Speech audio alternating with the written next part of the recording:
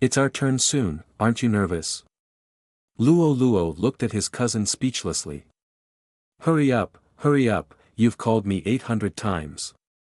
Isn't it just an awakening ceremony? What's there to worry about? That's what I said, but I'm still nervous. What if my subjects are weak units like kobolds? Aren't you worried?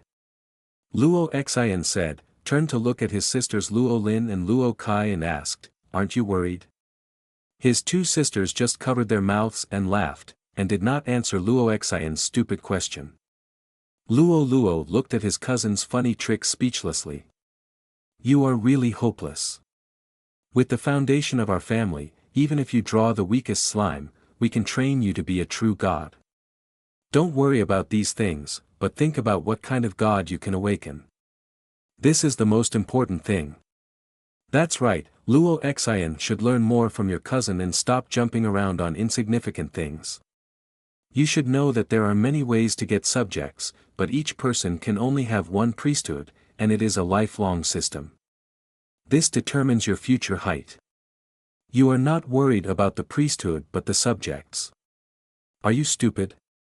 I tell you, Luo Kai is not allowed to say I am stupid, you were just born a few minutes earlier than me. Oh, a few minutes is not early, a second earlier I am also your sister, hurry up and call me sister. Big sister, you see Luo Kai bullies me, and you don't care. Okay, it's our turn soon, you don't play tricks anymore. Luo Kai, don't always make fun of your brother. And you Luo Xian, don't care about the weakness of your subjects. If you really don't like it when you awaken, wait until you become a demigod. Then let your father change it for you. This is not easy. The most important thing now is to cheer up and awaken a good priesthood in a while. This will make the road ahead easier. Luo was actually a little nervous at first, but after the play of this pair of funny people, he relaxed a little. Looking at the cute brother and sister, he was also full of emotion. Luo is not from the Earth Source continent. He comes from a technologically advanced civilization Blue Star. His usual hobby is to study various high-tech technologies. For example, giant robots, controlled nuclear fusion, well, including star destroyers, space battleships, etc., are all within his research scope. Of course, before he crossed over, he had not researched anything. He just often discussed and argued with others on the internet. Generally, we call such people civilian scientists. If there were no accidents, he could only rely on the few houses left by his parents to barely make ends meet and spend his life in a daze. Unexpectedly, one day a crack appeared between the Earth and the Moon, and then the Blue Star Alliance issued a doomsday report. It required all Blue Star humans to build spaceships and fly to the cracks to survive. Luo, who was only rated as a third-level human, was of course unwilling. At least there were a few houses on Blue Star, which could allow him to barely make ends meet, but if he got on a spaceship, he would really only be able to sell hard labor. Humans rated as third level were basically useless to human civilization and were at the lowest level. In the end, Luo simply gave up the opportunity to board the spaceship. If you don't want me here, there will be other places for me. He stayed on Blue Star, living as a Blue Star man and dying as a Blue Star ghost, vowing to live and die with Blue Star. Of course, the result was not good. Blue Star broke after touching the crack. Just when Luo thought that everything in his life was over, a miracle happened. The Blue Star consciousness finally wrapped him up and traveled to the Earth Source continent. He became the unborn child of Luo Ziyuan, the second young master of the Luo family. When he found out that he had become a fetus, he was also very confused. Fortunately, there was still the remnant technology core protection of the Blue Star consciousness so that he did not forget his previous memories. After 16 years of growth, Luo finally recognized this world. This is a world where everyone can become a god. Everyone can awaken their own priesthood, expand their own divine domain, develop their own faith race, and conquer the heavens when they become adults at the age of 16. This is a very complete and powerful faith civilization. Everything is based on faith and becoming a god, and everyone strives to become a higher level god. Immortality is just a small matter. Becoming a true god, or even a main god, is people's goal. Of course, this road is not easy to walk, it is extremely fierce and accompanied by death and war. And Luo Luo is lucky that he was born in a very powerful family of true gods. Grandfather Luo Zhenghua is a 9th level true god and will soon be able to break through to the level of the main god.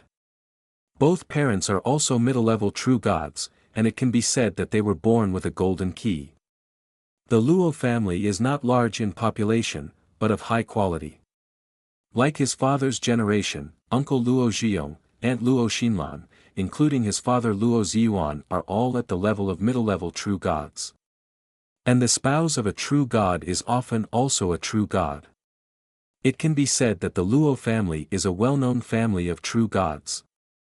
The most important thing is that grandfather Luo Zhenghua formulated the family policy at the beginning, the elite policy.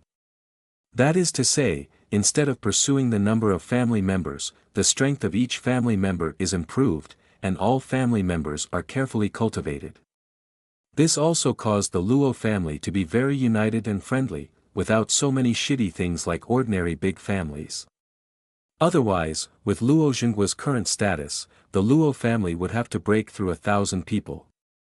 Some people would say that the Luo family is so powerful, so why don't they awaken their descendants in advance? This involves a topic of research at the highest level of mankind. Why is 16 years old regarded as a sign of adulthood? Because children before the age of 16 are not fully developed physically and mentally, and if they awaken, it will cause irreversible damage to the body. Therefore, the Earth Source Star stipulates that everyone awakens at the age of 16. And today is the 16th year since Luo Luo came to this world. His awakening ceremony is coming soon. He looked at the technology core in his mind and felt confident. He is different from ordinary people. I don't know what kind of changes the technology core will bring to me. Next, Luo Luo. The Luo family is a well-known family of true gods, so every year on the awakening day, the awakening ceremony of the children in the surrounding area is organized by the Luo family. This year, Luo Luo's uncle, Luo Zhiyong, a 6th level true god, came. Don't be nervous, Xiao Luo, hold the awakening stone tightly and feel it well, it will be fine soon. Okay, uncle. Luo Luo grabbed the awakening stone on the table and began to comprehend it. The awakening stone is a magical item that helps humans who have not opened up the divine domain to better perceive their own divine domain and make the connection between the two easier.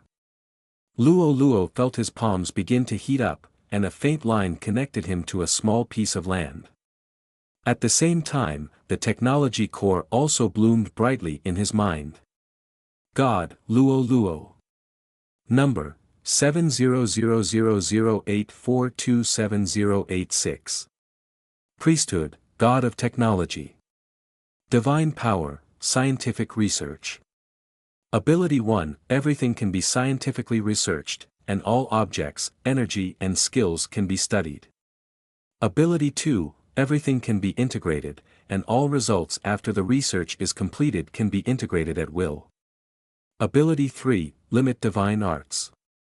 Divine arts cannot be used in your divine domain. Your religious race cannot learn divine arts. Ability 4, limit racial characteristics. All races in your divine domain will lose their magic characteristics and cannot promote divine messengers. Ability 5, limit alien energy. Other energy items and skills except technological power cannot be used in the divine domain. Divine arts, none, prohibited. Divine power, 0, 1 strand of divine power, reserve god, 1 drop of divine power, demigod, 100 drops of divine power, true god. Faith value, 0, 10,000 faith value equals 1 strand of divine power, 100 strands equals 1 drop.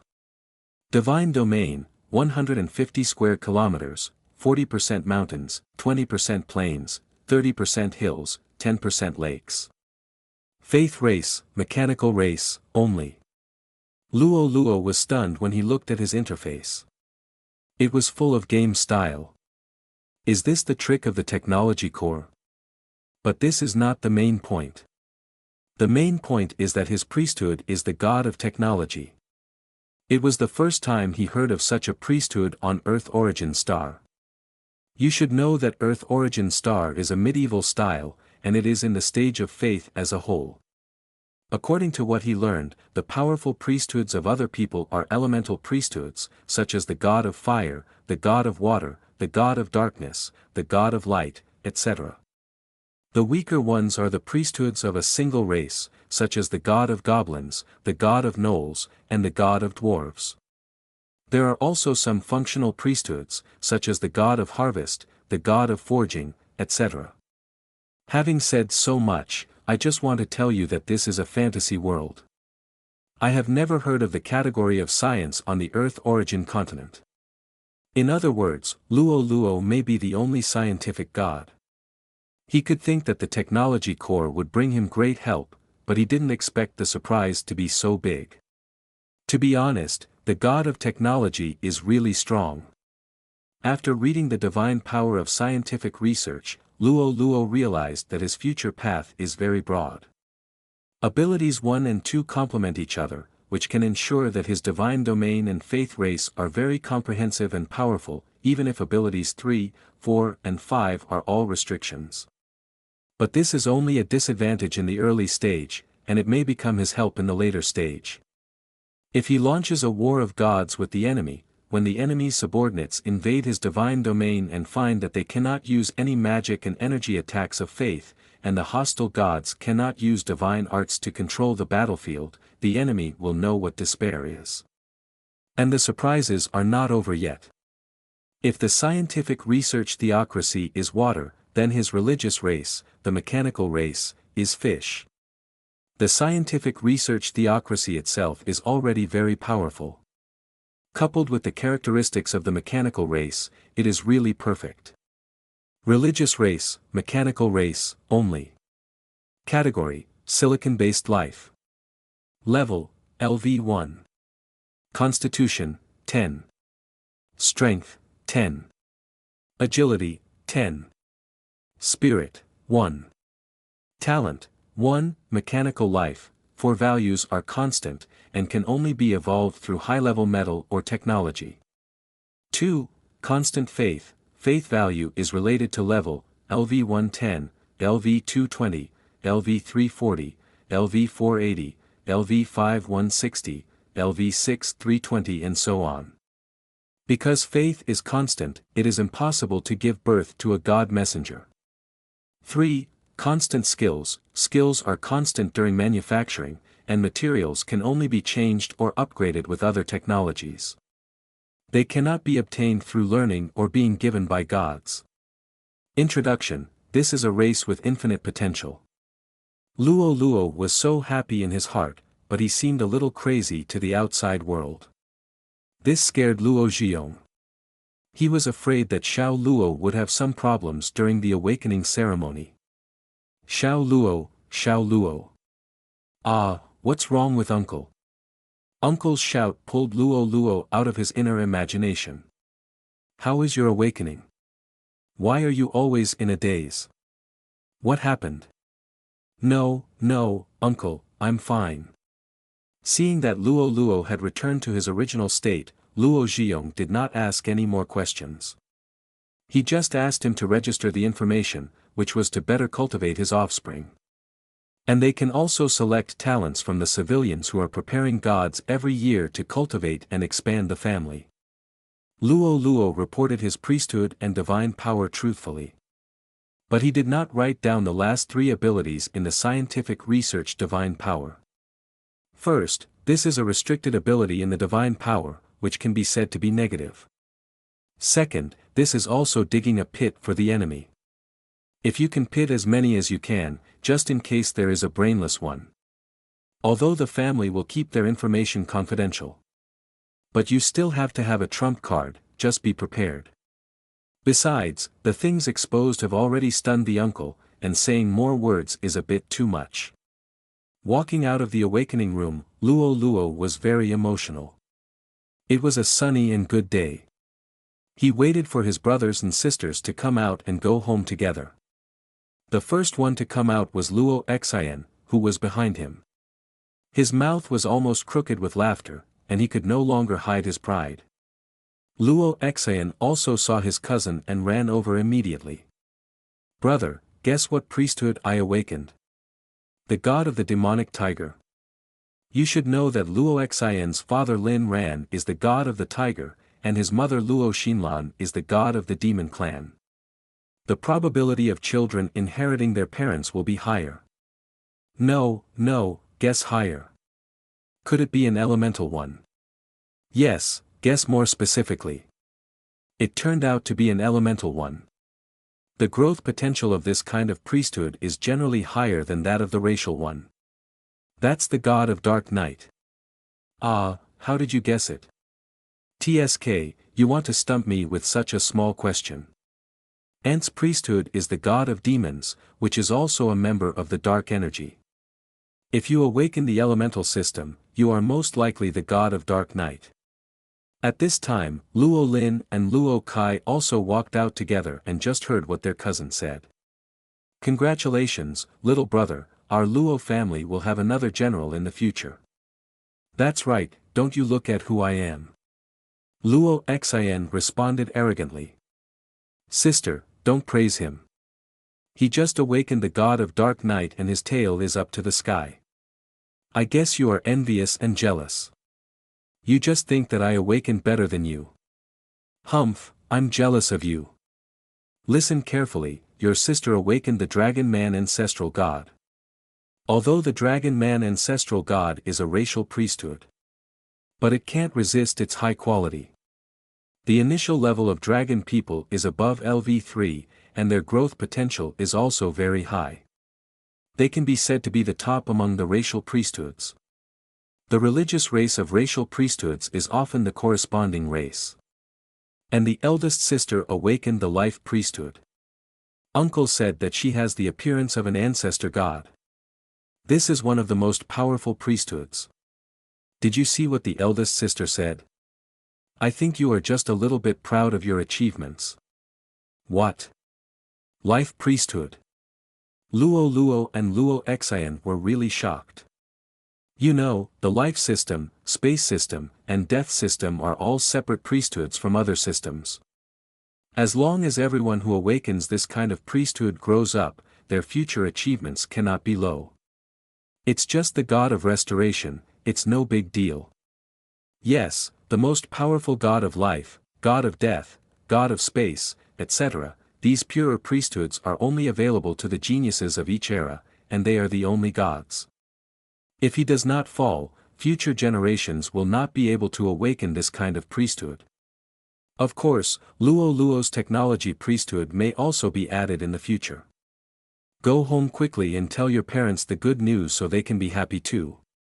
Yes, yes, yes, go home quickly. Luo Xian turned around and forgot about Luo Kai's ridicule. After the two of them made such a fuss, everyone forgot to ask Luo Luo about his awakened priesthood and rushed home to report the good news. Back home, Father Luo Ziyuan and Mother Kai Wanga have been waiting in the living room. The awakening ceremony is a big deal for every family. I believe that the situation is the same for my aunt and uncle. Although my uncle in the awakening center reported the situation to his family early. But it is still more reassuring to ask face to face. My son is back. How is it? You all know it a long time ago. I awakened to the priesthood of the God of science and technology, and the divine power is scientific research. It is quite powerful. Well, although you are very powerful in awakening. But you can't be proud. You know how many geniuses and heroes die before becoming true gods every year, so you must be cautious and cautious. Although the satisfaction in his father's eyes can't be stopped, he still has to pretend to be serious and knock on his son. After all, the society is dangerous. I know, Dad, I will work hard. Luo Luo knew that this was a manifestation of fatherly love, and his mature mentality enabled him to move forward down to earth. In this world, only becoming stronger is the truth. How can you say that to your son? He has grown up and knows what he is doing. Come over and have dinner. Mom has made your favorite braised pork ribs. Okay, you are the only one who loves your son, okay? Looking at the harmonious family, Luo Luo was also very happy. In a large family like the Luo family, there are usually servants to cook. This time, his mother cooking in person can be said to be a reflection of his great happiness. After dinner, Luo Ziyuan immediately went into the study to contact his father, Luo Luo's grandfather Luo Zhenghua. Now Luo Zhenghua is guarding the northern battlefield of civilization. After this awakening ceremony, Luo Ziyuan and his wife and Luo Zhiyong and his wife will also rush to the front line immediately. And the importance of the awakening ceremony is also due. The clan leader Luo Zhenghua had already told them to dig out those good seedlings. The unprecedented god of science and technology and scientific research divine power that Luo Luo awakened, including the mechanical race in his divine domain, have never appeared before. And it is easy to feel the power from it. So he wanted to tell his father the news immediately. Luo Luo was lying on the bed observing his own divine domain. When he was awakened, he just took a quick look. Now he had to start planning his own divine domain. This was what he had learned before. Before adulthood, he did not do nothing, but had been learning about the development of the faith race, the expansion of the divine domain, the collection of faith, and other related knowledge. He had been prepared long ago. Luo Luo observed his own divine domain. He mainly observed his faith race, the mechanical race. The mechanical race had only 100 people at the beginning, all of them were LV1. What made him different from other races was that these robots did not need food and could work 24 hours a day without rest. But they needed energy, commonly known as electricity. The tribe had its own robot factory, which was also the difference between the mechanical race and other races. As long as there were enough resources, they could produce a large number of soldiers, comparable to the undead race. Most of the other races were fertility. Some elemental races could only be born in some specific scenes with abundant elements. The elemental races would also have special buildings at the beginning, and the places with rich elements corresponding to the race were the places where the elemental races were born, but they grew very slowly. Only the undead race could convert troops through corpses. Now we have Luo Luo's mechanical race. It is unknown which one of them is better at mass production. The peculiarity of the mechanical race is not limited to this. Other races can only provide faith in prayer or large-scale sacrifices, but because of the racial characteristics of the mechanical race, the faith is constant, and the robots will provide a fixed faith every day, and the settlement will be made at 0 o'clock every night. This allows Luo Luo to collect faith much faster than others. And the faith in Luo Luo, the god of technology, is engraved into the chip. All robots will maintain a fixed value of faith, which facilitates Luo Luo's management. Although the ability to grant gods and divine arts has been lost due to the relationship of scientific research theocracy. But compared with the benefits, this loss is nothing. Moreover, Luo Luo's consciousness can command robots at will, and he does not need to maintain the majesty of the gods to create mystery and harvest faith. This allows Luo Luo to command robots as easily as his own arm. Check the properties of the robot factory. Special building, fully automatic robot factory. Production capacity, 1 person/day. Requirements, iron, copper, gold, silver. Energy core, first level thermal power generation, requires coal. You go to the western mountains to search for minerals. Rollo understood that mineral resources are the lifeblood of the mechanical race. Now Rollo has not become a demigod. So the resource cards prepared by the family cannot be used. But according to the current progress, it will soon grow to the demigod stage.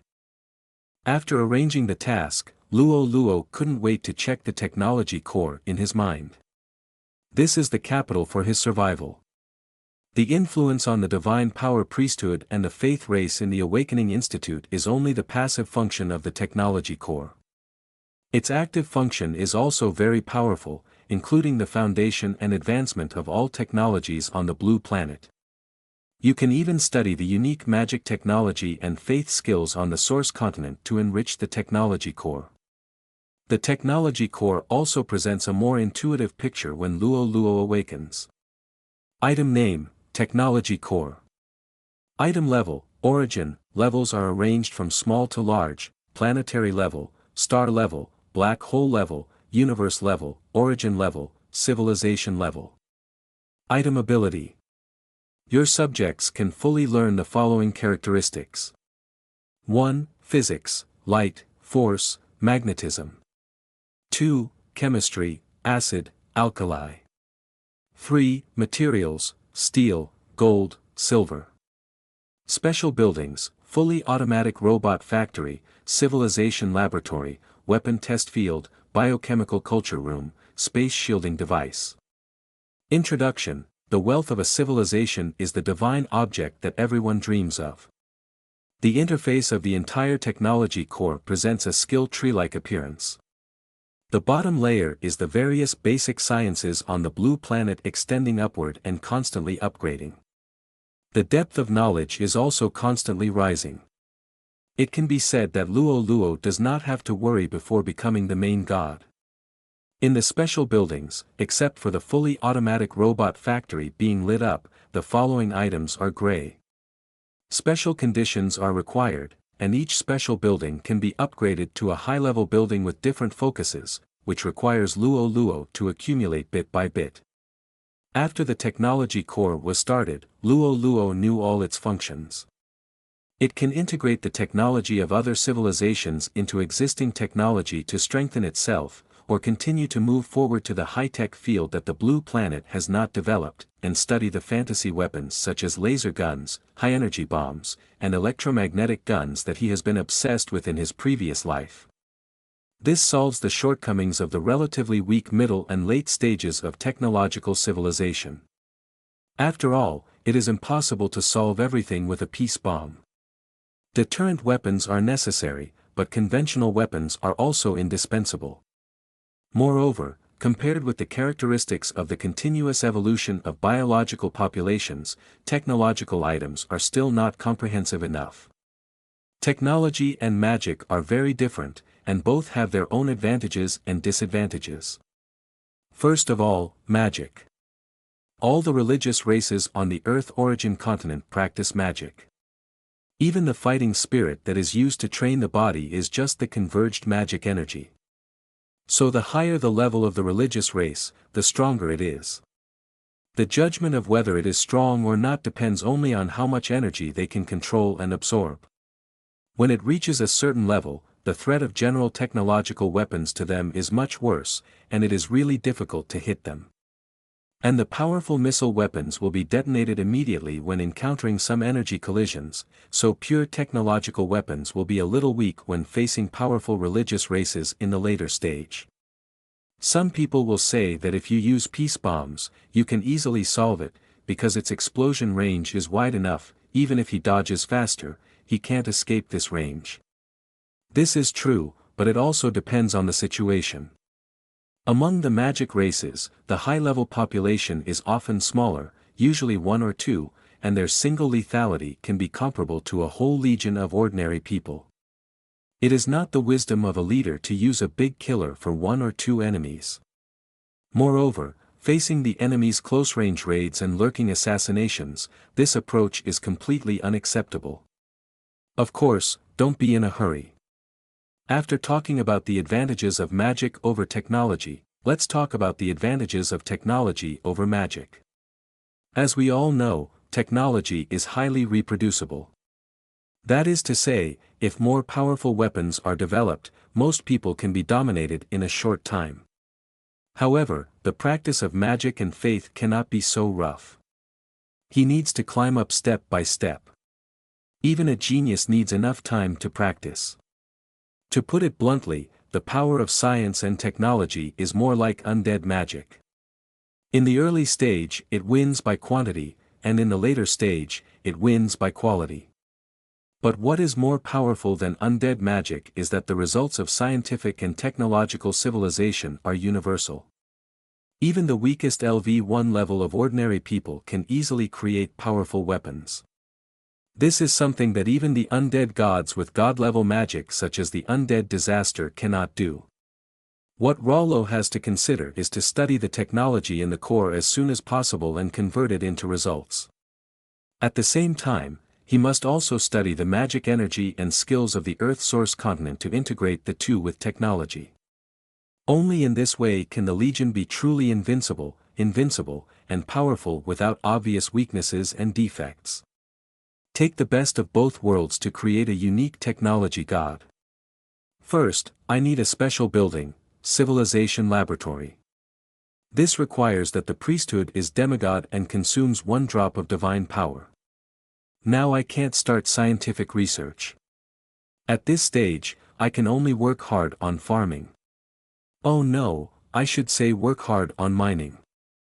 Although the fully automatic robot factory can only produce 1 robot per day. But it can be upgraded. Special building machine, fully automatic robot factory.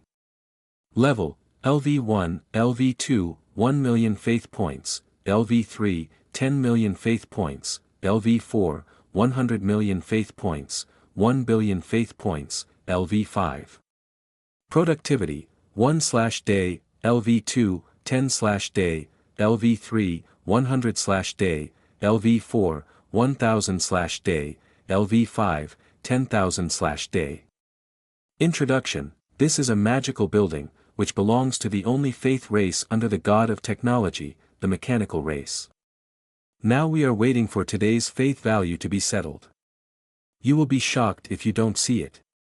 Although everyone's initial faith race is about 100 people, the faith value obtained by other gods also fluctuates according to the different levels of faith and the concentration of the prayer ceremony, and it is not available every day. If you want to become a reserve god, you need to reach a trace of divine power, which is equal to 10,000 faith points. According to the most ideal calculation. They also need more than half a month in the god's domain, less than a day in reality. This is already very talented, and it is definitely a big man who has mastered the method of harvesting faith. And Luo only needs 1 day, which is the benefit of constant faith. What a long day. Since I gave the robot the order, I have been counting and waiting for the arrival of the 2nd day. At the same time, I am immersed in the fantasy of becoming a god on the Earth source continent. Ding! Today's faith value has arrived. Upon hearing this voice, Luo immediately began to refine his first trace of divine power excitedly. 10 o'clock in the morning.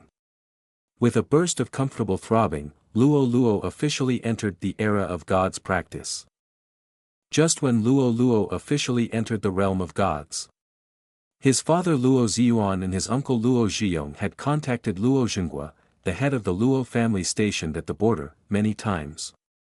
Zhiyong, has anyone else seen Xiao Luo's information? No, father. I immediately sealed it in the family archives. Well done. Tell the family members that they are strictly prohibited from spreading it. Set it as a family S-level secret. Except for the 3 people present, no one else can read it. S-level. Father, isn't it a bit too high? Luo Zhiyong was a little unbelievable. S-level is the highest level of family secrets. Too high. Zhiyong, you should look further ahead. Luo Zhenghua looked disappointed. The boss was good at everything, but he was cautious in doing things. Yes. Okay, stop talking, just do as I say. At the same time, upgrade Xiao Luo's resources to the highest level. Ziyuan, you do this. You are his father, you should know what he needs. The family will fully cooperate. In another 6 months, my stationing time will be up. Before that, we must block the good news and protect Xiao Luo. He doesn't need to go to other schools, just stay in the clan school. Although Luo Zhiyong didn't understand Luo Luo's specialness, he could also hear that his father valued Luo Luo, and immediately said, "Okay, father. I will arrange for Luo Yu to lead them. It's good to understand." Of course, Luo Luo should pay attention. Other juniors with good awakening will also enter the clan school. Luo Yu can lead one or a group. Let Luo Yu lead these juniors. After discussing the juniors' stay or go, Luo Zhenghua arranged some family affairs. Luo Zhiyun, who received the order, and his excited brother disconnected the magic image transmission. Luo Zhenghua looked at the information registered by Luo Luo and smiled proudly. "You little brat, you're still hiding your abilities. Your grandfather has walked more roads than you've eaten rice." Luo Zhenghua, the patriarch of the Luo family, is the god of earth dragons, a medium-level existence among the racial gods. It took a lot of adventure to grow into a 9th-level true god. During an adventure in the outer domain, he was fortunate to learn a fragment of the godhood information of the goddess of life. It was similar to Luo Luo's information. This kind of powerful godhood must have many limitations, but Luo Luo did not tell Luo Zhiyong. It seems that the information he hid was either of great significance or had fatal flaws. This little brat is really smart. Well, well. People who show off too much will not be in a good situation. After all, geniuses who have not grown up are not geniuses. Moreover, Luo Luo's strange godhood, divine power and belief race have never been seen in the more than 200 years since he started practicing. I hope you can change the decline of the Earth Source civilization. Rollo was arranging robots to mine happily in his own divine domain. He didn't know that in just a few minutes, the family decided to tilt resources towards him. But it was useless to know. The resources given by the family had to wait until he became a demigod before they could be used. Moreover, most of the items were very wasteful if they were given to him. On the contrary, some ordinary resource-type materials were in short supply for him. After Luo Luo became a preparatory god, there was no obvious change, except that his spirit was better. But as time went on, the changes in his divine domain were relatively large. The robot's sleepless work brought him the first benefit. It can quickly explore resources outside and explore the resources of more than 150 square kilometers of his own divine domain as soon as possible. In addition to the believers at the time of awakening, there was no danger in the initial divine domain. There were only some small animals, fish, shrimp and other foods that were harmless to supply the believers with normal life. The next day, Luo Luo got up to check the progress. The robot had explored all the land in the divine domain. The prompt sound was endless. "Ding, your subjects have found a small iron mine." "Ding, your subjects have found a small gold mine." "Ding, your subjects are mining iron ore." "Ding, you have obtained 20 units of iron ore."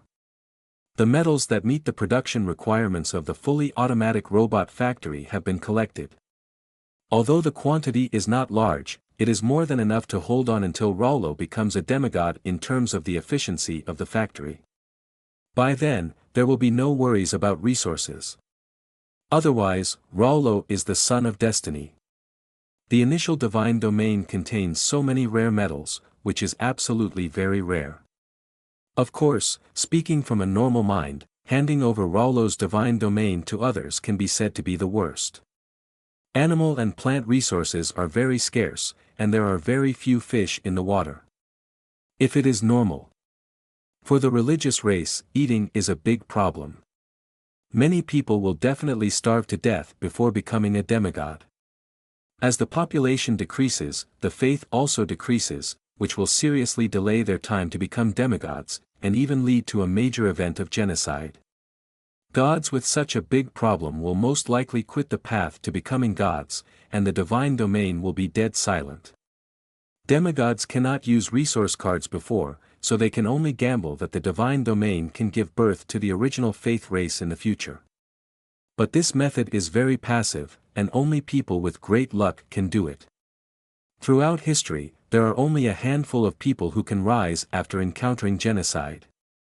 And the initial faith races have no use for these rare metal mines, iron mines, and coal mines. Most gods will use weapon cards to directly grant them to their faith races when they become demigods. This can save a lot of time, and enable the faith races to have more advanced weapons and equipment at the beginning, reduce losses, and enhance combat effectiveness. The balance of races in the god's domain will be considered only when it reaches the true god stage. Improve the status of faith races of planting, forging, and art. Start to create a unique and closed civilization environment to achieve the function of self-generation. Before the true god, most people will focus on races that can hunt and fish, obtain food, and races with high combat effectiveness. In this way, you can have strong combat effectiveness in the demigod stage. Get more resources to prepare for becoming a true god. If you can't become a true god, then the other arrangements of the gods will be useless. On the contrary, the robots of the mechanical race do not need food, so the poor food sources in the Luo god's domain will not affect Luo. The factory that manufactures robots needs various rare metals, which is what he needs in the initial stage. Everything is ready, start mining. At the same time, the robot factory was also given the task of full production every day. Luo didn't need to worry about other things. In order to prevent the collapse of faith, the time ratio between the Earth source continent and the god's domain before the demigod can only be 1/30, that is, if 1 day passes in the Earth source continent, 1 month will pass in the god's domain space. After tonight, Luo's friends will also enter the stage of preparing for the gods. Now it seems that the gap between them is not very big. But if you want to become a demigod, you need a drop of divine power. This is 100 times that of becoming a preparatory god. According to the calculation that other friends can get a trace of divine power every day. It takes 3 months to be promoted to a demigod. And Luo doesn't even need 3 days, this is the difference. On the second day after becoming a preparatory god, cousin Luo returned from the plain battlefield. Luo and his friends also started their formal journey to class. Because it was a clan school, the students who came to class were all the children of the Luo family and the descendants of the gods and gods who were attached to the Luo family. It can be said that their relationship was very close. Luo Yu was the daughter of the eldest uncle Luo Xiong, a 5th-level demigod. She fought in the plain battlefield for many years. In the Luo family, she was known as a genius. In the talent selection competition of the Earth Source continent 5 years ago, she won the 7th place in the demigod group. You should know that Luo Yu had just been promoted to demigod and defeated many powerful opponents. If it weren't for the low god level, and the lack of successors in the end, it is possible that the ranking would have risen. The family arranged Luo Yu to teach them, which shows their appreciation for them. Just when Luo and the others were thinking about it, a girl dressed exquisitely walked in. She was Luo Yu. We played together when we were young, but I didn't expect that my cousin would change so much after seeing her again. Luo Yu's change surprised him. As a 5th-order demigod, Luo Yu's senses were very sensitive. After sensing Luo's gaze, he immediately glared back at him. Then he faced the group of little brats and slapped the blackboard vigorously. I think most of you should know me. Then I won't introduce myself too much. From now on, I will be your teacher to guide you to become demigods. Without further ado, let's start the first lesson today. Who of you can briefly describe the development history of the Luo family? Luo Xan, you answer it. The rise of the Luo family originated from the efforts of the 9th-order true god Luo Zhenghua. Luo's student life began like this. Every day is full of various cultural courses. Demigods can only be arranged like this. Although they come from big families, they also need a solid foundation. Luo keeps the habit of observing the changes in the god's domain every night. With each passing day, more than 30 robots will join Luo's tribe. On the second day of school, Luo Luo's faith value was enough for him to become a demigod, but he did not refine these faith values immediately. After all, there will be tests to advance to demigod. This is another obstacle to people becoming demigods besides genocide. Faith race, mechanical race. Level, LV1. Population, 190. Except for the increase in population, there are no other changes in Rollo's faith race. And the first generation of robots are just primary industrial robots on the blue planet. Apart from a body of iron, there is no attack power. Rollo is not at ease with the test of demigods. After all, although others are weak, they can still use magic to assist their subjects, and there will be strong people with outstanding abilities in the race. There must be high-level enemies in the test of demigods, so Rollo needs to arm his subjects. He used all the faith points he recently obtained to unlock various technologies and knowledge in the technology core. Ding, you have unlocked elementary optical knowledge. Ding, you have unlocked elementary mechanics knowledge. Ding, you have unlocked elementary steel property knowledge. Ding, you have unlocked elementary applications of hydrochloric acid, nitric acid, and sulfuric acid. Ding, you have unlocked steel weapons, steel armor, and crossbow production. Ding, you have unlocked steel tools, axe, pickaxe, sickle, hoe, iron pot, kitchen knife. Ding, congratulations on unlocking elementary technological civilization. Reward, 10Z1 combat robots. After lighting up the underlying characteristics, the upward extension of the technological core also unlocked some elementary weapons and tools. The rewarded combat robot made Luo Luo's eyes light up, which was exactly what he wanted. Z1 combat robot. Race, mechanical family. Level, LV1. Physique, 10. Strength, 10. Agility, 10. Spirit, 1. Talent, 1. Mechanical life, 4 values are constant, and can only be evolved through high-level metal or technology. 2. Constant faith, faith value is related to level. 3. Constant skills, skills are constant during manufacturing, and can only be changed or upgraded by other technologies. They cannot be obtained through learning and God-granting. Skills, 1. Accuracy, the shooting module is loaded, which improves shooting accuracy. Introduction, this is an armed version of the industrial robot, equipped with a Z1 type combat rifle, gunpowder weapon. It is a primary steel rifle based on gunpowder. The rate of fire is 60 rounds per minute, and it carries 2 magazines. It can cause great damage to biological flesh. Ding, the fully automatic robot factory has obtained a new branch, the fully automatic war robot factory. The fully automatic robot factory requires 1 million faith points. And upgrading to the war branch requires another 1 million faith points, a total of 2 million faith points. It can be built in about 4 days. In the following week, Rollo entered a busy governance phase, and he still miscalculated the time. With the growth of robots, his daily faith value has long exceeded 2 million points. And after building the second fully automatic robot factory, more robots were manufactured.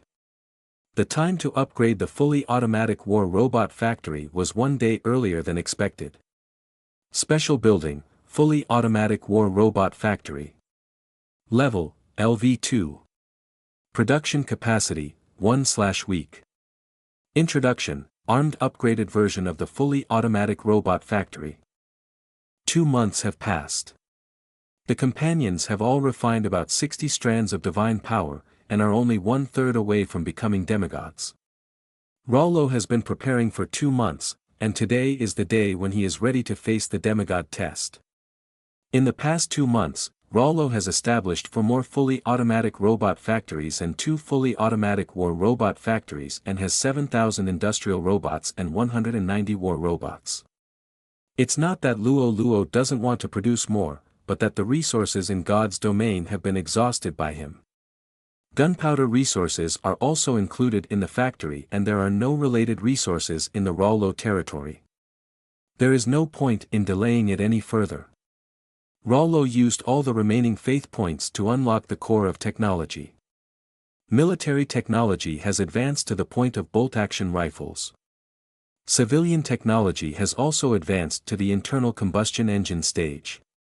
Some special buildings have even been unlocked, such as Science and Technology Institute, Bank, Smart Library, and Ship Manufacturing Center. But due to resource issues, it has not been built, so the demigod test is imminent.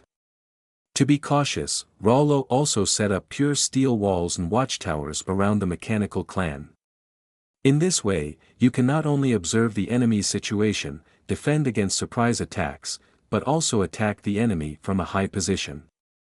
This increases the range and is ready for everything. Luo Luo refined the 100th strand of divine power. Ding, there is an unknown crack in the divine realm.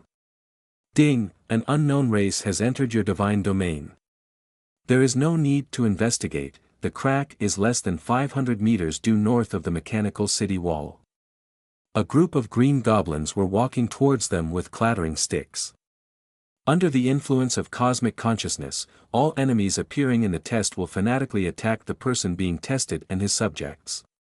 This group of goblins, less than 1 meter tall, abandoned their former timidity. He ran towards the city wall headlong. Race, Goblin. Level, LV1. Constitution, 2. Strength, 3. Agility, 2. Spirit, 1. Talents, 1. Fertility, goblins reproduce much faster than other races. 2. Bullying the weak and fearing the strong, when encountering a strong enemy, it will run away in panic, but when encountering a weak one, the strength attribute will be increased by 1. Skills, 1. Attack the enemy with all your strength, and your strength will be temporarily increased by 1. Cool for 1 hour. 2. Roar, goblins will roar when they are attacked, calling for more companions. Introduction, this is a weak race that likes to bully the weak and fear the strong and is particularly fertile. Rollo observed that there were no high-level enemies among the goblins, so he gave up using gunpowder weapons and instead used crossbows to attack. The power of the robot can never be exhausted, and it can maintain the highest frequency of shooting, and the steel crossbow is extremely powerful. Even industrial robots can hit the target 100% within 100 meters. In this case, every arrow can kill a goblin. The first wave of thousands of goblins had been wiped out in less than 2 minutes, and nothing good was revealed. Every time you pass a test in the demigod test, the will of the universe will give you some rewards. This is an encouragement to those who pass. The first round was too simple. Except for some sticks used by goblins, no other items were exploded. The second round followed immediately. Ding, an unknown race and a large group of goblins have entered your divine domain. 20 tauren as tall as 2 stories came out carrying large stone pillars. In front of them are 500 neat goblins. The equipment of these goblins has not been upgraded and is still a wooden stick, but they are led by a goblin warrior, making their positions more orderly. Race, tauren. Level, LV2. Constitution, 10. Strength, 8. Agility, 3. Spirit, 2. Talents, 1. Strengthening, strengthen racial strength, increase strength by 2. 2. Tough physique, physical consumption is reduced. Skills, 1. Charge, the tauren can abandon the weapon and charge forward quickly.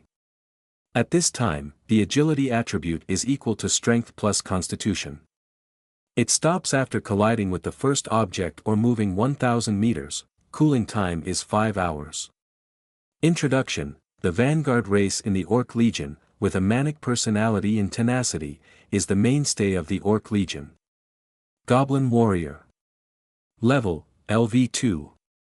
Constitution, 6. Strength, 6. Agility, 4. Spirit, 2. Talents, 1. Fertility. Goblins reproduce much faster than other races. 2. Bullying the weak and fearing the strong. When encountering a strong enemy, it will run away in panic, but when encountering a weak one, the strength attribute will be increased by 1. Skills. 1. Command. Can effectively command low-level goblins, giving everyone in the team a strength increase of 1, lasts for 10 seconds, cools down for 1 hour. Introduction. This is a goblin who has broken his own limitations a little, but he is still weak. When Rollo observed their attributes, the Tauren had already crossed the goblins and charged towards the city wall. The damage of crossbow arrows to Tauren is still very high. If you hit a weak point such as the eye, you can quickly eliminate a Tauren. So Rollo did not use gunpowder weapons. Moreover, the city wall is made of pure steel and is fully 5 meters thick, and the foundation is also very solid. There were only 1 or 2 lucky ones left before the Tauren charged to the city wall. Their invincible skills are useless in front of the steel city wall, and the city wall does not waver in any way. Normally, when encountering this kind of situation, all the goblins behind would have run away, but under the influence of the will of the universe, they still howled and rushed towards the city wall, and were quickly eliminated. Ding! An unknown item was found in the god's domain. Maybe nothing dropped in the last round. The item dropped in this round turned out to be the Minotaur totem, which is the belief of the Minotaur tribe. With it, you can continuously transform Minotaur into Minotaur warriors. Of course, this requires sufficient belief and tenacious will. After all, the mortality rate of the transformation process is still quite high. This is a good thing, but it is of no use to Rollo. He is not going to cultivate the Minotaur race in the god's domain. It seems that I can only find an opportunity to sell it later. At this time, the third round of the test has begun, and 50 Minotaur led by a Minotaur warrior charged towards Rollo. Minotaur warrior. Level, LV3. Physique, 10. Strength, 15. Agility, 5. Spirit, 5. Talent 1. Strength enhancement, strengthen the strength of the race, strength plus 2. 2. Tough constitution, reduce physical consumption. Skills, 1. Rampage, Tauren warriors can abandon their weapons and charge forward quickly. At this time, the agility attribute is equal to twice the strength plus the constitution. They stop after colliding with the first object or moving 1 kilometer, cooling down for 5 hours. Introduction. The brave Tauren who passed the totem test is the middle level of the Tauren tribe and has absolute command over ordinary Taurens. Seeing the attributes of the Tauren warriors. Luo needs to take it a little seriously. After all, the LV3 level has already suppressed the level of LV1 robots. The damage of low-level attacks on high-level robots will be greatly reduced. If the level gap is too large, the damage will even be 0. Therefore, there is no situation of ants biting elephants to death in racial wars, and most gods also prefer to cultivate races with higher value. Of course, this is the general situation. The kinetic weapons of robots can ignore this law, but the stronger the race, the stronger the physical strength and defense. So Luo still needs to constantly upgrade the weapons of robots in the future. The level of the robot can be low, but the damage of the weapon must be high. With a rifle enabled, Rollo easily eliminated all the Minotaurs. At this time, Rollo could communicate with the will of the universe to end the test, and of course he could continue the test. The subsequent test can be stopped at any time, and the difficulty will increase linearly, and of course the benefits will also increase. Some people who succeeded in the demigod test continued after the difficulty increased, and caused irreparable losses because of their misjudgment of their own strength. After exiting the test, before they had time to invest resources, all their subjects died. This is actually no different from the result of genocide. Rollo prepared for so long just to pass more levels. Even if all the robots died, there was no need to worry, as long as there was a robot factory. Continue the test. Rollo communicated with the will of the universe. Then the earth began to tremble, and the cracks began to expand. 50 Minotaur warriors came out of the cracks, followed by 5 Minotaur priests. Minotaur priest. Level, LV4. Physique, 5. Strength, 5. Agility, 4. Spirit, 17. Talent, 1, Mental Enhancement, Spirit +2. Skills, 1, Recovery, can slowly restore the wounds of a target unit. Cooling down for 1 hour. 2, Rage, can make the caster enter a rage state, doubling the strength and having the spirit. Lasting 10 seconds, cooling down for 10 hours. Introduction, this is a group of magic professionals who have given up physical strength. They are very rare in the Tauren tribe. They can burst out more powerful power when paired with Tauren warriors and should not be underestimated. Of course, Luo Luo will not underestimate them. After the Tauren priests approach, they will first get rid of them, and then attack the Tauren warriors. Even if the Tauren priests frequently use recovery, they can't keep up with the attack of the war robots. Every 10 robots lock on to a Tauren priest and kill them easily. Then each person is responsible for a Tauren, and they are all eliminated before they rush to the city wall. I haven't had time to look at the dropped items. The 5th round of enemies has arrived. 200 Harpies, led by the chief, attacked Rollo. Race name, Harpy. Level, LV3. Constitution, 4. Strength, 5. Agility, 10. Spirit, 10. Talent, 1, Flying, a creature with a harpy face and human body, born with the characteristics of flying. Skills, 1, Feather Blade, shoot your own feathers at the enemy, it has a rapid and sharp effect. Attack special effect, no cooldown time. Introduction, Flying Race, has a strong suppression force on ground targets. There is not much difference between the Harpy Chief and the Harpy, just one more skill. Skill Wailing, send a mental attack in the form of sound waves to the target, causing the target to have a dizzy effect. This may be the easiest to deal with in several rounds of trials. The Harpy's skill Feather Blade cannot penetrate the robot's defense, and the Wailing skill cannot be used because of the ability of the scientific research Divine Power. Moreover, the armed robots are all long-range attacks, and the Harpy's flying height does not exceed the range of the Z1 battle rifle. Compared to the tough and thick skin of the Minotaur, the defense of the Harpy is not one level weaker. With just one encounter, she successfully passed this round. The 6th round was the Stoneman Legion with better defense. Race name, Stoneman. Level, LV4. Constitution, 13. Strength, 21. Agility, 3. Spirit, 3. Talents, 1, Stone Skin, reduce 80% of physical damage received. 2, Slow, the agility of the Stoneman is reduced by 2.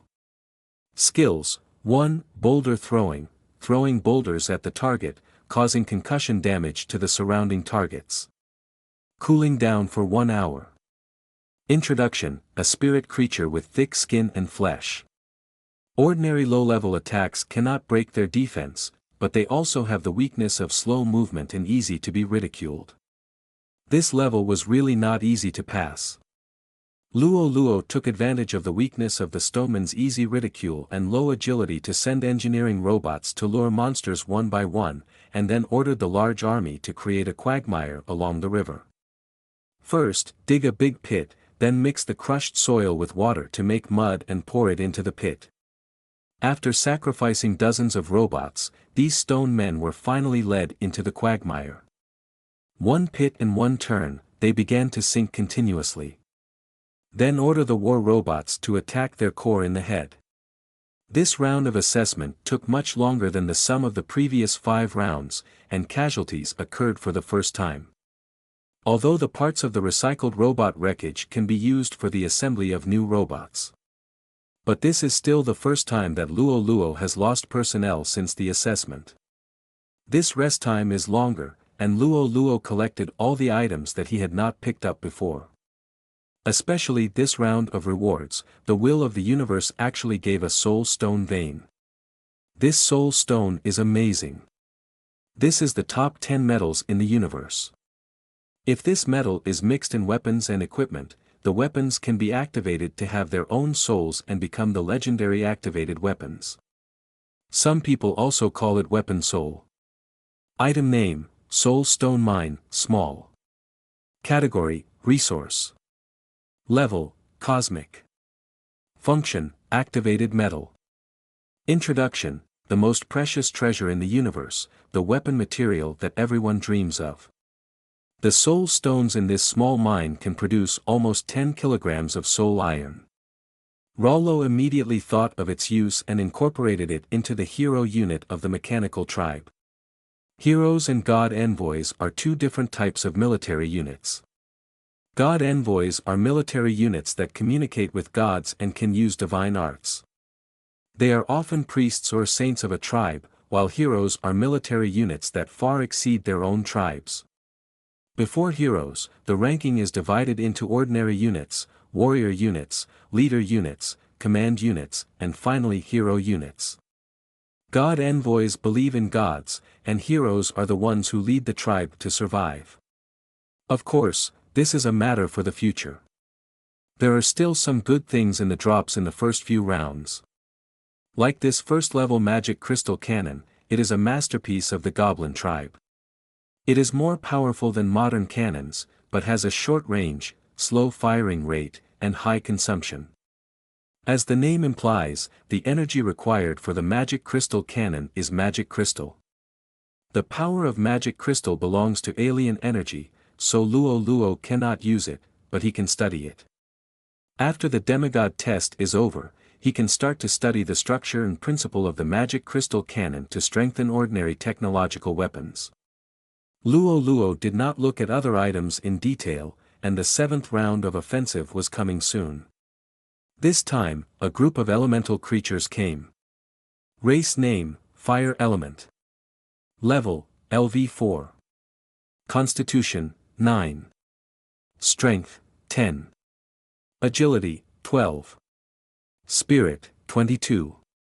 Talent, 1. Elemental body, immune to most physical attacks. 2. Flame affinity, can use flame energy well, and the power of using flame energy attack increases by 100%.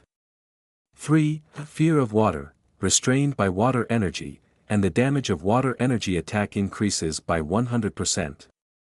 Skills, fireball throwing, using its own elemental characteristics, throwing high-temperature fireballs to the enemy position to cause 130% elemental damage to enemies within a 5x5 range. Cool down 10 minutes.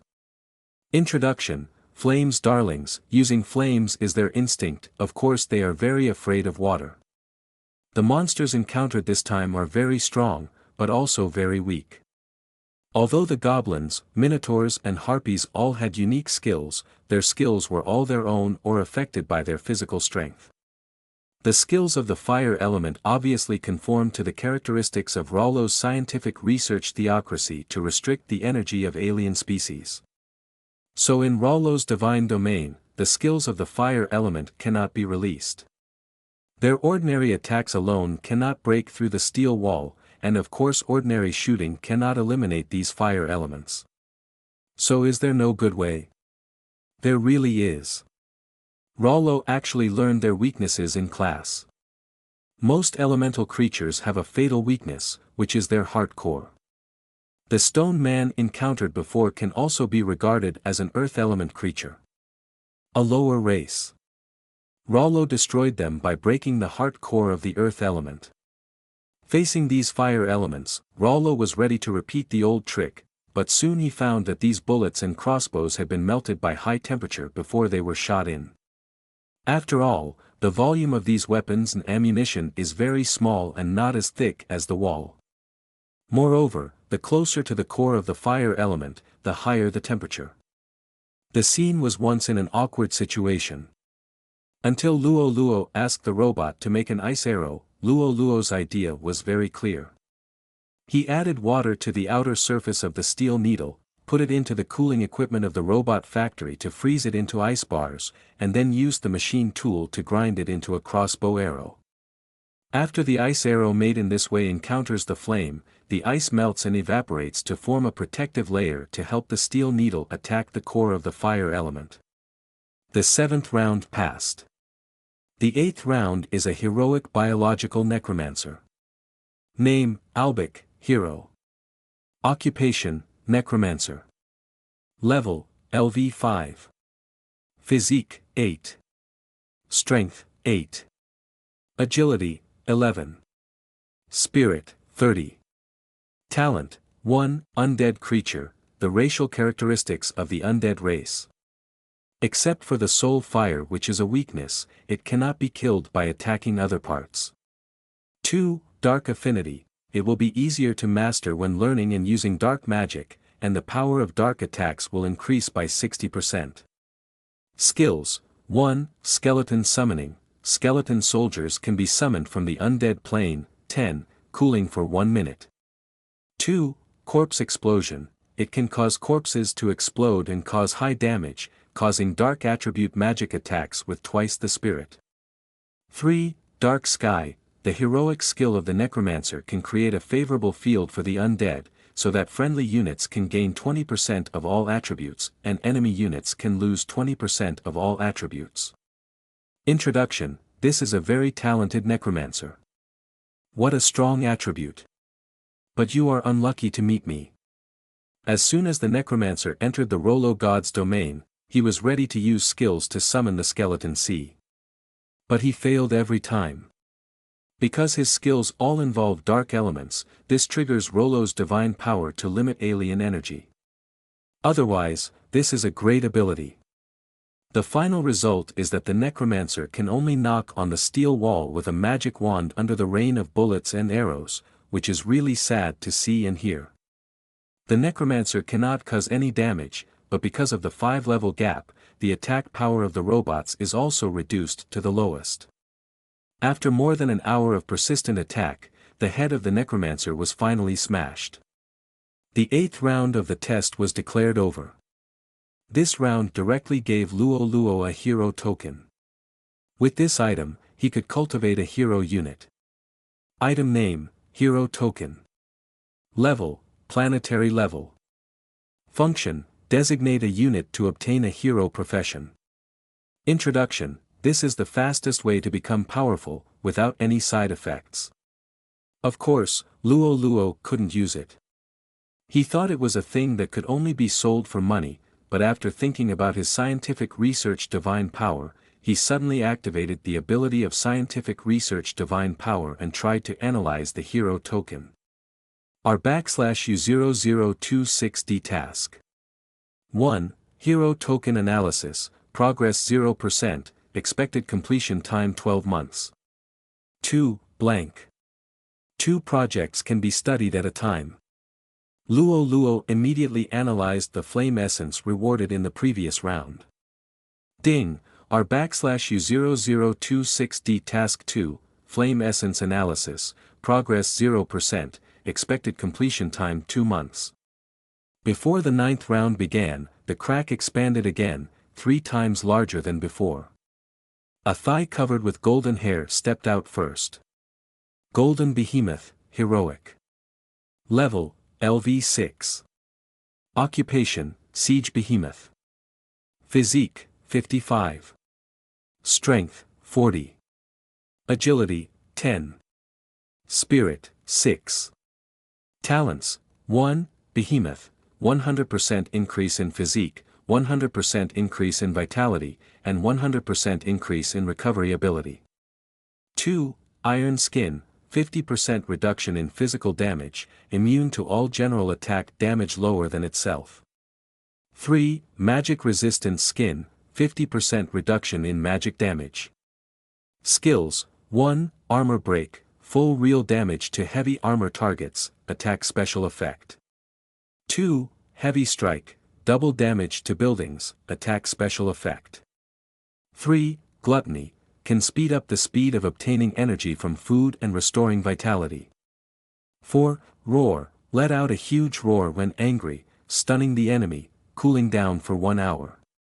5. Earth shatter, use all your strength to collapse the ground, causing shock damage to surrounding enemies and full real damage to buildings, cooling down for 24 hours. As soon as Luo Luo saw the information of Golden Behemoth, he immediately contacted the will of the universe to end the assessment. Before Golden Behemoth came out of the crack began to shrink continuously. He seemed to know what was going to happen and roared. I was scared to death, but fortunately I reacted quickly. Most of the skills of the Golden Behemoth belong to its own power, so it cannot be restricted by Rollo's divine power. Moreover, its talents and skills mostly cause real damage to buildings and heavily armored targets. That is to say, the Golden Behemoth will cause more damage when attacking steel walls and robots, and under the level difference of 6, the damage of robots becomes very small. Coupled with the damage reduction effect of the Behemoth, Rollo was completely restrained. Ding, the cracks have disappeared, and the alien races in your divine domain have been completely eliminated. At this time, Rollo's whole body began to sublimate, and a huge energy poured into his body. But just when this power was about to improve Rollo's divine art, it was rejected. After many unsuccessful attempts, it was passively divided into 2 halves. Half was absorbed by the divine power, and the other half was absorbed by the technology core. Ding, the estimated time of research project 1 is advanced, and the estimated completion time is 6 months. Ding, the estimated time of research project 2 is advanced, and the estimated completion time is 1 month. After the ability 1 of the scientific research divine power was improved, the research time was shortened by half, and the analyzable units doubled. I don't know if other abilities have changed. After many attempts, the restricted abilities of abilities 3, 4, and 5 have not changed. However, because there is no research result yet, ability 2, everything can be integrated, cannot be tested. The changes to the technology core are not big, just 1 more skill. But this skill is a magical skill for Luo Luo. Item name, Technology Core. Skill, double the scientific research ability, strengthen the god with scientific research divine power.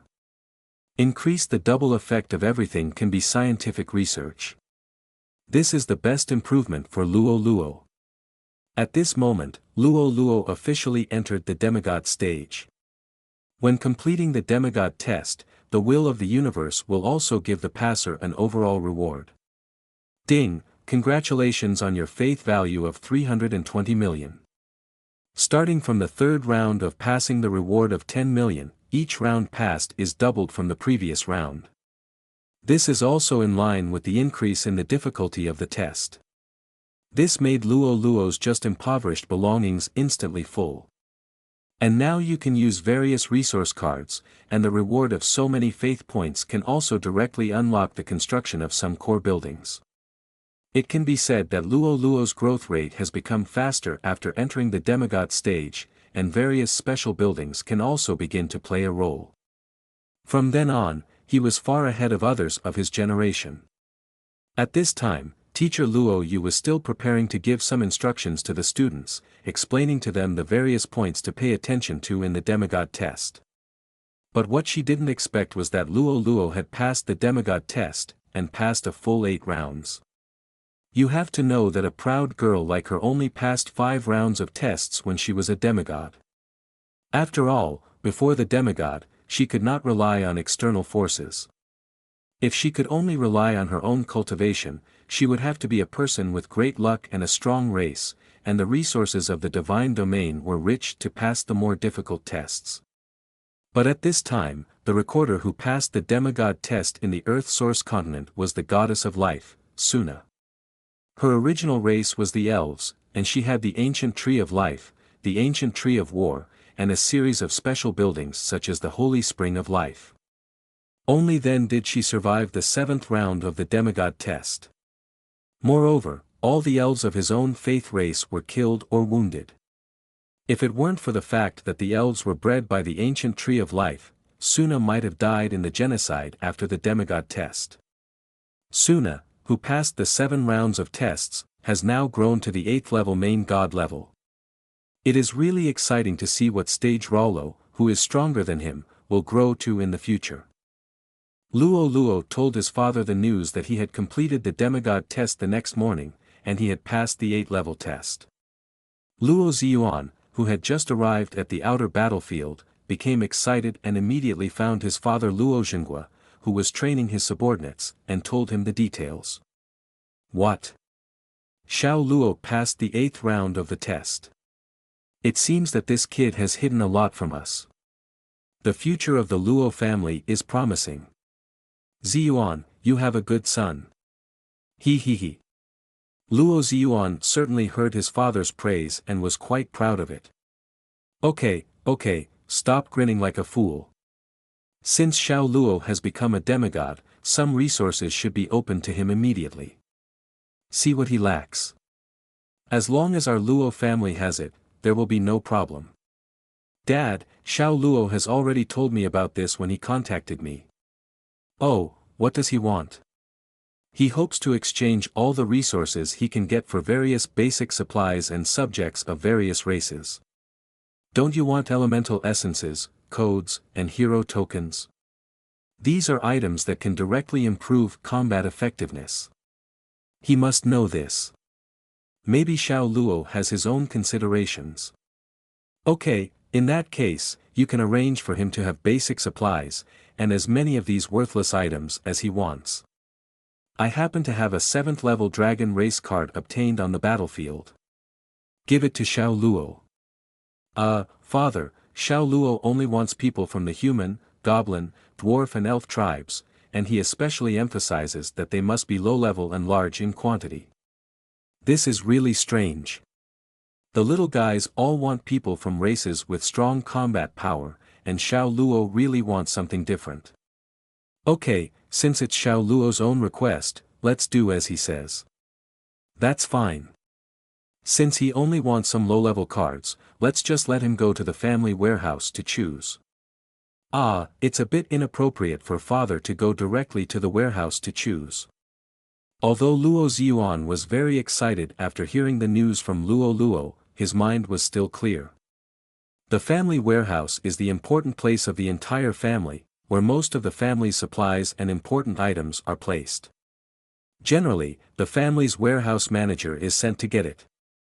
Except for the clan leader and the warehouse manager who received the order, other clan members have no right to enter and exit the family warehouse freely. I am the patriarch of the Luo family. I cannot decide on such a small matter. Of course, you have the final say, father. Luo Ziyuan was startled after being glared at by his father. You know, when they were young, their father's requirements for them were quite strict. Luo Xinghua, who had fought on the battlefield for many years, also showed a tough military style in educating his children. Luo Ziyuan and his brothers were beaten a lot until they officially became demigods. Luo Xinghua restrained himself a little. But when he recalled his childhood experience, Luo Ziyuan shuddered inadvertently.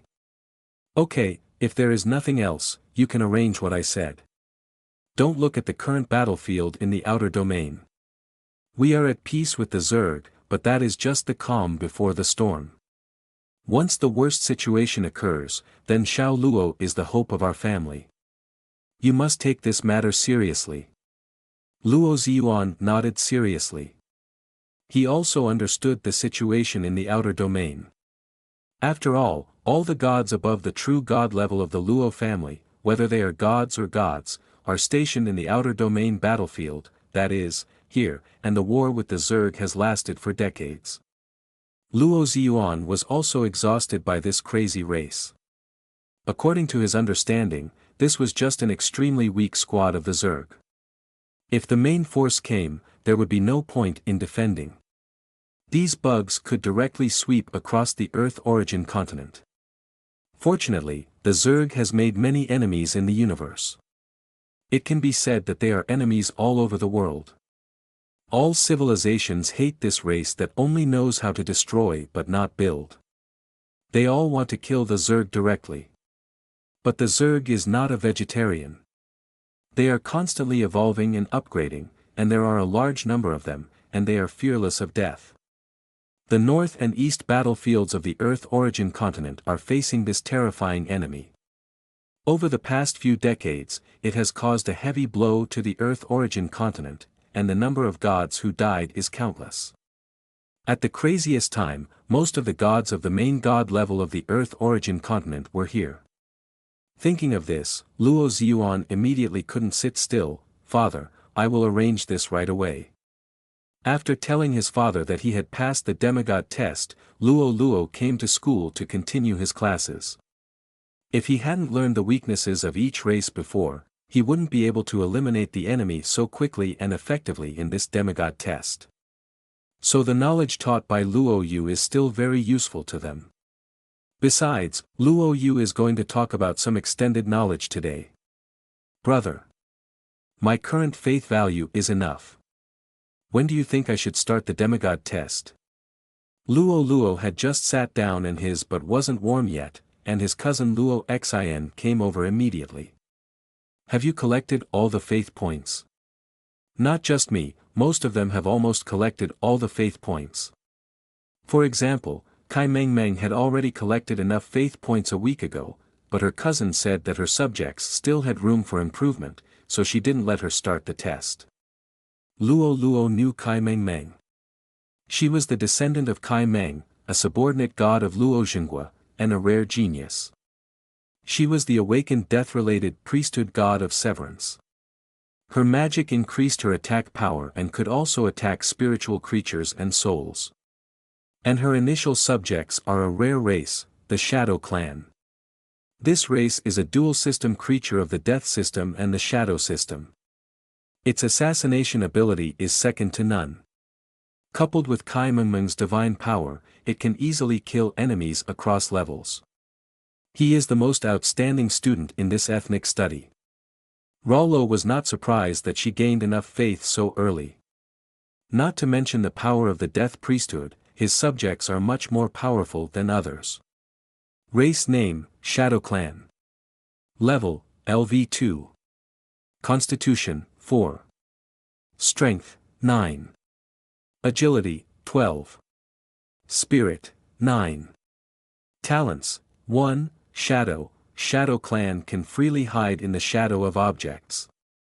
The first attack made while in the shadow always triggers a double critical hit. 2. Dual type affinity. Shadow Clan is a dual type creature of the death type and the dark type. Has affinity for both. Using death or dark skills increases damage by 50%. Skills, 1. Shadow Transfer, can transfer between two shadows. Cool for 10 minutes. 2. Shadow Attack, when in the shadow state, you can launch a killing blow on the target, increase your agility by 50%, and ignore 20% of the target's defense. Cool for 1 hour. 3. Soul Pollution, temporarily enchant the weapon to make the weapon have the ability to pollute the soul, ignoring the real damage of the armor. Duration 10 minutes, cooldown 24 hours. Introduction, this is a born assassin, no doubt about it. As the introduction says, this is a race of born assassins. Coupled with the theocratic characteristics of the cute and divided god. The two complement each other and produce the effect of 1+1/U003E2. If you are well prepared, it is possible to pass the 5th round of the demigod test. The trouble is that the way Shadow Clan is born is very different from other races.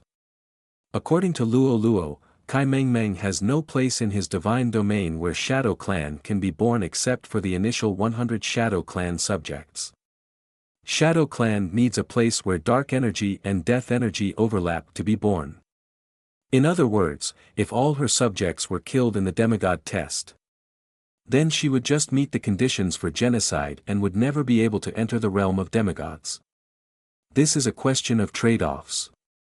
But most people's first choice is to become a demigod first, rather than to get the attractive rewards later. After all, if you get the reward but can't become a demigod, then it's all meaningless. In fact, Rollo knew his cousin's worries. Some extremely talented people are always wrong when initiating the demigod test. I just want to pass a few more rounds of tests to show how powerful I am. Although this idea is naive, it has to be said that this idea exists in the minds of most people. Luo Yu was afraid that Kai Meng Meng would get into this corner and ruin his own future. So now I can only delay a little longer to get rid of her arrogance, and talk to her many times to tell her the pros and cons. As for whether you can listen to it or not, that depends on your personal fate. Okay, class. In the past few months, I have made it clear to you all the matters before and after becoming a demigod. You must use your brain more when encountering things in the future. This world is very dangerous. You have to learn to use your brain. For example, what we are going to talk about today is the outer battlefield and the alien battlefield. Everyone must have often heard that their elders went to foreign battlefields or other world battlefields to obtain various treasures, so today we will learn about them. What exactly are they, and what are the differences? The first is the alien battlefield. Generally, demigods can enter these alien battlefields. Most of them are to cultivate their own subjects and verify the tactics they have learned to improve their own strength. I also came back from the battlefield of another world to teach you. First, we must understand what another world is. Another world is a world with an independent ecosystem captured by the Earth source continent. These worlds vary in size and strength. But the most powerful one cannot surpass the 9th level main god. This is the restriction imposed by the will of the universe on other worlds. These alien worlds basically only have one-way access for Earth origin continent creatures, that is, us. We can freely travel between the two places, but alien creatures cannot come to our world in most cases. After being captured by the Earth source continent, these alien worlds are equivalent to becoming affiliated worlds of the Earth source continent. We can return anytime and anywhere. When we encounter fatal danger, we can protect ourselves very well. Earth origin continent has captured countless aliens since ancient times. Most of them have been conquered by us, which is the so-called safe zone. These places are basically integrated into the Earth origin continent. Everyone went to such places at the beginning to practice their skills using some low-level monsters that existed in these other worlds. When your strength reaches a certain level, you can enter those other worlds that still struggle with us to experience.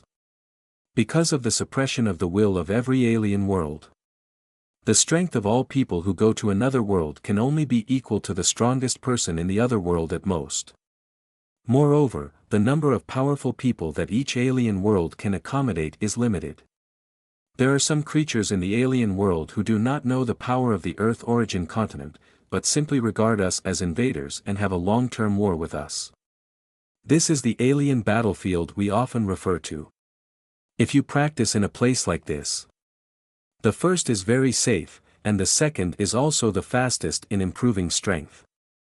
Luo Yu paused and immediately broke a big news. Our Luo family has also arranged a small alien world for you this time. This alien world is an undeveloped alien world that was just discovered by a clan member. The strongest combat power has only just reached the demigod level. And when the creature breaks through when you are a demigod, the capacity of the world is greatly expanded, and you can all enter it and experience it together.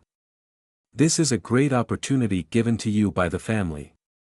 When all of you are promoted to demigods, I will activate this otherworldly passage.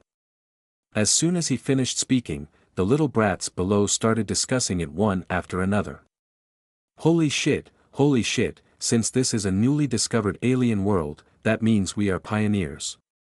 It's my first time to develop another world. There must be a lot of good things. Brother, what do you think? Luo Xin came over. What do I think? I sit and watch. Don't think too much. It will still be some time before we all become demigods. Besides, it's just a world where the most recent demigods are promoted. There are definitely not many good things that we can use. Worthy. Yes. Luo Xin scratched his head. Quiet, continue to listen. What we just talked about was the situation in another world. Now let me talk about the outer battlefield. The so-called outer battlefield is the attack on us by other civilizations in the same universe as our Earth origin continent. These battlefields basically, there are multiple big figures working together to suppress and defend against enemy invasion. However, compared to the alien battlefield, the danger of the alien battlefield is significantly higher, so we don't have to worry about it. Enemies of too high a level suddenly appear in front of you and slap you to death. But in the outland battlefield, these situations may happen, and you cannot return to the outland continent at any time like you can in the other world. The battlefield closest to the Earth source continent requires a 9th level true god to fly for half a month, and the enemies appearing on the battlefield don't care what level you are. A 9th level god may appear on the opposite side. Of course, defeating the enemy in the outer battlefield will be rewarded with the will of the Earth origin continent, and defeating the Zerg can even be rewarded with the will of the universe. Therefore, the outer battlefield defense line is basically defended by the same family or the same organization for a short section. This allows everyone to collaborate better and reduces more conflicts. Avoid internal friction and desertion. The normal minimum requirement for Outland is true god level, and demigods are not allowed to go there, it is too dangerous. Our Luo family is led by the patriarch Luo Zhenghua and many true gods in the family. Stationed at the second line of defense on the northern line of defense in the outer battlefield. The first line of defense is guarded by the main god level families. The defense task of our Earth origin continent is still very heavy. Both the northern and eastern defense lines face hundreds of millions of Zerg armies. This is a strange creature, similar to our common insects, but with strict organization, frightening evolution and endless numbers. What we encountered was just a small team that made the UN continent feel like it was facing a formidable enemy. Teacher, what kind of enemies are the western and southern defense lines facing? No need to ask, it must be Luo Xian. The south is a cosmic whirlpool and there are no enemies, so we did not deploy a southern defense line, while the west faces a group of sanctimonious bright creatures. That's all for today's content. Teacher hopes you will grow up as soon as possible. The family needs your strength. In Luo Yu's last chicken soup-like encouragement, everyone was so excited that they wished they could immediately become true gods to protect their homeland. Rollo also just learned the news. The crisis that the UN continent is facing is very serious, giving him a sense of urgency that cannot be delayed. Immediately started my own plan to complete the divine domain. As soon as Luo returned home, the warehouse manager delivered the supplies he had requested. The next day, he took Luo to the family warehouse to select the items he liked. Can I take all these things at will? Yes, the clan leader has issued an order, and you can take whatever you want. Then I won't be polite, hee. This was also the first time Luo entered the family warehouse. The items inside were really all-encompassing, which dazzled him. Of course, when choosing things, you should start with the best, but the best item in the family is a black hole-level thunder attribute core. With this item, you can build a very strong thunder attribute race. But if you give it to Luo, it would be a bit of a waste. Although you can use the scientific research divine power to analyze it after taking it back. But doing so would take too much time. The higher the level of the item, the longer the scientific research divine power would take to analyze it. Such precious time in the early stage should not be used on such things. In general, the efficiency is too low. So you can only see what star-level items can be used. Not to mention, Luo really found a good thing. Item name, Void Gem. Level, Stellar. Function, can connect with multiple users mentally, and users can place or take out items at will. Introduction, it requires extremely stable mental power to use. How can such a good thing fall here and gather dust? He just saw a line of words under the item. It needs to be stable mentally before it can be used. That makes sense. The spirit is an invisible object that exists in the mind of a living being. As thoughts change, mental power also fluctuates, which means that it is difficult to keep a person's mental power stable, even in sleep. So such a powerful item can only gather dust in the warehouse. Similar to it is the illusory gem next to it. Item name, illusory gem. Level, stellar. Function, it can connect with multiple users mentally, and users can display or retrieve images, pictures or texts at any time. Introduction, it requires extremely stable mental power to use. The two can be said to have the same purpose. When seeing these two treasures, Luo Luo's first thought was the Internet plus Time and Space Express, and it can be used anytime and anywhere. The only trouble is how to keep the user's mental fluctuations stable. This reminded him of computers and mobile phones. Luo Luo was shocked by his own idea. Creating the Internet in a magical world is a crazy idea. What's even crazier is that he can actually make it happen. Thinking of this, Luo Luo obviously sped up the speed of selecting items. After he selected some items that he felt he could use, he immediately returned home to think carefully about the plan. Originally, Luo Luo's plan to complete the divine domain was just to combine the special buildings and some technological equipment that had been unlocked before with the capabilities that had just been developed. A technological leap was made in a short period of time. Who would have thought that he would encounter such a strange two gems in the family treasury? Even their functions were mentioned. Now the key step is to start the scientific research divine power. What kind of ability can be analyzed from the two gems, and whether he can get what he wants? Ding, R/U0026D Task 3, Void Gem Analysis, Progress 0% Estimated Completion Time 8 months. Ding, R/U0026D Task 4, Illusion Gem Analysis, Progress 0% Estimated Completion Time 8 months. Fortunately, after passing the demigod test, the scientific research divine power has been improved and can analyze 4 projects at the same time. Luo Luo was going to find a few items he might need to analyze before completing the plan. When he saw these two gems, Luo Luo realized that he had to analyze them first. If he could achieve what he wanted, the benefits he would get would be unparalleled. Of course, he would have to wait for a while to know the answer. This period of time was just the time for Luo Luo to plan to enhance the foundation of the divine domain. He first used the race card that Jian Song had given him before. Race name, Noel Human. Level, LV1. Constitution, 2. Strength, 2. Agility, 2. Spirit, 2. Talent, 1. Learning, the time it takes for the human race to learn any other skills is greatly reduced, improving learning efficiency. 2. Intelligence, humans give up their powerful bodies and choose to develop a more mysterious brain, greatly improving their wisdom, and removing occupational restrictions on races.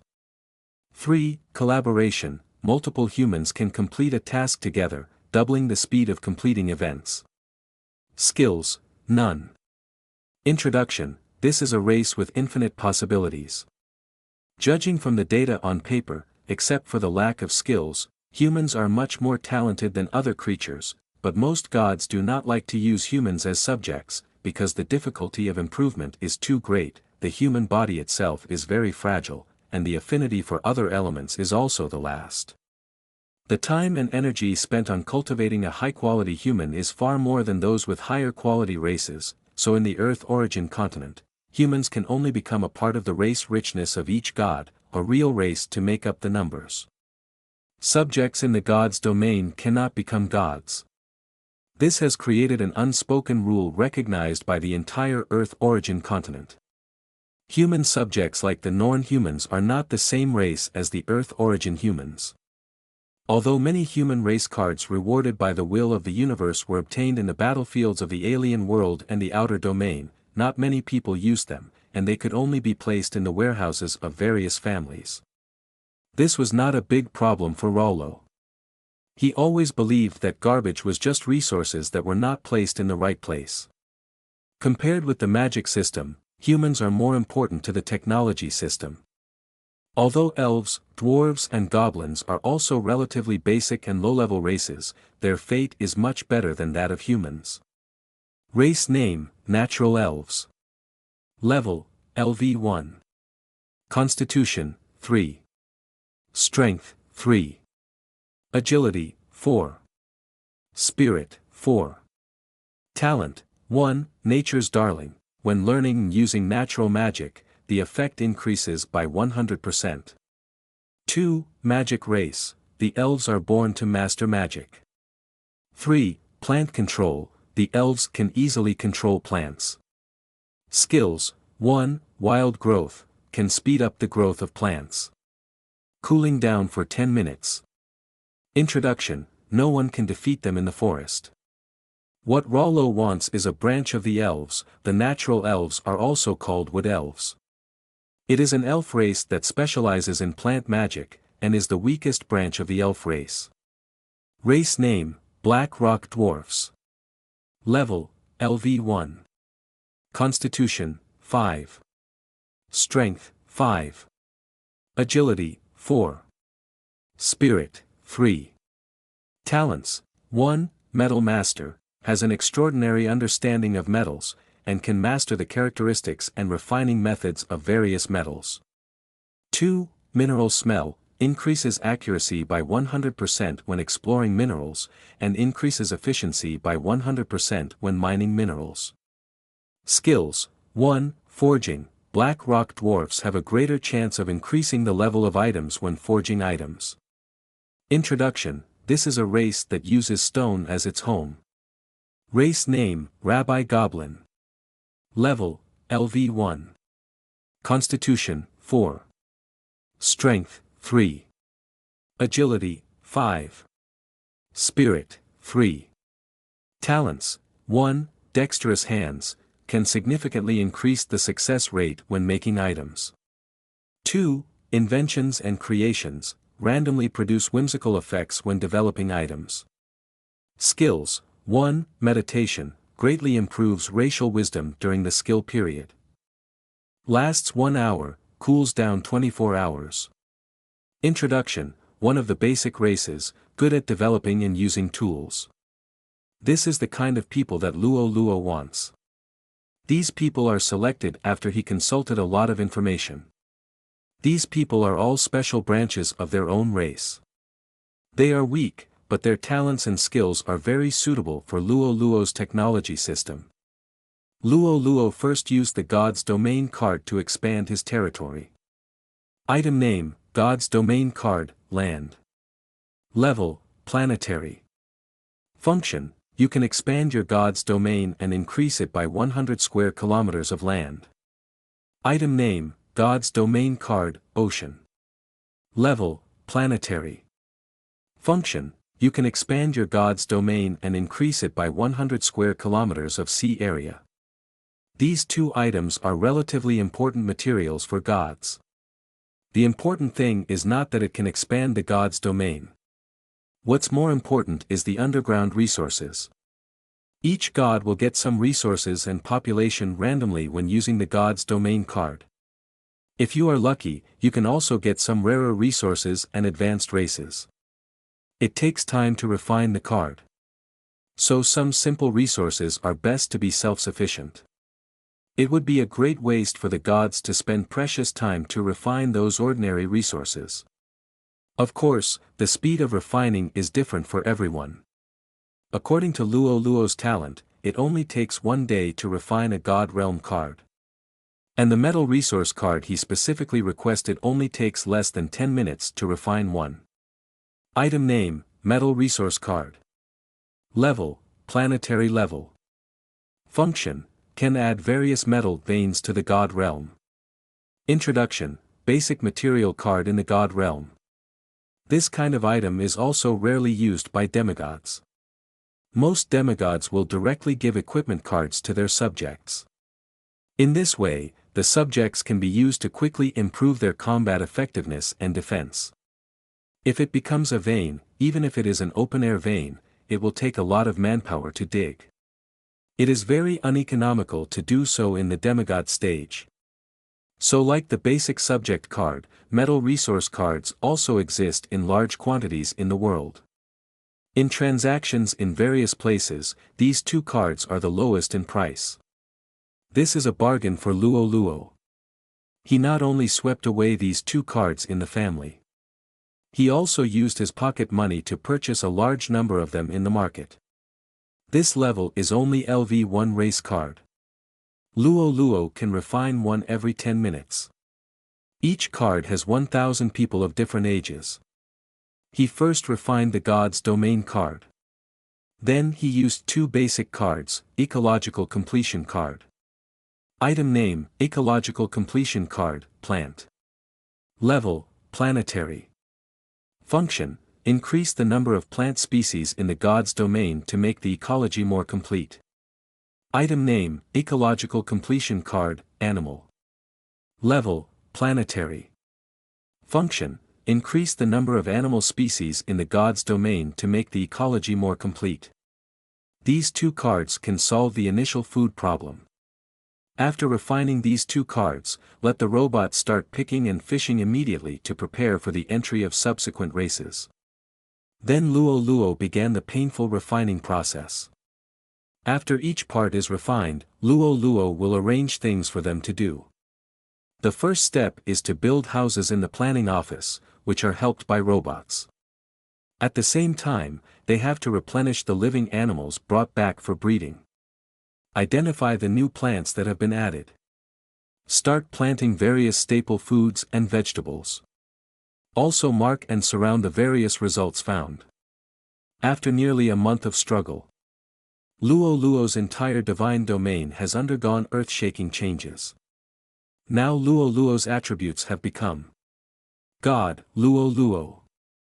Number, 7000084270086. Clergy, God of Science and Technology, First Level Demigod. Divine Power, Scientific Research. Ability 1, everything can be scientifically researched, and all objects, energy and skills can be studied. Ability 2, everything can be integrated, and all the results after the research is completed can be integrated at will. Ability 3, restrict divine arts effects cannot be used in your divine domain, and your religious race cannot learn divine arts. Ability 4, restrict racial characteristics, all races in your divine domain will lose their magical characteristics, and you cannot promote divine messengers. Ability 5, limit alien energy. Other energy items and skills except technological power cannot be used in the God's domain. Divine art, none, forbidden. Divine power, 1 drop, 1 strand of divine power, reserve God, 1 drop of divine power, demigod, 100 drops of divine power, true God. Faith value, 330 million, 10,000 faith value equals 1 strand of divine power, 100 strands equals 1 drop. Divine domain, 1,900 square kilometers, 50% mountains, 25% plains, 5% hills, 20% lakes. Faith races, mechanical race, only, human race, Noel human, elves race, natural elves, dwarf race, black rock dwarf, goblin race, rabbi goblin. Population, 200,000. The large population and vast territory make Rollo's God's domain a prosperous place. All races are working hard to develop in the places it allocates. Compared with the mechanical race, Rollo cannot transmit ideas to their brains in real time for these races, so he can only use the mechanical race to manage them. Each race also knows their own situation, and they are very cooperative with the command of the mechanical race, and each race has begun to merge with each other intentionally or unintentionally. This is reflected in the fact that the buildings of each race in the God's domain clearly have the shadow of other races' cultures. Among them, the culture of the mechanical race has the greatest influence. After all, it is the earliest race in the God's domain and the original faith of Rollo. The simple industrial architectural style of the mechanical race has influenced other races. For example, the houses built by the human race are relatively square. Various buildings of goblins and dwarves use a lot of metal. Although the elves live in the forest, their houses also have many metal decorations. Of course, the integration of various races is not achieved overnight. It is not very harmonious, and the habits of various races are still very different. These differences often cause them to have some small frictions. Although Rollo discovered these problems, he did not solve them immediately. After all, this is just the completion of the supplement of the God's domain, and no specific God's domain system has been arranged. If the methods of dealing with some problems are hastily implemented, they will appear unsatisfactory and drag down the development of the entire God's domain, although he is the master of this God's domain. But for these thinking races, it is not as easy to control as the mechanical race. He can only temporarily plan a certain range of activities for each race. Then arrange robots to patrol the edge to prevent accidents. He can only use this method to temporarily suppress the conflicts between multiple races.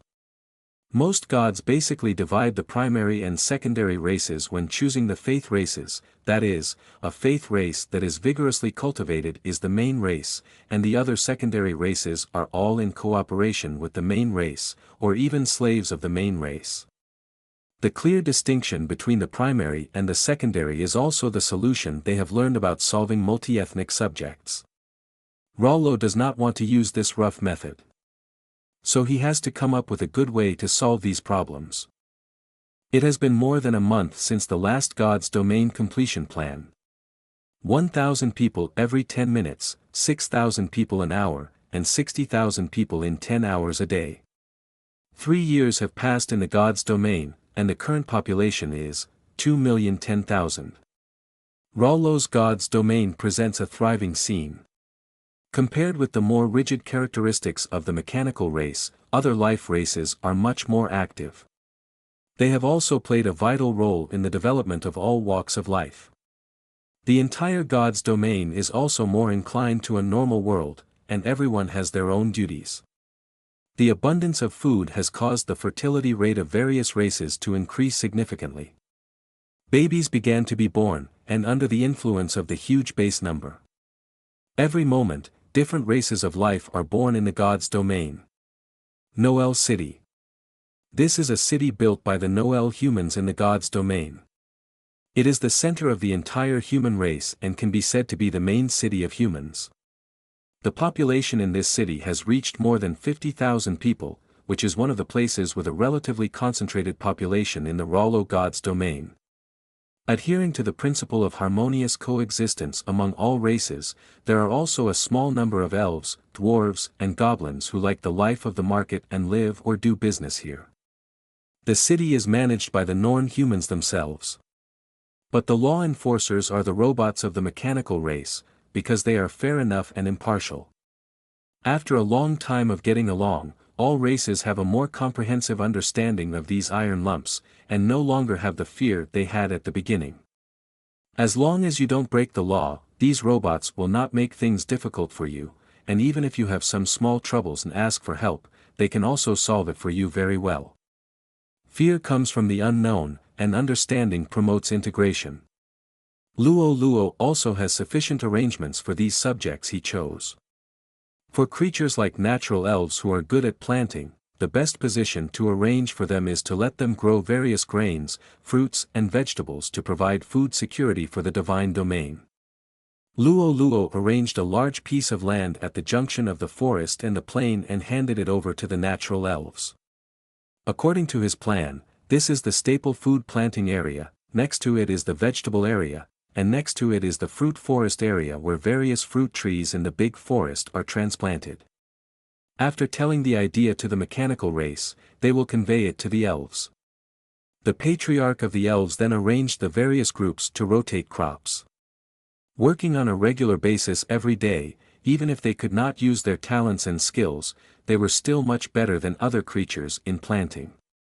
From the yield, it can be seen that the grain produced by natural elves per acre is 2.3 times that of other creatures, and the appearance is better. Making the best use of people and things is also Rollo's motto. So he arranged the natural elves who are good at planting to the corresponding positions. The corresponding black rock dwarves are better at forging and smelting. Their forging technology is more suitable for small batches of fine products.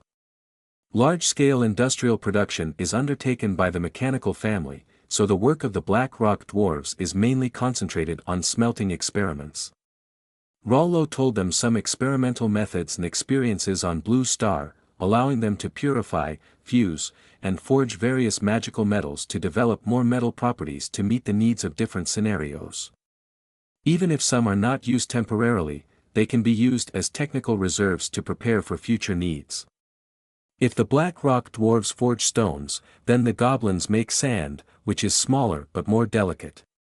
The racial talents and skills of the goblins allow them to create and use tools very well. The things they make are relatively delicate.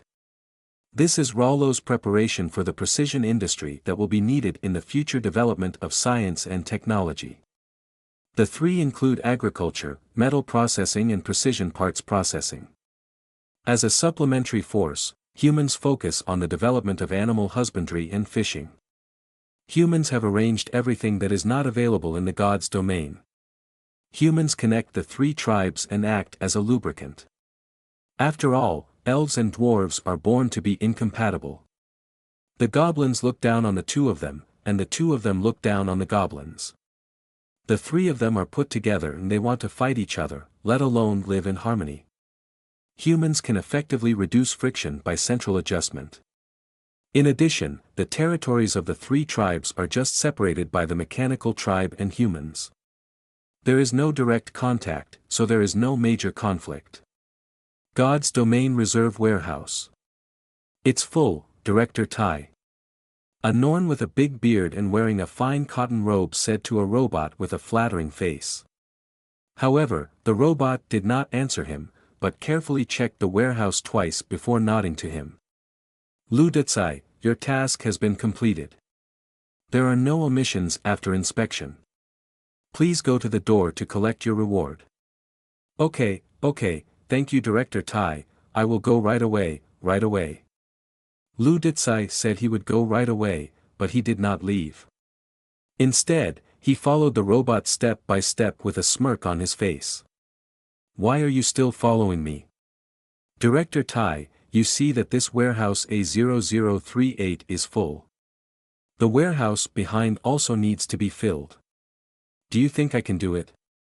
Guarantee the lowest price. Besides, I did a good job this time. If there is anything good, the director should give more opportunities. Lu Detsai, I can't answer your question. Please go to the door to collect your reward. All tasks are assigned by the warehouse management department, and I have no right to ask. Please don't interfere with my work. Okay, director, I'll go right away. I can only go to the door to collect my own reward when I see that I can't ask any procedures here before. Uncle, did you get any useful information? Lu Ziyuan, the nephew of Lu Detsai, came over and asked as soon as he walked out of the door with the money. Don't mention it, those iron lumps are stubborn. They don't accept money or gifts. Are there really people with clean hands in this world? Since they came to the god's domain, the mechanical family, as the competent department of various creatures, has also assumed various important positions. Some people with quick minds have set their sights on them early. Even when facing a strange steel body, they will not give up any opportunity to make money. The mechanical family is completely different from other creatures. Although they also have desires, they have more orders in their heads. They can remain unmoved in the face of any temptation. As the saying goes, if you have no desires, you will be strong. Although they have some small wishes, this is not enough to make them change their position. Even some edge balls are not allowed to exist. Besides, robots are rigid. They only recognize Luo Luo, the master of the god's domain, and ignore others. As long as Luo Luo arranges something, they will complete it meticulously. They turn a blind eye to the flattery of other creatures. Although after a long period of exploration, various creatures have also understood the differences of the mechanical family, but these businessmen still have a fluke and want to get more inside information. Of course, they didn't have any bad intentions, and they didn't dare to do so. The grass on their graves was 3 feet high if they wanted to pass off inferior goods as good ones or fake goods as real ones. Being the subjects of Raulo doesn't mean that they are lawless. Any creature that violates the rules set by Raulo will be punished by the mechanical race. From detention to death penalty, no one will be left out. Using robots as judges is really impartial and there is no chance to talk about it. So although all races think that the mechanical race is unkind, they have no objection to their management. Warehouse A0038 is a warehouse built by the mechanical race to store materials in the divine domain. Type A warehouses are specially used to store various food reserves such as grains, vegetables, fish, meat, etc. It is activated when natural disasters or foreign wars occur. After 3 years of hard work, the warehouses built by the mechanical race began to be filled with various materials. For example, the A-type food materials have been filled to the 38th warehouse. The B-type material warehouse has also begun to be filled. The entire God's Domain warehouse is located in the center of the God's Domain. It is also a holy place for all races. The technology God's capital built by the mechanical clan. Luo Luo set up most of the buildings in the technology core here, which also made it the center of the entire God's Domain. The northern deciduous forest is the territory of the elves, the western Great Wilderness Mountains are the site of the Black Rock Dwarves, the southern Glur Hills are inhabited by the goblins, and the eastern coastal areas are the main range of human activities. The AI air plain in the northeast is the main farmland developed by the elves, supplying food for the entire God's Domain. The technology God's capital in the center has become the place where all races are most closely integrated. There are about 200,000 residents of various races living here, contributing to the prosperity and development of the technology God's capital. Of course, the entire mechanical clan is on the periphery of the technology God's capital.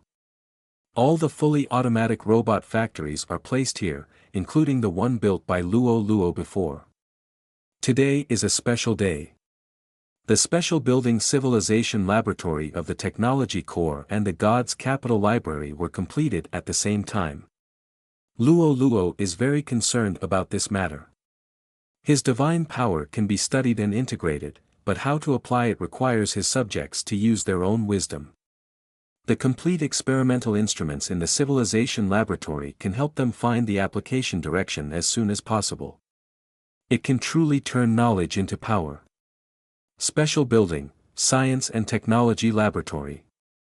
Level, LV1. Function, the laboratory has the infrastructure for studying various sciences, which can improve the accuracy of experiments and speed up the speed of experiments. In the previous completion plan, Luo Luo had already established various schools in various races. From low to high, there are 3 stages: primary school, middle school and university. Each stage is 3 years, and children of all races can enroll for free. This is the right set by Luo Luo and their obligation. All children of school age must enroll. After all, there is no phenomenon of hunger in the God's Domain. Even to prevent the laziness of individuals from affecting the entire race. Luo Luo started the promotion plan of private ownership early and issued the God's Domain gold coins, so that goods began to circulate and creatures had desires, and having desires gave them the motivation to move forward. Everyone wants to use better things and live a better life, so what should we do? The first priority is to learn. The war with other gods is the task of the mechanical race. After losing magic energy, other races cannot play a decisive role in the battlefield of the God's Domain. Then they can only learn the knowledge given by Luo Luo to promote the development of the culture of the God realm. Luo Luo compiled the basic knowledge into a book. Then he sent robots to explain it, which can be said to be consistent with the education method of Blue Star. At the same time, he also tried to integrate the culture and knowledge of the Earth source continent into it. Magic and technology are definitely not opposites. The two should complement each other to create a more brilliant and brilliant civilization. He thought so and did so. The smartest group of people in 3 years are about to graduate from college. And this is just when the civilization laboratory is completed. Luo Luo calculated the time and arranged them in the laboratory to learn about existing technologies. After all, they have just come into contact with technological civilization, and they can't take 2 big steps. This is also a manifestation of the great integration of races. The wise men of different races gathered in the laboratory and invested in the great era of the integration of technology and magic. And the God Capital Library plays another vital role. Special Building, God Capital Library. Level, LV1. Function, inspire wisdom and make readers burst out with more inspiration. Inspiration also needs to be accumulated and awakened. The Library of the Capital of the Gods is used for this. Compared with other biological races, the mechanical race is more serious and rigid, so their imagination and creativity are basically zero, which requires other races to make up for their shortcomings. This is the problem that Luo Luo discovered after the test of the demigod, which explains why he hurried to build these 2 special buildings first. Seeing that they were running smoothly, Luo Luo handed over the hero tokens and flame essences that he had analyzed before to the wise men of various races who were doing research in the science and technology laboratory. I hope they can research technology suitable for the divine domain. Compared with the development of these things, the mechanical race is much faster. With sufficient faith value and no shortage of resources, Luo Luo began a crazy upgrade and construction journey. A large number of fully automatic robot factories have been built and continuously upgraded. The most advanced fully automatic robot factory has reached LV4, which cost Luo Luo 100 million faith points, and its function is also very powerful, and 1,000 industrial robots can be born every day. Not to mention that he has more LV3 and LV2 factories.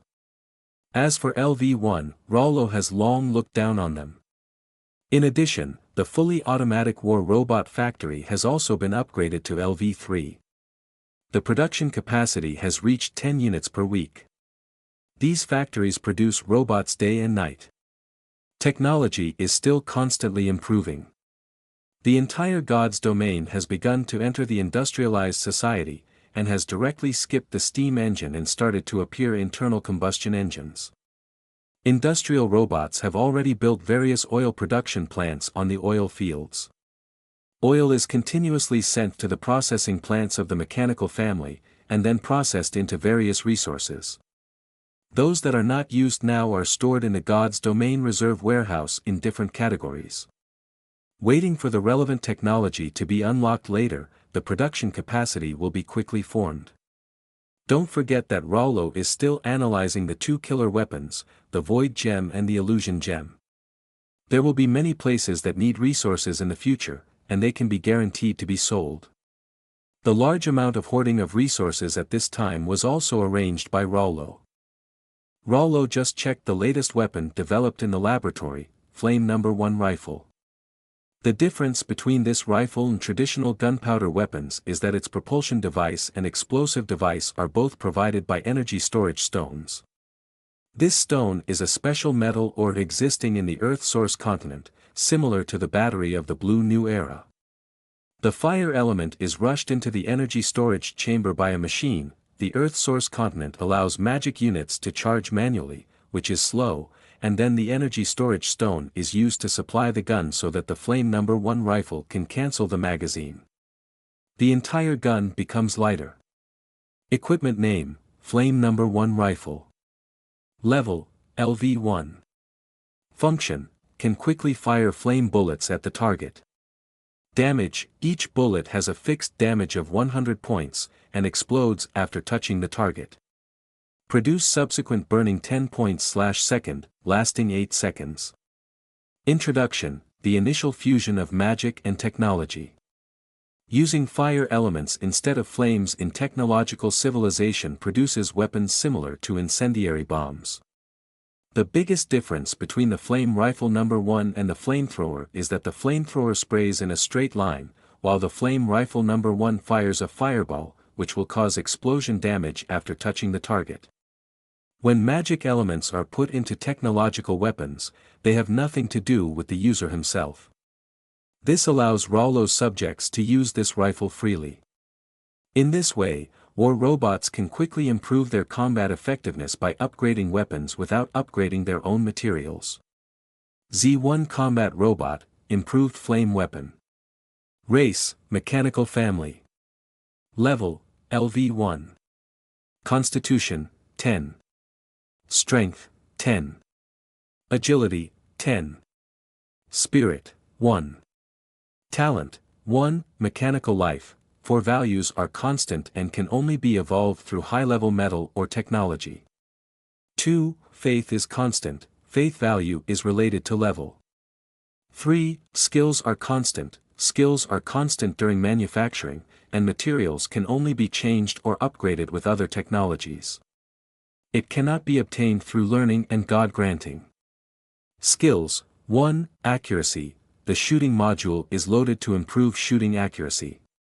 Introduction, this is an armed version of an industrial robot, equipped with a flame number 1 rifle, which is a primary steel rifle driven by energy storage stone energy. It has a firing rate of 60 rounds per minute. Depending on the energy level of the energy storage stone, it can cause greater damage to biological flesh and normal damage to elemental creatures.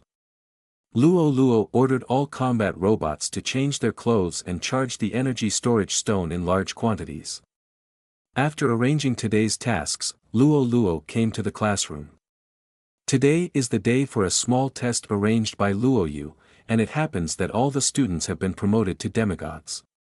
As soon as he sat down, Luo Xin came over. Brother, you don't know yet, Kai Mengmeng almost caused genocide. What happened? It's because she was arrogant and forced to start the 6th round of tests. She was unlucky to meet the Shadow Monarch. As soon as the monster came, all his subjects were controlled and rebelled. If she hadn't arranged a subject on the edge of the god's domain to escape, it would really be possible that her path to becoming a god would be cut off. Shadow Monarch? That's not surprising. This is a superior race of the Shadow Clan, and its skills are very restraining to Kai Mengmeng's attributes. It's her bad luck to meet such a monster that is suppressed to death. That's right, who would have thought? If she hadn't met the Shadow Monarch, even if she met a monster of the next level, she could have delayed it for a while, and she wouldn't have been left with only one subject. So how is she now? After all, they are all partners of the same family, Luo still has to care about them. What to do? Licking wounds silently. She just finished the demigod test the day before yesterday. She looked listless after coming out and scared everyone. Later we learned that she almost encountered genocide. My cousin gave her all the Shadow Clan citizen cards in the family. If she wants to refine a race of such high quality, she will need at least half a day. And there are only 100 people on a card of such high-quality citizens, and now her god's domain is still empty. Is she not going to participate in this quiz? Oh, my brother, why are you so stupid? Her god's domain is like that, why is she still participating in the quiz? She didn't come today. Hey, I said, you little brat, you've learned to tease me now. Just talking about her, how did your demigod test go? Of course I passed it. I'm not as greedy as her. I passed the 4th round steadily and ended the test immediately. You passed the 4th round steadily. It seems that your divine domain has developed well. That's right. I used divine magic to train my initial subjects into evil orcs. Combined with my Dark Knight priesthood, passing the 4th round is not a simple matter. I didn't even have too many casualties, but the 5th round was not good. That was a qualitative improvement. I don't want to try the taste of being abused. Oh, that's not right. Even so, your probability of passing the 4th round is not high. Looking at Luo Xian's expression of, "You are so smart," Luo Luo resisted the idea of beating him. When the race mutated, I also got a hero unit. That makes sense. Luo Luo finally understood why he showed a proud expression. Although a hero unit cannot enter Luo Luo's eyes now, it is also an incredible existence outside. Brother, it's a hero unit, why aren't you surprised at all? Do you have a hero unit too? I don't have one. Luo Luo denied. Due to the smelting problem of the soul stone metal, Rollo has never been able to directly process the soul stone robot in the robot factory. Now he can only rely on the cooperation of the dwarves, goblins and machines to build it manually. I believe it will be completed in a few days. The analysis of hero tokens has also reached half of its progress. Seeing that his cousin didn't say much, Luo Xin thought something was wrong with him, so he didn't discuss the issue too much. Hey, by the way, brother, which test have you passed? Secret. This was really a secret. After discussing it with his father, Rollo decided to keep his situation a secret within the family. What? I told you already, but you still haven't told me. You didn't even tell me about the awakening priesthood. It's so stingy to do it again this time. Looking at Luo Xin, his faces bulged. Luo Luo really wanted to say that he didn't want to tell you, but he was really afraid of hitting you too hard. Luo, you had also walked in at this time. I told you before that you must be cautious when testing demigods. Don't rush in easily, and don't do things beyond your capabilities. I believe you have all heard about Kai Meng Meng. This is a good counterexample. Fortunately she still has some sense, otherwise it wouldn't be as simple as resting at home. Luo Yu is particularly serious today.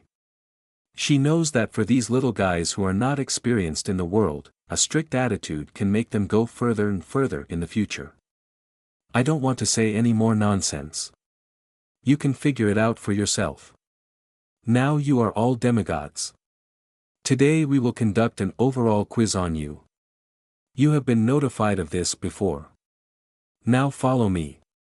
The location of the test is an alien world owned by the family. There are no intelligent creatures here, it is a very primitive planet, just right for testing for the younger members of the family. All tests are completed in another world, which is a more peaceful method. If you start a war directly in your divine domain, it's not called a test, it's called a war. God's domain is everyone's secret, and even the closest people will not let him enter or exit at will. Luo Yu opened the passage to this other world. Luo Luo and the others connected their consciousness with the other world through the passage, opened a space door in the divine realm, and the two regions were temporarily connected together. Rollo dispatched 100 new armed robots. After Luo Luo and his subjects all reached the designated positions, Luo Yu began to release the monsters for this test to them. Race name, Fishmen. Level, LV3. Constitution, 13. Strength, 10. Agility, 11. Spirit, 8. Talents, 1. Water fighting, fighting in water, the overall ability is increased by 100%. 2. Water element affinity, can use water element energy well, and the attack power of using water element energy increases by 100%. Skills, 1. Speed swimming, generates explosive speed in water, doubling agility attributes. 10 minutes duration, 1 hour cooldown. 2. Thrust, use sharp weapons to thrust forward, damage increased by 50%. Cool for 2 hours. Introduction, an intelligent race among aquatic creatures. This is definitely not the main subject in Luo Yu Divine Realm. It should be her slave unit in the divine domain. Although it is a slave unit, its panel strength is still very strong. The highest racial level one can have in the demigod stage is LV4, and sending out LV3 murlocs is still relatively difficult for those of them who have just been promoted to demigods. Besides, there are not only murloc soldiers but also murloc priests and murloc raiders here. Name, Murloc Priest. Level, LV3. Constitution, 13. Strength, 10. Agility, 11. Spirit, 19. Talents, 1. Water fighting, fighting in water, the overall ability is increased by 100%. 2. Water element affinity, can use water element energy well, and the attack power of using water element energy increases by 100%. Skills, 1. Water ball technique, launch a water element ball, causing 110% water element damage to all enemies within a 1 by 1 meter range near the landing point, and causing a deceleration effect. Cool for 10 minutes. 2. Water healing, use water elements to slowly heal friendly units. Lasts for 1 minute, cools down for 20 minutes. Introduction, a rare spell-type unit among the Fishmen race. Name, Murloc Raider. Level, LV3. Constitution, 13. Strength, 15. Agility, 17. Spirit, 8. Talents, 1. Water fighting, fighting in water, the overall ability is increased by 100%. 2. Water element affinity, can use water element energy well, and the attack power of using water element energy increases by 100%. Skills, 1. Enhanced attack, increase the damage caused by the next normal attack or skill by 100%. The emergence of these two units not only improves the Murloc's sustained combat capabilities, but also increases the damage limit. Mutated races like Luo Xin are also difficult to deal with.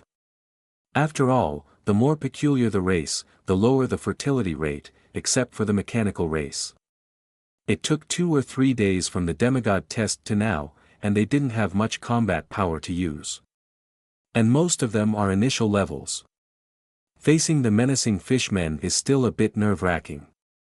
Compared with the demigod test, this little test is more difficult. The difficulty is not reflected in the strength of the monster, but because Luo Yu is commanding this test. Someone commanding it and having no one command it are two different things. 100 fishmen warriors, 5 raiders, and 1 priest were all the troops for this test. They lined up in a square and walked towards Luo Luo. The fishmen priest was in the center of the square, while the raiders were outside the square looking for opportunities. Luo Luo commanded the robot to let the fisherman get close before attacking. In an instant, countless fireballs attacked the fishman's square. One wave after another, each wave had 100 fireballs.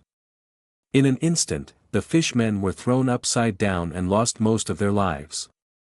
Only 3 rounds of bullets were fired to wipe out all the enemies in front. This is the power of technology. And Luo Luo only suffered 5 casualties, which was caused by the water ball technique released by the fisherman priest at the last moment. The fishmen raiders did not cause any casualties to the robots, and they were eliminated before they got close. Luo Yu patrolled and observed every junior in the alien world, and evaluated their behavior. When he switched to Luo Luo, he was also stunned. He thought he had not released the fishmen, and finally checked it carefully. Only then did she know that Luo Luo had eliminated them too quickly. So she hadn't reacted before it was over. Tisk, TSK, TSK, these iron lumps are so powerful. The young are really formidable. After a while, everyone finished the test. After all, they were all the pride of the Luo family. Everyone's performance was relatively stable, and there was no particularly bad performance. Luo Yu only used this simple formation in this test, and did not give too much command, so although everyone passed the test at different times, they all passed the test. It's just that some people's subjects suffered more casualties, partly because their subjects were poorly trained, and partly because some people specialized in auxiliary fields, resulting in weak combat effectiveness of their subjects. Okay, the test is over. Luo Luo is the first in this test. He eliminated the enemy the fastest and suffered the lowest casualties. Luo Luo will lead the exploration of the other world in a month. Do you have any questions? No. During the test, they could also watch everyone's situation from a god's perspective. Some people even focused their attention on Luo Luo from the beginning. He is the first in line to be trained in the family. Everyone knows his importance, but the younger generations don't know the specific situation. Today, they finally tested together, and they also wanted to see what magic Rollo has. The result did not disappoint them. Rollo's subjects were covered with armor, and their weapons were also very strange. The damage was high and the firing rate was very fast, with almost no interval. This surprised many people. They didn't know that these were not creatures wearing armor but robots. Of course, it was useless for Rollo to explain it to them clearly. After all, these were his subjects, and others could not have them. They all suspected that Rollo's original race was a special advanced race that was good at forging. Otherwise, such powerful armor and such powerful weapons could not be created. Everyone thought they had found the answer to the question. They didn't ask, and Rollo was of course too lazy to explain to them the difference between the mechanical race and ordinary creatures. After all, it had to be kept secret. After the test, he was already thinking about the exploration of the other world a month later. This is their first step towards the outside world, and they hope to gain something. After returning home, Rollo observed the god's domain, where there were nearly 20,000 armed robots.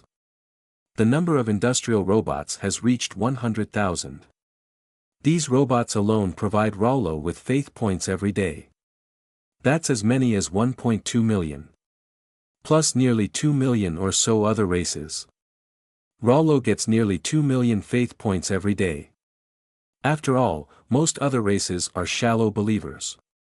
Only the patriarch is a fanatical believer. Even though they have more people, the faith value they provide is less than half that of the mechanical tribe. This is also a problem that other gods and demigods in the outside world have to face. The faith value provided by other creatures is unstable. Moreover, the improvement of faith level is also very troublesome. The believer level and the faith value it provides, pan-believer 0.1, shallow believer 1, true believer 10, devout believer 100, fanatic believer 1000, saint 10,000, Holy Spirit 0. The Holy Spirit was produced after the Queen of True God established the Kingdom of God, and was transformed after death by the fanatical believers and saints led by the gods. This is the strongest combat power of the gods after the Queen of True God. Because it is a dead racial unit, the Holy Spirit cannot provide faith points for gods. Although level 1 robots can only provide 10 points of faith value, their faith value is very stable. In reality, 30 days pass in one day in the divine realm. Rollo will receive nearly 60 million faith points every day. Most of these faith points have been used to build new fully automatic robot factories and continue to increase the proportion of robots in the entire God's domain. Of course, there are not many places where robots are used in God's domain. After arranging some management positions, most of the robots are placed in the warehouse. They are only activated to gain faith points, but they are left on standby in the warehouse, which can reduce the number of robots used. Loss. In fact, Luo Luo didn't notice this energy consumption, but after all, they had nothing to do and could only stand in the warehouse. The factory that produces Flame No. 1 rifles was built within 3 days, and there were 10 of them at one time. With the help of internal combustion engines and various machine tools, production was started at full capacity. In just 1 week in God's domain time, all the robots were re-equipped. Completed, and the production capacity will also be filled with an armed warehouse C001 as a backup. These guns are enough, and more powerful weapons and equipment will be produced in the future. The update speed is very fast, and having a warehouse as a reserve is enough for Luo Luo Divine Domain. In addition to the analysis of illusory gems and void gems, Rollo also analyzed other items, mainly the essence of thunder elements and the essence of gold elements. These 2 items were what Rollo thought were useful for machinery after seeing the effects of the fire element being analyzed and displayed. Very useful thing for the family. At this time, Tai, the leader of the mechanical clan, contacted Luo Luo. God. Our mission is completed, the computer has been successfully developed. Great, this is one step closer to my plan. In fact, it is very simple to restore computer technology in God's domain. Rollo knows its structure, and there are also technical diagrams of it in the technology core. After using his faith value to unlock computer technology, Rollo directly used robot chips to create a national-level supercomputer that far exceeded the Blue Star era. The new computer is about the same size as the previous personal computers, but its computing power is indeed supercomputing level. This is a huge improvement in the realm of gods. The leap in technology itself is fast enough. After the computer came out, it skyrocketed like a rocket. While Rollo was happy about the success of the computer. Far to the west of the Earth origin continent, the Bright Tribe was carrying out a conspiracy against him. God Lord, Aptus prophesied that the Earth origin continent has produced a demigod who is extremely dangerous to our race. Where are the Aptus? Report to the Lord God that he died after the prophecy ended. The cause of death was the backlash of the consciousness of the universe. The man known as the God Lord lives in the throne at the top of the hall. With delicate facial features and a warm smile, no one could have imagined that this was the great god of the Light Clan who was known as the most vicious in the universe. Dead. It seems that he discovered something extraordinary this time, which can trigger the consciousness of the universe to backfire. This is a huge crisis for our clan. What did he say before he died? Reporting to the Lord of God, Aptus only left one name after the prophecy was successful. Luo Sure, Luo Luo. I have already checked and it is a demigod. Just a demigod? Yes, just a demigod who has just been promoted. Then don't take it lightly. Let's arrange a divine battle. We must eliminate this hidden danger before he rises. Before Luo Luo and the others set foot on the outer battlefield, their divine domain was protected by the will of the Earth origin continent. Everyone can only attack the enemy in the form of divine warfare. And it cannot exceed the level of the person being attacked. Demigods can attack demigods. Even 9th-level demigods can attack 1st-level demigods, but they cannot bully small ones. Even if you are just a 1st-level demigod, you must go all out. I remember that the son of Sada was promoted to a 9th-level demigod a month ago. His subject Behemoth is a royal member of the Half-Orc clan, and his ability is also very powerful. Find an opportunity for him to launch a forced battle against someone named Luo Luo. Sada's son is the most talented and fastest promoting clan member we have placed in the Earth origin continent.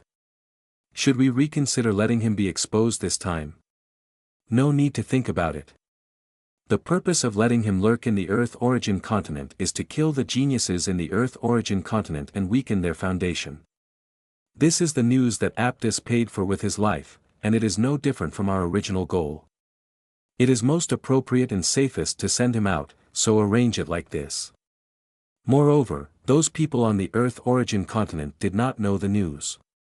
Whichever Luo Luo was eliminated by Sada could only be blamed on his inferior skills, which would not necessarily expose Sada. Okay God Master, I will make arrangements myself. Seeing that the God Master has made up his mind, the people below cannot persuade him anymore. Sada, who was studying at the Star Academy on the Earth Source continent, felt the heat from the ring on his hand.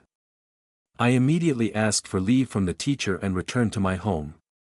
I checked it carefully before making a spiritual connection with the ring. Son of God Sada, the God Lord has given an order. Go to the Luo family to have a divine battle with Luo Luo.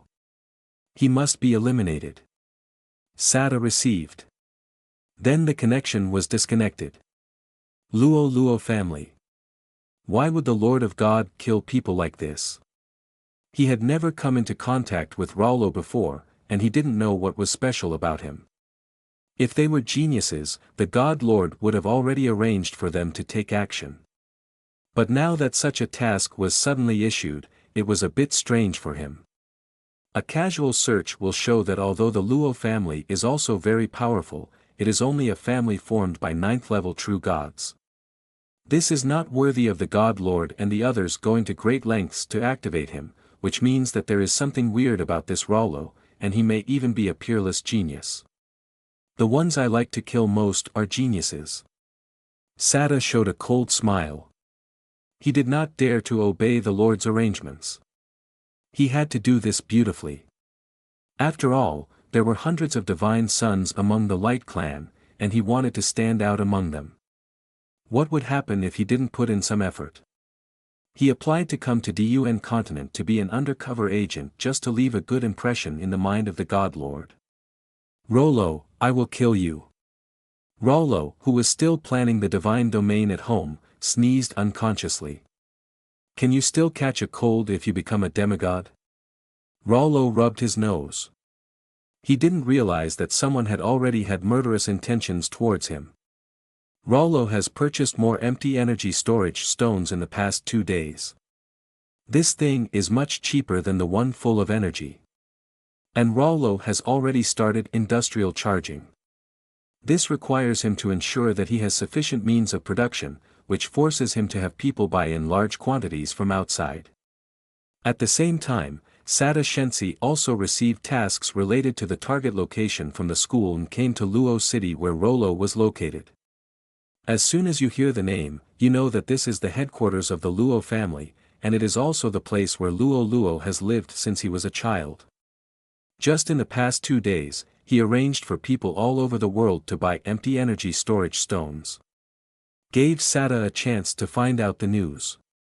He learned about it through the servants of the Luo family. There is Luo in the Luo family, and his status is quite high. It seems that it should be this guy. I learned that the empty energy storage stone was what Luo asked to collect. Sada immediately thought of a good idea. He contacted his superiors and used some resources from the Earth Source continent to transport a large number of empty energy storage stones to Luo City. He planned to take this opportunity to negotiate with Luo in person. It would be better if Rollo could be asked to meet outside. Quick decision. After solving the problem, Luo will return to Star Academy immediately. In this way, he can use the conflict during the transaction and the angry attack as the reason to clear himself of suspicion.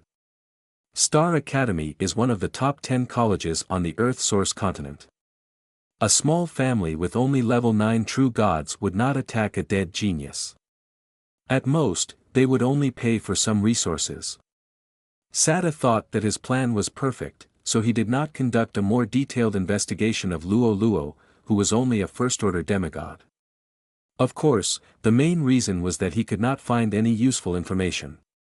Luo's information was also the highest among the Luo family. Confidential. Apart from the clan leader, only Luo's parents and uncle knew about it. So the question is, will they tell Sada the information about Rollo? Of course not. If I knew someone wanted to touch Rollo. If Luo Xingua makes trouble, he can return from the front line and chop him with a knife in person. While waiting for the organization to deliver the empty energy storage stones, Sada also began to live and drink in Luo City. Star College has very strict management of students entering the school. The usual theoretical and practical classes are so packed every day that there is no time to enjoy them. Taking advantage of this opportunity, Sada started to let himself go. Rollo didn't know about Sada's situation, and he still moved forward according to his own plan. Because of the massive harvest of faith value. The more factories are built, the more robots are produced, and the more beliefs become. In turn, the more faith you get, the more factories you can build. The two promoted each other and the number of the mechanical tribe began to increase rapidly. Luolua's combat effectiveness is also different from the past. However, relative land resources also began to be scarce, and Rollo had to stop refining metal or veins and continue to expand his divine domain. After a period of adaptation, the technology in God's domain has begun to explode. After the Academy of Sciences developed the Flame No. 1 rifle, inspiration exploded to develop the Flame No. 1 infantry cannon. And successfully used energy storage stones instead of internal combustion engines to create a heavy tank, the Psychic Messenger. Equipment name, Flame No. 1 infantry cannon. Level, LV1. Damage, rate of fire, 10 rounds per minute. Each shell causes a fixed damage of 860 points. Explodes upon contact with target or ground. Subsequent burning is 10 points per second, lasting 20 seconds. Function, an offensive weapon driven by energy storage stone technology. Equipment name, Psychic Messenger, heavy tank. Level, LV2. Damage, equipped with Flame 1 tank gun, Flame 1 infantry gun tank version, with a firing rate of 6 rounds per minute. Each shell causes a fixed damage of 700 points and explodes after hitting the target or the ground. The subsequent burning lasts for 20 seconds at 10 points per second. Speed, average speed 50 km per hour, maximum speed 68 km per hour, power 600 horsepower. Armor, level 2 Chaos Alloy. This is a metal with a strength of level 2 that was researched by the Black Rock Dwarves by smelting the black iron commonly used to make equipment in the Earth Source continent and the carbon steel on the Blue Star. Function, driven by energy storage stone technology. It can move quickly to the target and has extremely strong attack power. It is also equipped with advanced electronic systems and can be fully controlled by one unit. Introduction, a work of scientists who let go of themselves.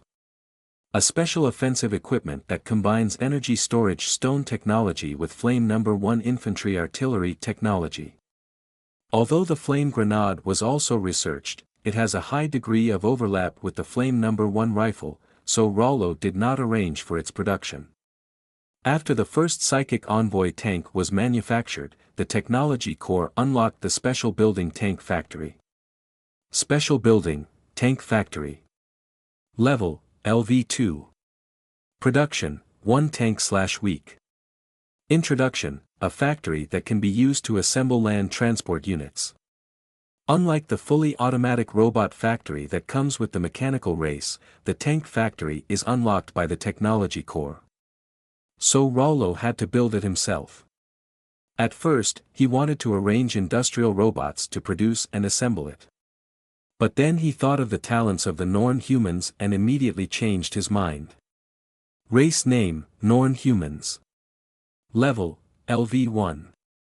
Talent, 3, collaboration, multiple humans can complete a task together, doubling the speed of completing the event. Introduction, this is a race with infinite possibilities. The main thing is this talent 3, which is suitable for assembling tanks in factories and can speed up the assembly of tanks. The robot factory is fully automatic and cannot use this method. The geniuses in the laboratory still have not gotten rid of the influence of the Earth Source continent and only want to study offensive weapons. Under Rollo's enlightenment, they turned to combine energy storage stones with transportation tools. With the success of the Psychic Envoy tank, a series of civilian or military-level transportation equipment were immediately developed. Equipment name, Psychic Transport Vehicle. Level, LV1. Load capacity, 45 tons.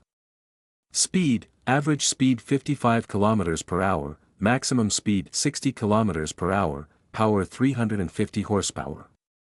Function, it can load a large amount of goods and reach the designated destination quickly. Introduction, the work of scientists draws inferences from one example and applies energy storage stone technology to the field of civil transportation, which greatly improves the circulation speed of goods, saves a lot of time, and accelerates social development. Unlike civilian transport vehicles that only use ordinary steel, military equipment uses higher-grade metals, and psionic armored vehicles are made of the same chaos alloy as psionic walker tanks. Equipment name, Psychic Armored Vehicle. Level, LV2. Effect. A large number of troops can be quickly delivered to the target area. Suitable for various terrains. Load capacity, 60 tons. Can load 50 war robots. Speed, average speed 65 km per hour, maximum speed 92 km per hour, power 600 horsepower. Armor, level 2 chaos alloy. Function, it can quickly deliver a large number of troops to the target area and is suitable for a variety of terrains. Introduction, another application of energy storage stone technology. Although the attributes of the Psychic Envoy tank and the Psychic Armored Vehicle are very good. However, considering the speed of technological development, Luo Hao only equipped a small amount of equipment to allow his subjects to adapt to the operation and use of this type of weapons and equipment. Rollo had just finished checking the production progress of the tank factory. I got a report from a servant that someone had brought a large amount of energy storage stones. Where is he? No wonder Rollo was so anxious. The main reason is that although energy storage stones are used in large quantities, everyone recharges them repeatedly. Although empty energy storage stones are cheap, their quantity is also small. He had already purchased all the blank energy storage stones in Luoyang City, and almost all the energy storage stones in the surrounding cities were gone. Now that I heard this news, it was like rain from heaven. It seems that the news I released is still useful. Why did Luo think so? He had previously thought of some ways to deal with this matter, spreading the news around that Luo City needed a large amount of blank energy storage stones, hoping to attract businessmen to sell in Luo City. Even if the price is higher, it is acceptable, as long as it does not exceed the price of normal energy storage stones, it can be purchased. It is said to be in the warehouse district in the eastern suburbs. The businessman lives there. I heard from people below that he rented several warehouses and transported a large amount of blank energy storage stones. Today, he sent people to the city to ask where to buy them. Immediately arrange for people to contact them. As long as the price is not too high, buy them all. Okay, Master Luo, I'll make arrangements right now. Luo's housekeeper Lin Di Hao is a godly descendant of his grandfather Luo Zhenghua. Because he failed in the demigod test, his path to becoming a god was cut off. He can only do some chores in the Luo family. Because of his loyalty, he was assigned to Raulo as a housekeeper, and Lin Di Hao arranged all the big and small things in his life. Including the last acquisition of the civilian card and the current purchase of the energy storage stone were all arranged by him. But he came back not long after he left. Why are you back so soon? Is the matter finished? Young Master Luo, I met people from that caravan just after I left the house. They heard that you were purchasing, and they wanted to invite you to trade in a tavern in the eastern suburbs. They said that they were a trading company specializing in selling energy storage stones. There are a lot of blank energy storage stones in the warehouse. This time I got this news and wanted to make a big deal with Mr. Luo. It's a great deal. It seems like there's a big harvest today. Lead the way. I'll go meet this businessman. Luo was a real otaku when he was in Blue Star. He has been living in the family since he came to Earth Source Continent. He has no idea of facing crises, which is why he fell into the trap of others so easily. While he was extremely happy, he didn't know that he was about to face a huge crisis. Of course, judging from the situation in Luo Divine Domain, it is unclear whether this crisis is for him or for Sada. As soon as they went out, they saw the caravan guys waiting at the door. The three of them met and rushed to the eastern suburbs tavern. Master Luo, this is where we are. The waiter led Luo to a magnificent tavern. The entire hotel covers an extremely large area and is decorated with splendid splendor. This kind of decoration is really weird for a tavern. This is a place run by the Guanming tribe on the Dun continent. There are branches in various cities on the Dun continent. It was already dusk, but the tavern seemed quiet and empty. Hey, that's strange. This tavern is at this point, why is there no one there? Master Luo, don't blame me. I have asked others to notify the boss a long time ago. The boss knows you are coming. He probably booked this tavern to avoid being disturbed by others. Oh, that's it. Your boss is interested, but this still makes Luo Luo a little surprised. Just talking about a transaction of energy storage stones is not a contraband. Is there any need to make such a big show of it? It was as if he understood Luo Luo's thoughts. The clerk immediately said, "The main reason is that Mr. Luo is also a big shot in the Luo family. If you are recognized by others, you won't want to go to trouble." That's right. From the name Luo City, you can understand that the entire city was founded by the Luo family, and most of the people serve them. If you recognize Luo Luo as the son of the Luo family, you will inevitably have some people coming. Building relationships is very troublesome. Just as he was talking, he had arrived at an exquisite private room in the center of the tavern. Sato was sitting inside waiting for Raulo's arrival. He did not immediately launch a war against Raulo. Instead, he carefully observed the person who was regarded as the greatest threat by the Lord of God. Looking at Raulo's young face, Sato really couldn't equate it with danger. Although in this society, the size of strength is never determined by appearance, how powerful can a child be? Moreover, from the information he collected, he saw that Raulo had just become a demigod. And he was only a first-level demigod, which could be said to have just embarked on the path to becoming a god. Of course, Raulo is already a third-level demigod. This is not the point. The point is that Raulo's god's domain now has 20,000 war robots and 100 psychic walker tanks, as well as an army of 100,000 industrial robots that can be armed at any time. The reason why the psychic walker tanks can be produced so quickly is mainly because Raulo built 10 tank factories in one go. And arranged 10 times the manpower to produce them. The lore humans have stimulated the third talent, which allows each factory to produce a tank every day. About half a day. More than 10 days have passed in the god's domain. More than 100 tanks were produced in total. These tanks have been assigned to operators for operation practice. Do you have a lot of blank energy storage stones? Luo Luo looked at Sato, who was thinking about something and didn't say anything, so he had to speak first. Oh, yes. I brought 4 warehouses of blank energy storage stones. A total of 4 million pieces. Can you take them all? Let's talk about the price first. Luo Luo certainly wouldn't promise anything to the other party before the negotiation. He still has some negotiation skills. If you buy them all, I'll give you a real price, 10 points of faith each. What, 10 points of faith? Luo Luo was not surprised by his high asking price, but that his asking price was too low. You know, normally, a fully charged energy storage stone costs about 50 points of faith, and a blank one costs about 20 points. And this businessman brought the energy storage stones from afar and only charged half of the normal price, so he lost at least 40 million faith points, which is not a small amount. Yes, I also know that the price is very low, but it doesn't matter. I will lose a little, and I will make a long-term deal with Mr. Luo Luo. Sato said seriously. Although the goal is in front of him, he still can't start the God War immediately.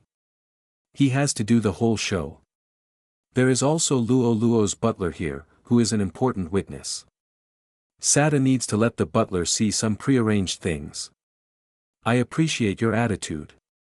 Well, I will give you a straightforward answer. I need a large number of blank energy storage stones. If it is the same price, I will take as much as you have. Well, Mr. Luo, let's take this opportunity to sign the agreement and do this 40 million deal first. Straightforward. Sato took out a contract, which stated that Datong Commercial Bank would sell 4 million energy storage stones to Luo Luo at a price of 40 million. After signing the agreement, Luo Luo was also very happy and readily agreed to have dinner with Sato to celebrate their cooperation. Of course, the clerks of the business and Luo Luo's housekeeper were not qualified to be seated, so they could only wait outside the door. After a while, they suddenly heard a fierce quarrel inside. Then the law fluctuated. The two immediately opened the door to check and felt the law in the space. Lin Dihao's heart skipped a beat. It was bad. Although he did not become a demigod. But he still received training from the family, which obviously caused the law fluctuation of the God War. Whether intentional or unintentional, he had to report to the family immediately. He crushed the warning gem he carried with him and sent the simple process and coordinates of what happened here to the elders in the family. Of course, when they arrived, that was a matter for later. Now turn the picture to Luo Luo's God realm. Ding, an unknown 9th-level demigod was found to launch a forced God war against you. Luo Luo was still confused. He never expected that Sada, who was just eating and drinking, would suddenly curse at the air. Then he saw Sada took out something like a token and used it on him, and was told that someone had launched a forced God war. It seems that what he just used should be the war token. Although the process was a bit confusing, Luo Luo calmed down immediately. Luo, you had introduced this item in detail in class. Generally speaking, when a high-level god of the same stage fights a god war with a low-level god, the low-level god can refuse the god war. This is one of the laws of the Earth origin continent. The war token can break this law and force the two to fight a god war. Although it cannot be used across levels, it is still the best prop for performing the obliteration mission. Item name, War Token. Level, Planetary Level. Function, it can force a high-level god to force a god war against a low-level god. Of course, it is limited to the same stage. Introduction, this is a good thing to bully the weak. After recognizing this prop, Luo Luo immediately knew that this person named Sada had bad intentions towards him, and it must have been premeditated. This is the problem. The highest level of the demigod stage launched a god war against him. It was obvious that the mastermind behind the scenes wanted to kill him. Even though he was only a low-level demigod, he did not let down his guard. But don't worry, the defender has certain advantages. Although the use of war tokens can force high-level gods to launch a war against low-level gods. But doing so will also give low-level gods some advantages. For example, they can know the enemy's landing point in advance. Send soldiers to defend before they arrive. Luo Luo did the same. He sent all armed robots and flame walker tanks to the landing point of Sadar's army. For this duel, Luo Luo is not afraid. The subjects of each god have level restrictions in the semi-god stage. The level of the subjects in the semi-god stage is LV1, LV4, the level of the subjects in the true god stage is LV5, LV8, and the main god stage is limited to LV9, LV12. That is to say, the person named Sadar on the opposite side can only bring LV4 level attributes at most, even if the hero unit strengthens the combat power, it is not to be feared. Thinking of this, Luo Luo also let go of his nervous mood. He began to think about what benefits he could get from this matter. You must know that forcing a war of gods has another disadvantage for the attacker. That is, he must bind with the attacking subjects to offset the suppression effect caused by the domain of the attacked god. Previously, because the demigod test was conducted by the will of the universe and the test-taker was in a different world, this point was not reflected. However, the forced god war was only initiated by an individual and was a war in the domain of Luo Luo, so this situation would occur. If all the subjects died, he would also fall in Luo Luo's domain. Luo Luo could receive all his domain resources and subjects who did not fight. The most important thing was to be able to obtain the demigod godhood of the invader. Giving this godhood to those who could not become demigods would allow them to inherit the priesthood and divine power of the godhood owner after a period of recovery. Of course, the disadvantage is that their cultivation would be fixed and their strength could no longer grow, but this was a real life-saving straw for those who failed the demigod test. Sada would never have thought that before he attacked, Luo Luo was thinking about how to use his godhood after getting it. He didn't think much about it, and watched the space gate expand to a point where his army could pass. He immediately arranged for his subjects to attack Luo Luo's domain. Leading the way was the strongest among the people of Sutter, the heroic behemoth. He led the Behemoth Legion, which was the main race in Sutter's domain and also the strongest fighting force. 1680 behemoths were entering Rollo's domain under the leadership of their hero, and followed by a large number of half-orc races, gnolls, lions, tigers and eagles. Sutter had sent out all the fighting forces in his domain. After all, it was a task arranged by the Lord God, so he had to show a corresponding attitude. Rollo observed the racial attributes of the invader. Race name, Behemoth. Level, LV4. Constitution, 32. Strength, 20. Agility, 9. Spirit, 6. Talents, 1, Behemoth, Constitution increased by 50%, Vitality increased by 50%. 2, Iron Skin, Physical damage reduced by 20%. 3, Magic Resistant Skin, Magic damage reduced by 20%. Skills, 1, Armor Break, cause 50% true damage to heavy armor targets, attack special effect. 2, Roar, make a huge roar when angry, stun the enemy, cooldown 1 hour. Introduction, the king of the half-orc race, with great potential. Name, Behemoth, hero level.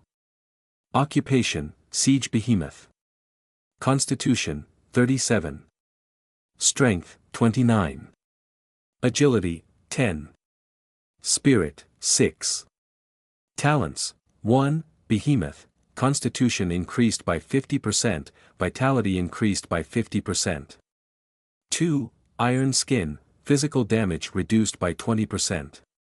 3, Magic Resistant Skin, Magic damage reduced by 20%.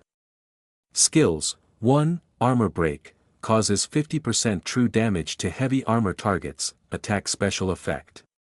2, Heavy Strike, causes 150% damage to buildings, attack special effect. 3, Roar, makes a huge roar when angry, stunning the enemy, cooldown 1 hour. Introduction, a gifted behemoth. The behemoths encountered this time refer to the golden behemoths encountered by Rollo during the demigod test. The attributes are much worse, but from the talents and skills, it can be seen that these behemoths are equivalent to the weakened version of the golden behemoths. The profession of the leading heroic behemoth is the same as that of the golden behemoth. This is also the enemy that Rollo pays the most attention to. As for the other cannon fodder, it is not worth mentioning.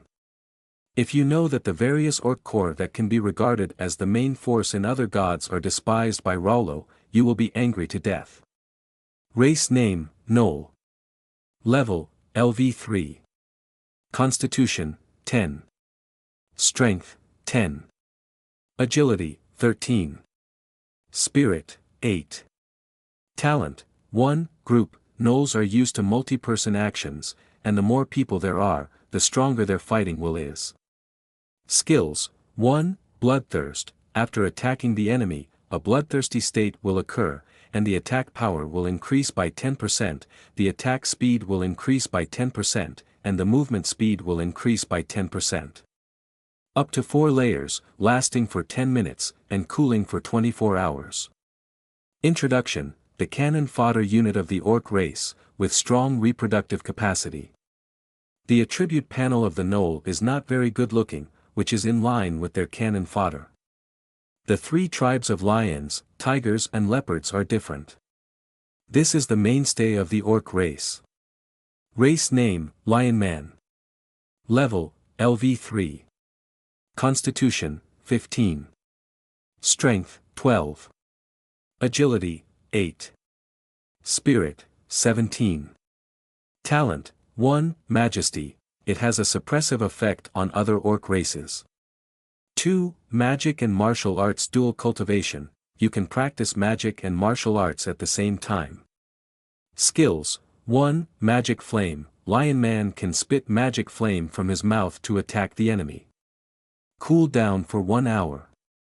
2, Heavy Punch, Lion Man concentrates all his strength on his fist and launches a heavy blow to the target. Cool down for 20 minutes. Introduction, the main combat unit of the orc race. Race name, Tigerman. Level, LV3. Physique, 18. Strength, 19. Agility, 10. Spirit, 8. Talent, 1, Warrior. Tigerman has developed muscle strength, but cannot use magic. 2, Strength amplification. Tigerman's strength increases by 50%. Skills, 1, Boxing technique. Tigerman's normal attack has a tearing characteristic. Attack characteristic. 2, Straight punch. Swing forward quickly, causing 120% damage. Cool down for 10 minutes. 3, Heavy punch. Concentrate all his strength on his fist and launch a heavy blow to the target, which can be combined with a straight punch. Cool down for 20 minutes. Introduction, the main combat unit of the orc race. Race name, Leopard. Level, LV3. Constitution, 15. Strength, 16. Agility, 20. Spirit, 9. Talent, 1, Warrior. Leopard has developed muscle strength, but cannot use magic. 2, Agility increase. Leopard's agility increases by 50%. Skills, 1, Pounce. Attack the target at high speed, causing damage of agility plus strength. Cooling down for 1 hour. 2, Speed. Run to the target at maximum speed, agility increases by 100%, can be used with Pounce. Cooling down for 1 hour. Introduction, the main combat unit of the orc race. Clear division of labor, magic type, strength type and agility type are all available. Not to mention the Air Force unit, such a configuration, ordinary people will definitely kneel down when encountering it. Race name, Eagle. Level, LV3. Constitution, 10. Strength, 12. Agility, 15. Spirit, 13. Talent, 1, Flying. The intelligent race among the orcs, born with the characteristics of flying. 2, Magic race. It is a rare race that is born with magic. Skills, 1, Feather blade. Shoot your own feathers at the enemy, which have a rapid and sharp effect. Attack special effect, no cooldown.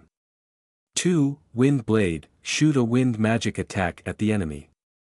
Cooldown 10 minutes. Introduction, Flying race, has a strong suppression power against ground targets. Ding, behemoths are found to invade your domain. Ding, gnolls are found to invade your domain. Ding, lion men are found to invade your domain. Ding, we found that tigers invaded your divine domain. Ding, we discovered that leopard men have invaded your divine domain. Ding, we found out that there are hawks invading your divine domain. The prompts from God's domain are endless. Seeing that the enemy's strength had reached 20,000 so far, Rollo felt tremendous pressure, and there was a steady stream of enemies behind him who were entering his divine domain. Rollo felt that just 20,000 armed robots and 100 psychic envoy tanks were not safe, so he ordered the 100,000 industrial robots on standby to be equipped with Flame No. 1 rifles from Warehouse C001 and rushed to the battlefield. Before they arrived, the armed robots had already launched a fierce attack on the enemy. The thick-skinned behemoth walking in front attracted the most damage, but the casualties were the least. Instead, it was the subsequent burning damage from the flame bombs that wiped out many of the surrounding ancillary races. Sada did not sit still, his leopard man suddenly accelerated, obviously activating the effect of the rapid skill. At the same time, the Ing men were also assembled, and the 2,000-strong Ing Man Legion attacked the war robots. Rollo had to order some of the armed robots to turn around and start defending the air units. At this time, there were already 100,000 enemy units gathered in front of the space gate. At the front is the behemoth, followed by the lion and tiger man, and the jackals on both sides. The leopard man is already on the way to charge, and the eagle man in the sky is ready to move next to him. Fortunately, the industrial robot arranged by Rollo has arrived. 100,000 Flame No. 1 rifles were fired at the target at the same time. Coupled with the attack of the war robot, 120,000 fireballs flew towards the formation of Sada's subjects. For a moment, there was a scene of destruction. Lion Men, Kajiat and Knowles suffered heavy casualties. Sada was also shocked when he saw this situation. He had never seen subjects with such luxurious equipment, and Rollo was only a small third-level demigod. This surprised him even more, but there was no such thing on the battlefield. Give him so much time to think. The attacks continued to cause casualties to his subjects. Sada immediately issued the oracle, and all the jackals activated their bloodthirsty skills, allowing the Lion clan to begin to gather magical energy. He was preparing to launch a counterattack and attack with force. This can take the pressure off some fighters. But even if you wait and wait, you can't wait for the skills of the Lion clan. What's going on? It's been 10 minutes, why haven't you released the magic flames yet? Hearing the accusation from the god, the leader of the Lion clan immediately explained with fear, "Great God, we don't know what's going on, but the magic flame skill cannot be used no matter what." Only then did Sada discover the abnormal situation in Luoluo Divine Realm. He carefully observed his subjects and found that neither the Eagle tribe's Wind Blade technique nor the Lion tribe's Magic Flame technique could be used normally. This directly caused the damage caused by Sada's subjects to drop to the freezing point. Now only all the skills of the behemoth, the martial arts of other subjects and the bloodthirsty skills of the jackal can be used. Although the main force is still the behemoth. But without the assistance of other orcs, the behemoth's continuous combat capability continued to decline. This gave Sada a headache, as he was worthy of being the person named by the Lord to be eliminated. The first confrontation had already left him exhausted. This second time, his plan was aborted. The war on the battlefield will not stop because of anyone. While he was still thinking about countermeasures, the behemoth had already collided with the armed robot defense line. Relying on his rough skin and thick flesh, he was not limited by Luoluo's divine power. He used his own advantages to destroy robots. Although they have come into close combat with robots, the price they have paid is huge. Early attack. Of the 100,000 troops in the Luoluo god's domain, there are now only less than 300 behemoths and more than 10,000 other racial warriors left. Among them, the behemoth beast rushing at the front was obviously a head taller than the other tribesmen. Rollo speculated that it should be a heroic unit, and immediately ordered the psychic walker tank to focus on the target. The heroic behemoth found that the pressure he was facing suddenly increased, and he understood that this was because the enemy was taking special care of him. And when he looked around, he realized that there were not many of his clan members left, and the behemoth hero roared. "False god, accept the angry attack from the beast god's followers." With that said, he activated his armor-breaking skills. A large number of armed robots were killed in an instant, and he also activated his earth-shattering skills. The surrounding area of 100 meters was suddenly cleared. What a powerful hero! Rollo saw the behemoth hero slaughtering the robots, but he was not in a hurry. No matter how powerful he is alone, he can only destroy a part of the robots. The Flame Walker tank at the farthest side was not affected and continued to attack him. Rollo sensed that the vitality of this behemoth hero was declining rapidly, and it immediately reached the critical value, which meant that it was not far from death. After solving this big trouble, other enemies will be easier to deal with. Oh God! I won't give in. With his final roar, the behemoth hero fell to the ground, as if he had given up his breath and died. The surrounding orcs were slaughtered in pieces. Although there were still reinforcements later, they could not keep up with the killing speed of the robots, and even most of the damage had been overflowed. But it doesn't matter, Rollo has plenty of energy. Many orcs pray to their gods before they die, hoping that their beast gods can give them strength and lead them to victory. They had made a comeback against the wind and breached the enemy's position several times before. This time, I couldn't wait for the grace of God to come. So what exactly is the situation? In fact, what these orcs are waiting for is Sada's magic. As a god whose priesthood is the beast god, his divine spell can greatly improve the attack power, defense and recovery ability of the half-orc race. It is a quite comprehensive and powerful divine spell. This was one of the reasons why he still chose to be tough after seeing the armed robot and flame hero step 1. Another reason is the most powerful heroic level behemoth among his subjects. The combination of the two can create terrifying creatures that far exceed the demigod stage. It can be said that he is an invincible existence below the level of a demigod. But his tragic fate was that he encountered Rollo's divine power-limiting magic. Not only is Luoluo's magic spells restricted, but the magic spells used by gods in Rollo's domain will also be restricted. This is why the orcs did not wait for Sarda's support. In fact, he tried many times, but failed to use it successfully. Only then did he realize that Rollo's divine domain not only restricted the magical attacks of his subjects, but also restricted his divine magic. Sada, whose abilities were restricted, had no choice. He could only watch helplessly as his subjects were slaughtered by robots. When the heroic behemoth fell to the ground, he was filled with despair, regret and self-blame. It's really not worth it to ruin your life for a momentary performance. Some people say that since it has reached this point, why doesn't he run away? This is the third restriction that the Earth origin continent has on those who launch a holy war. Those who forcibly launch a holy war cannot evacuate. At the end, the winner will take the loser's godhood. Judging from the current situation, the situation is already very clear. Even if he sends all the subjects in the divine domain, it will not help. After all his main fighting races are on this battlefield, and they will all be slaughtered immediately. Those logistics units in the old, weak, sick and disabled were also sent to death. Sada had given up all hope.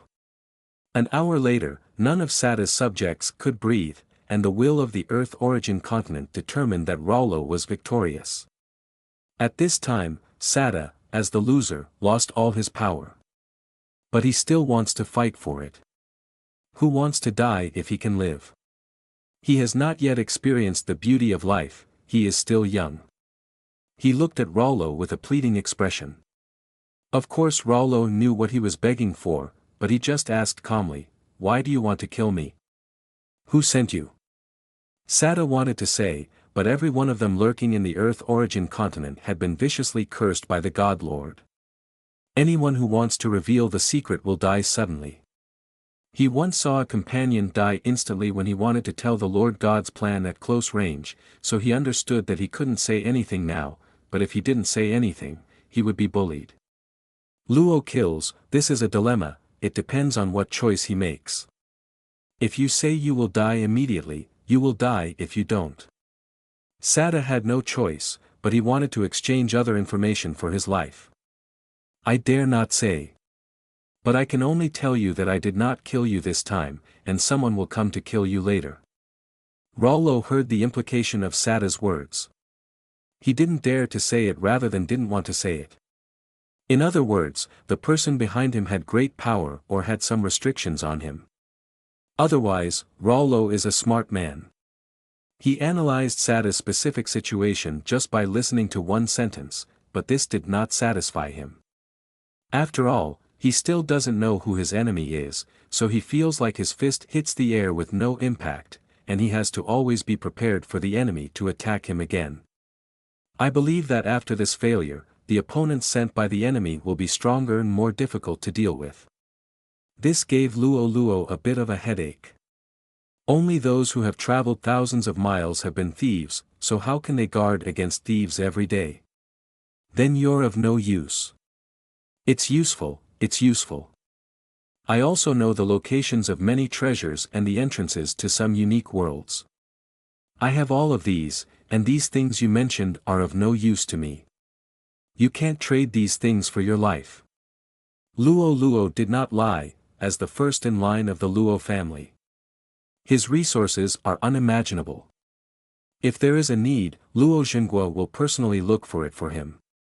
Therefore, just the treasures and entrances to other worlds that a ninth-level demigod knew could not move his heart.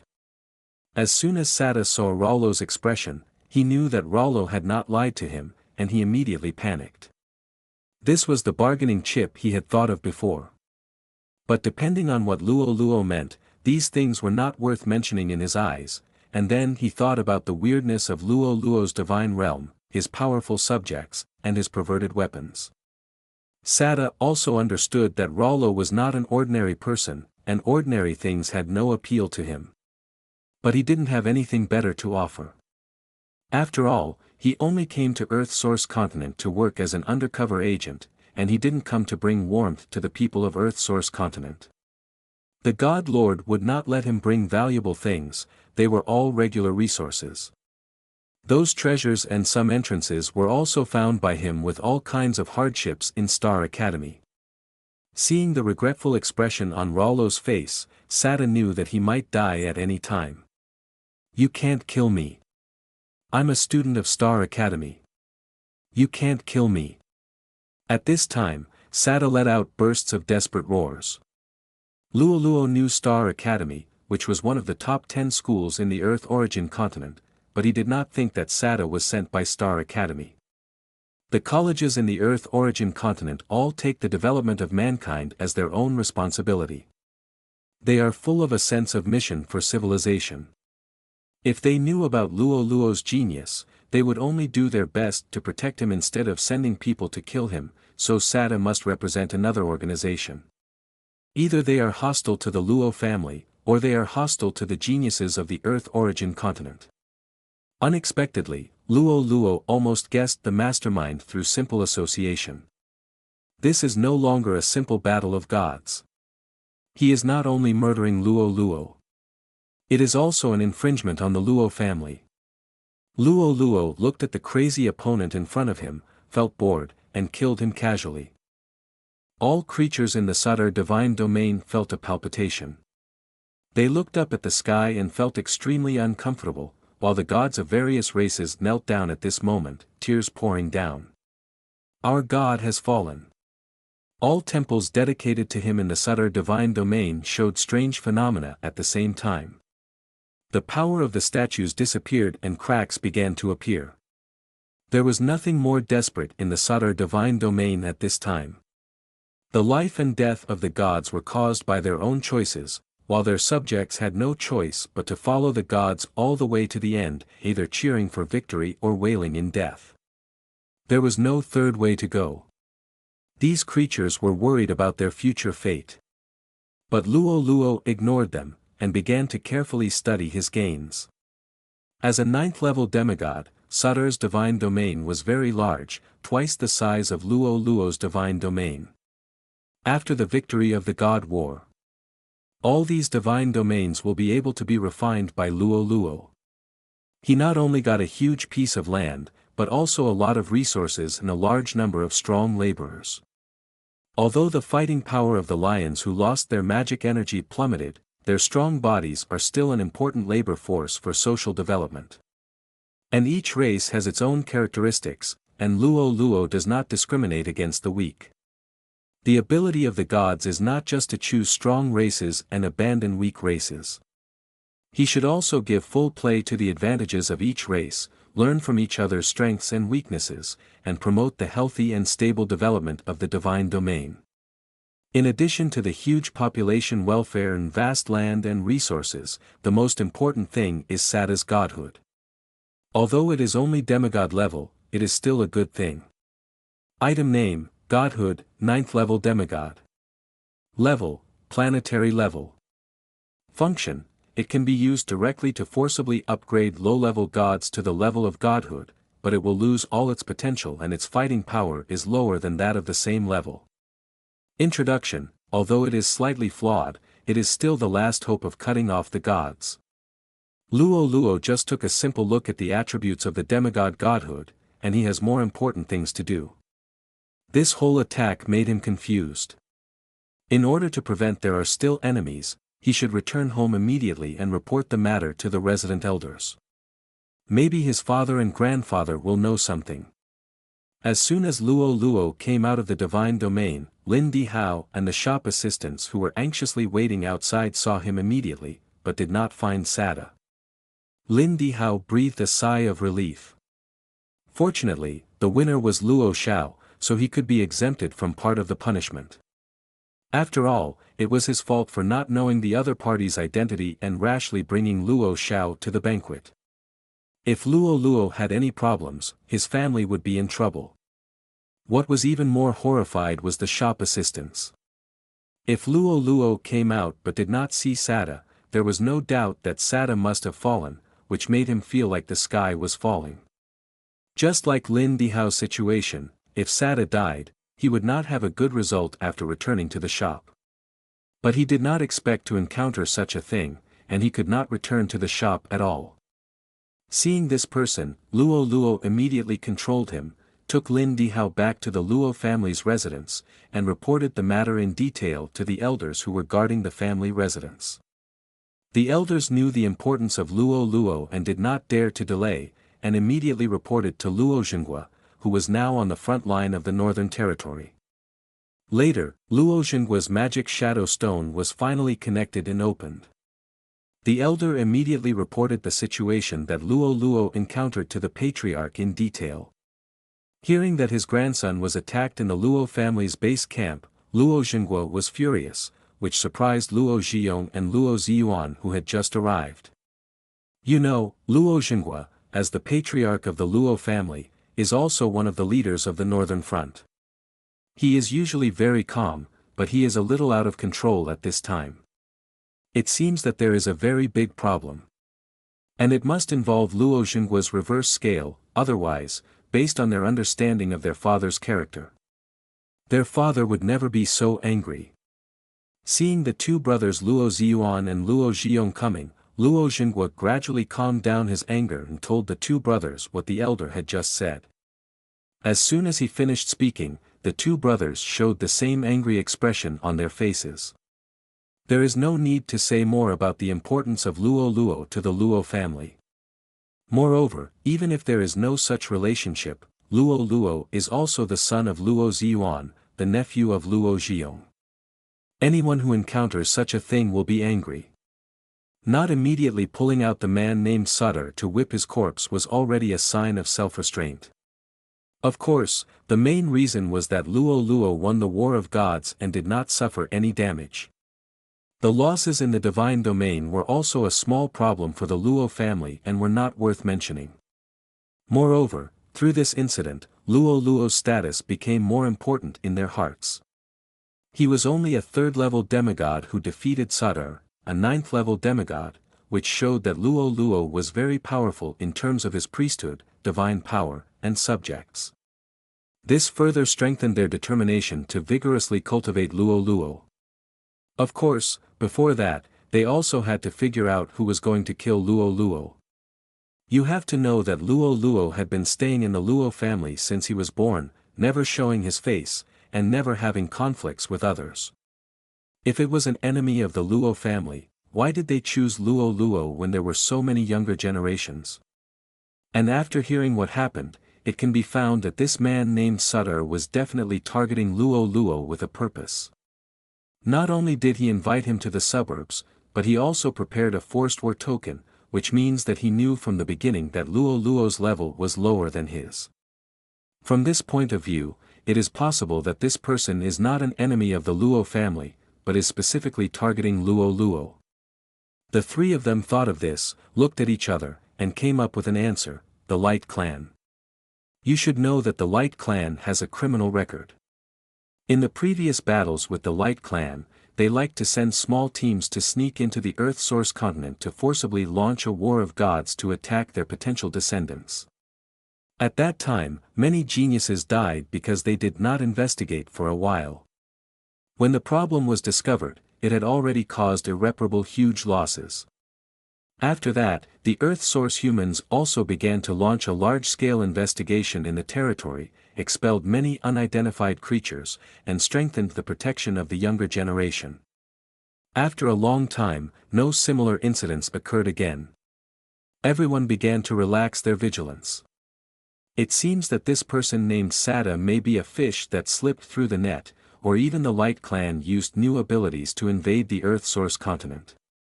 This must be prevented. How many enemy pawns are there on the Earth Source continent? Now it is unknown. It is terrifying to think about it carefully. In recent years, is it possible that the genius who died was calculated by the Light Clan? This matter is of great importance. Even Luo Xinghua did not dare to hide it and immediately reported the situation to the Earth Source Council. This is the highest leadership organization established by all the true gods and main god-level families on the Earth Source continent to manage all affairs of the Earth Source continent.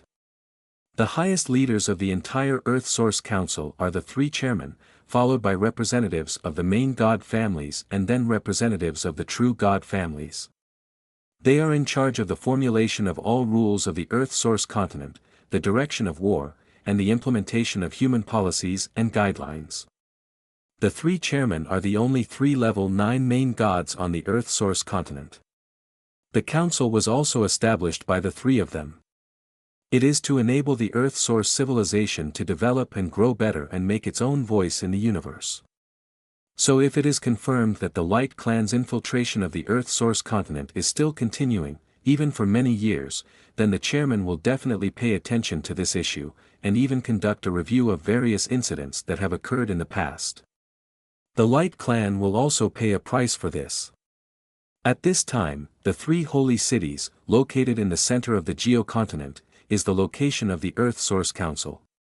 After receiving the message from Luo Xinghua, the 5th-level main god Haidora, who was on duty, immediately realized the seriousness of the matter and submitted the matter to the three chairmen. In the evening, the three chairmen signed an order at the same time to open the Supreme Council, and summoned all the heads of the true god's main family to discuss. This is a meeting held every 100 years, generally to discuss the general direction of the development of the Earth Source continent or to change some inappropriate policy instructions. The meeting will only be opened when resolving disputes between conflicting families or wanting to hold major events. The next day, the heads of various families began to arrive one after another. Some people who were stationed on the front line and could not return also sent their family elders to attend the meeting.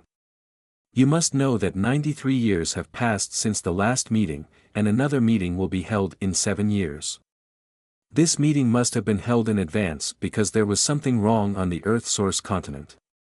This actually affects the interests of each family. If you miss such an important meeting, it may cause irreparable losses to the family in the future. So no one will be absent or even late, and they will arrive at the three holy city early, waiting for the meeting to start. At noon, after confirming that all the people are present. After the three chairmen invited the heads of each family to have lunch, they gathered in the central conference room to discuss Luo's encounter. The three speakers first activated the shielding magic of the conference room, which is a must for every conference. One of the three speakers, the god of death Garado, made an opening speech. Everyone must be curious about why we held the Earth Source Conference in advance. The main reason is that someone discovered a major loophole in the Earth Source continent and applied to the Supreme Council. After our joint exploration of all anomalies, it is clear that this loophole does exist and has caused a very serious impact on the Earth Source continent. Therefore, we held the Earth Source Conference in advance this time. Let's discuss the solution to this problem together. Does anyone here object? The heads of the families present must have no objections. The three speakers all said that the problem is very serious, so it seems that today's discussion is a heavy topic. Looking around and finding that no one wants to object, the god of death said, "Very good, then the meeting begins. Now let the representative of the Luo family tell the story of the incident." At this time, Luo's aunt Luo Xinlan represented the Luo family. She calmly walked up the steps and faced everyone. Looking at this representative who was only at the level of a 9th-order demigod, everyone talked a lot. Seeing this, Guladu frowned and said, "Be quiet, this is a serious Earth origin meeting. Please do not behave in a way that is not in line with your status. Gelado's words were very intimidating. Everyone looked at Luo Xinlan quietly, and Luo Xinlan also looked at Guladu with gratitude. After all, her level was the lowest among all the people present. The words were not intimidating, and the god of death stood up for him at this time. It can be said that it gave him a lot of help. As we all know, the Light Tribe 10,000 years ago sent a large number of killers to sneak into the Earth Source continent. They attacked the geniuses on the Earth Source continent.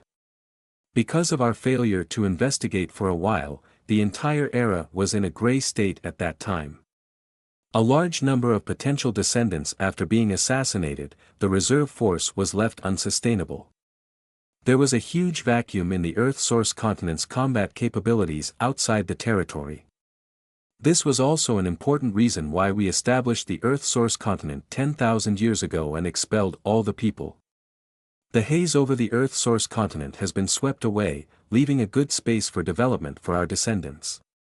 Now the leader of the younger generation of our Luo family, the genius Luo Luo, has been forced to fight by a 9th-level demigod. Although he finally saved the day due to his strength, this still gives us a huge warning. As soon as I heard Luo Xinlan talk about the assassination of the Guanming tribe thousands of years ago, everyone seemed to realize the main issue of this meeting. You must know that more than 80% of the families who established the Earth Source Council are still active in the meeting. They all experienced the Dark Ages thousands of years ago. At the same time, they are also the group of people who hate the Guanming tribe the most. As soon as I heard that the Bright clan was making another move, they immediately started discussing with indignation. How come the Bright people dare to do these little tricks that are not worthy of publicity? Otherwise, how can we say that they are the most disgusting race in the universe? Isn't it the instinct of their race to wear a glamorous coat and do dirty things? I still think we should check again carefully. After all, this matter is serious, so we still need to be cautious. Why be cautious? Just hit him with one word until he doesn't dare to raise his head. It's best to eliminate all his members of the Light clan and hurry up. It's easy to say, we and the Light tribe have been fighting each other for millions of years. We are still in a stalemate, and we have never been able to annex each other. Moreover, we still have to face the danger of the Zerg tribe, and how can we use the power to fight them? I say you are a coward. We are facing the danger of the Zerg, won't they face it? They also have Zerg in the northern region.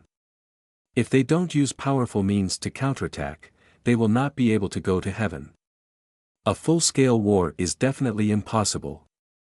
To be fair, the Zerg is putting more and more pressure on us. It is impossible for us to devote more precious combat power to the war with the Light clan. This will only benefit the Zerg and hurt both sides. You are sensible, but the Light tribe is irrational. They are facing a more serious Zerg crisis than us, and they are always thinking about coming to our Earth origin continent to cause trouble. Can this matter be solved easily today? That's right. He doesn't understand the truth of being cold-blooded, so we can't tolerate him everywhere. Now that he can ride on us and shit on us, if he doesn't fight back, won't anyone be able to bully us in the future? How can we still gain a foothold in the universe? Hey, let's talk about it. Let's talk about it, let's see what the outcome of the discussion in this parliament is. I didn't expect the matter to be so serious. The discussion gradually became quieter. At this time, a family representative stood up and questioned Luo Xinlan. You said that the person who launched the divine war against the younger members of your family was arranged by the Guanming clan. Do you have any evidence? Gerardo also understood the seriousness of the matter. He took Luo Xinlan's words and answered the family leader. After our investigation, we found that the person who initiated the forced divine war against Raulo was a student from Star Academy named Sa. After receiving the report, we conducted a detailed investigation into the causes and consequences of the entire incident and found that Sada's behavior was indeed very abnormal. And it is reported that the people it initiated forced divine wars were all famous local geniuses. In the past, Sada used various excuses or disguises to carry out forced divine wars against geniuses, so that we did not discover this new type of assassination at the first time. Technique.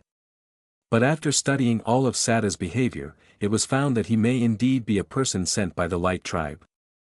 Okay, speaker, I have no problem. Seeing Guladu personally guarantee that there is no problem with the results of this investigation. Then the people from the major families also firmly believe in this. After all, he is one of the 3 strongest people in the Earth origin continent, so his words are still very convincing. Moreover, everyone looked at all the behavioral information about Sada and felt that this person was very suspicious. Moreover, his behavior did not look like a fight due to conflicts among the families in the Earth source continent. Instead, he seemed to deliberately attack the young genius. Apart from psychopathy, only undercover agents of the Bright Tribe could have such a behavior pattern. After confirming this, the council exploded. The god himself had a low fertility rate. In the endless years, if you can have 2 or 3 heirs, you will be prosperous. And if a genius appears in the family, it will really make people ecstatic. In recent years, many geniuses from various families on the Earth origin continent have been lost. Who knows how many of them were killed by undercover agents of the Light Tribe? I didn't think so before, but now all the families have doubts about the cause of death of their family's former genius. If Rollo had not succeeded in killing the opponent this time, they would not have known the situation at that time, and they might have been deceived by Sada's story, so that they ignored the danger of their juniors. Guladu saw that everyone had thought about it, nodded to Luo Xinlan, and asked her to go back, and then said to everyone, the first topic of the Earth Source Conference is to conduct a thorough investigation of all personnel in the Earth Source continent and re-examine all the talented descendants who died before. Don't let go of any doubts and clean up all the undercover agents of the Light Clan lurking in the Earth Source continent. The 3 speakers decided to name this action Pollution Cleaning Operation. Do you have any objections to the execution of this action? Of course there was no objection. Everyone was eager to return to the family immediately to investigate the cause of the death of the former genius. Find out the Black Hand behind the Earth Source continent. Finally, the Parliament divided the various regions of the Earth origin continent and assigned a reconnaissance range to each true god family. The time and method of action were stipulated. This topic ended accordingly. After all, no matter how angry you are, this is what you have to do later. Everyone can only warn the younger generations of the family during the recess, asking them not to leave the family residence in the next few years to avoid problems. At this time, the second topic was entered. Hadora, who had notified the 3 chairmen before, stood up. Because the goddess of life is going to the ancient continent for a friendly visit. So the goddess of life has given me full authority to preside over this topic. Do you have any objections? After asking a routine question, Hydora paused and began to describe the content of the second topic. When the goddess of life was investigating and communicating abroad, she found that many civilizations would hold various competitions to promote their own development. After observing multiple samples, she found that this method played a huge role in the cohesion of the civilization as a whole. It will not only enhance the sense of honor of the individuals in the civilization, but also enhance their enthusiasm. It has a positive effect on the growth of the strength within the civilization, so the second topic of this Earth Source Conference is to hold the Earth Source continent's own competition to promote the development of civilization. Now everyone can discuss with each other. If there are any objections, you can raise them later. The competition for the entire Earth Source continent. Is it in the form of a competition like the 10 Schools Alliance? It's not that there are no competitions on the Earth Source continent. There are also competitions within each family and larger competitions like the 10 Schools Alliance. But the Goddess of Life set the scale of this competition to the entire Earth Source continent. It is unprecedented to hold this level, and it seems that it is intended to be held for a long time. It's possible. I've also seen the 10 Schools Alliance's competition. It really has a great impact on their students. I was thinking about organizing a similar one in my family, but I didn't expect that the goddess of life has already brought it up this time. It's not easy to hold such a big competition. The 10 Schools Alliance has such a large force that it takes several years to prepare for each competition, and various problems often arise. If the content of the competition is expanded to the entire Earth source continent, then it is conceivable that there will be no shortage of problems. It depends on the determination of the speakers. As long as they are sure of this, everything else is a small problem. No one raised any objections at the end of the discussion. Hydora began to convey the specific proposal of the goddess of life to them. The Earth Source Parliament decided to organize the first God competition of the Earth Source continent. The competition will be divided into 2 competition areas, namely the Demigod Group, 9 groups, and the True God Group, 9 groups. Each group with the same level will compete first, and the group will decide the winner first, and then the top 3 in each group can challenge upward. Finally, the winners of the demigods and true gods will be able to go to the treasure house of the goddess of life to choose any treasure. The first place in each group will be able to choose a treasure from the Parliament treasure house. That is to say, there are only 2 people who can go to the treasure house of the goddess of life to choose treasures. There are 16 people who can choose treasures in the treasure house of the Parliament. The top 3 in each group will have corresponding rewards. Of course, this can only be a fixed reward. What is the treasure house of the goddess of life? Everyone was stunned. The goddess of life is one of the 3 strongest 9th-level main gods on the Earth source continent. She is the leader among the gods of the life system. Her treasure house has been accumulated for thousands of years. Even being able to smear a handful of ash can make you ecstatic. Being able to pick a treasure from it at will. This reward is no longer tempting, but crazy. Okay, today's topic is over. Does anyone else have topics for everyone to discuss? After waiting for a while, seeing that no one said anything, Gerardo came on stage to announce the end of this meeting. Everyone is busy with tasks and has a lot of affairs. After announcing the end of the meeting, they immediately returned home as quickly as possible. They began to implement the pollution cleaning operation according to the plan. At the same time, they also began to investigate the younger generation. It can be said that the 2 topics submitted at this meeting are like a drop of water in the oil pan, which makes the entire Earth source continent boil. The meeting just ended and the cleanup operation has been launched at a lightning speed. The Light Clan also has undercovers in some families, but they have been killed before the news was even sent out. These families were shocked and they knew that there were undercovers in their families. After all, no one wants a jackal to stare at you all day long. And the investigation of the forced god wars that have occurred in the past has also found more undercovers of the Light Clan hidden in various forces.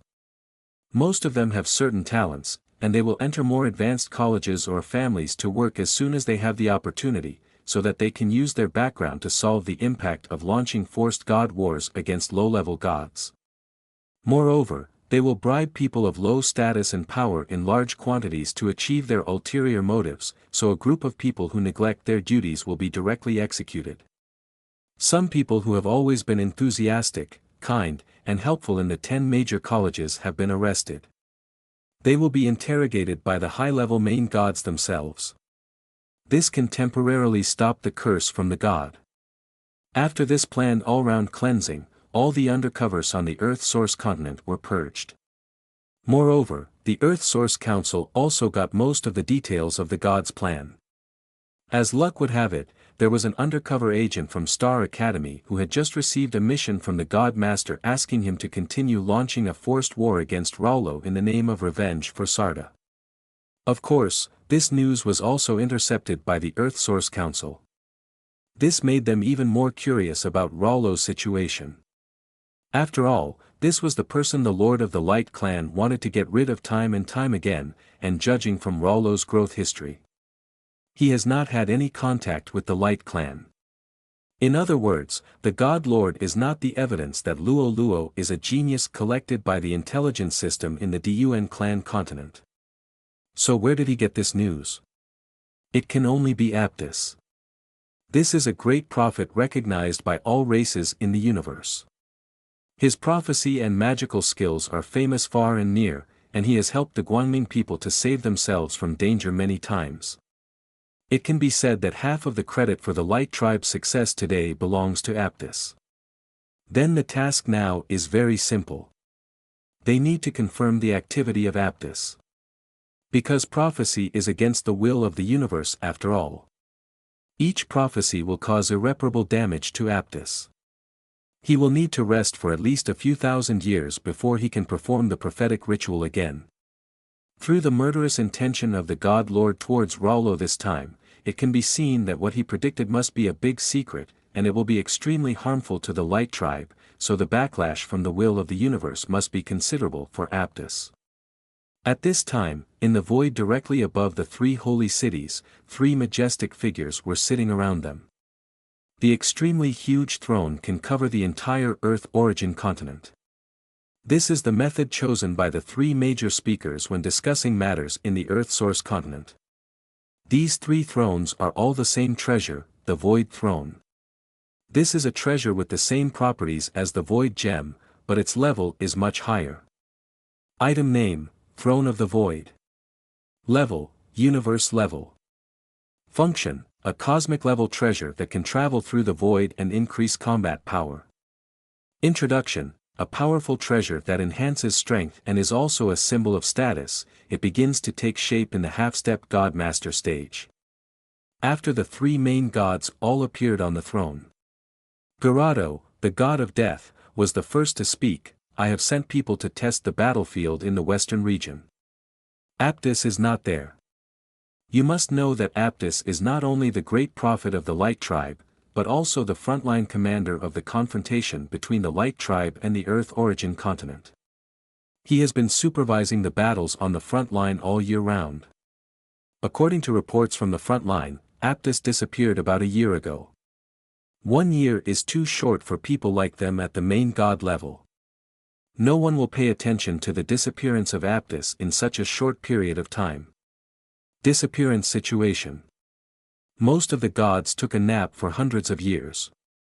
Therefore, the front line did not report this to the Supreme Council. Disappearing a year ago, if normal times, this is just a normal thing. But if you don't come out now despite your provocation, that's a big problem. God of War, you mean that Aptus might be no longer alive? That's right, we all know that great prophecy is a very taboo existence in the universe. Even gods of our level are not able to use it casually. Aptus himself has made predictions for the Light Tribe before. Many crises. The backlash he has received from the cosmic consciousness has accumulated to a relatively high level, and this time they have discovered the danger point of Luo Luo, so the backlash he has received should be even greater, combined with the sudden outbreak of illness. Can I lose my life? After hearing the God of War's words, Gerardo, the god of death, his eyes brightened. He turned to the goddess of life and said, "What do you think?" The goddess of life pondered for a long time and replied, "I agree with the god of war." In the war 10,000 years ago, Aptus' strength was declining, which we can all feel. Although he has been supervised the battle on the front line, but because of our agreement, we have not taken action. The prophecy made by the 10,000 years of recuperation must be the most important to the Light Clan. This can be confirmed by his body. It's hard to survive this backlash of the universe's will. Even if I don't die, I'll probably be seriously injured. There was silence in the void, and the three main gods were thinking about the problem. The god of war was the first to come to her senses. She said to the god of death and the goddess of life, "Transform the northern and eastern battlefields to a defensive posture. What do you think of launching a full-scale war against the Light Tribe?"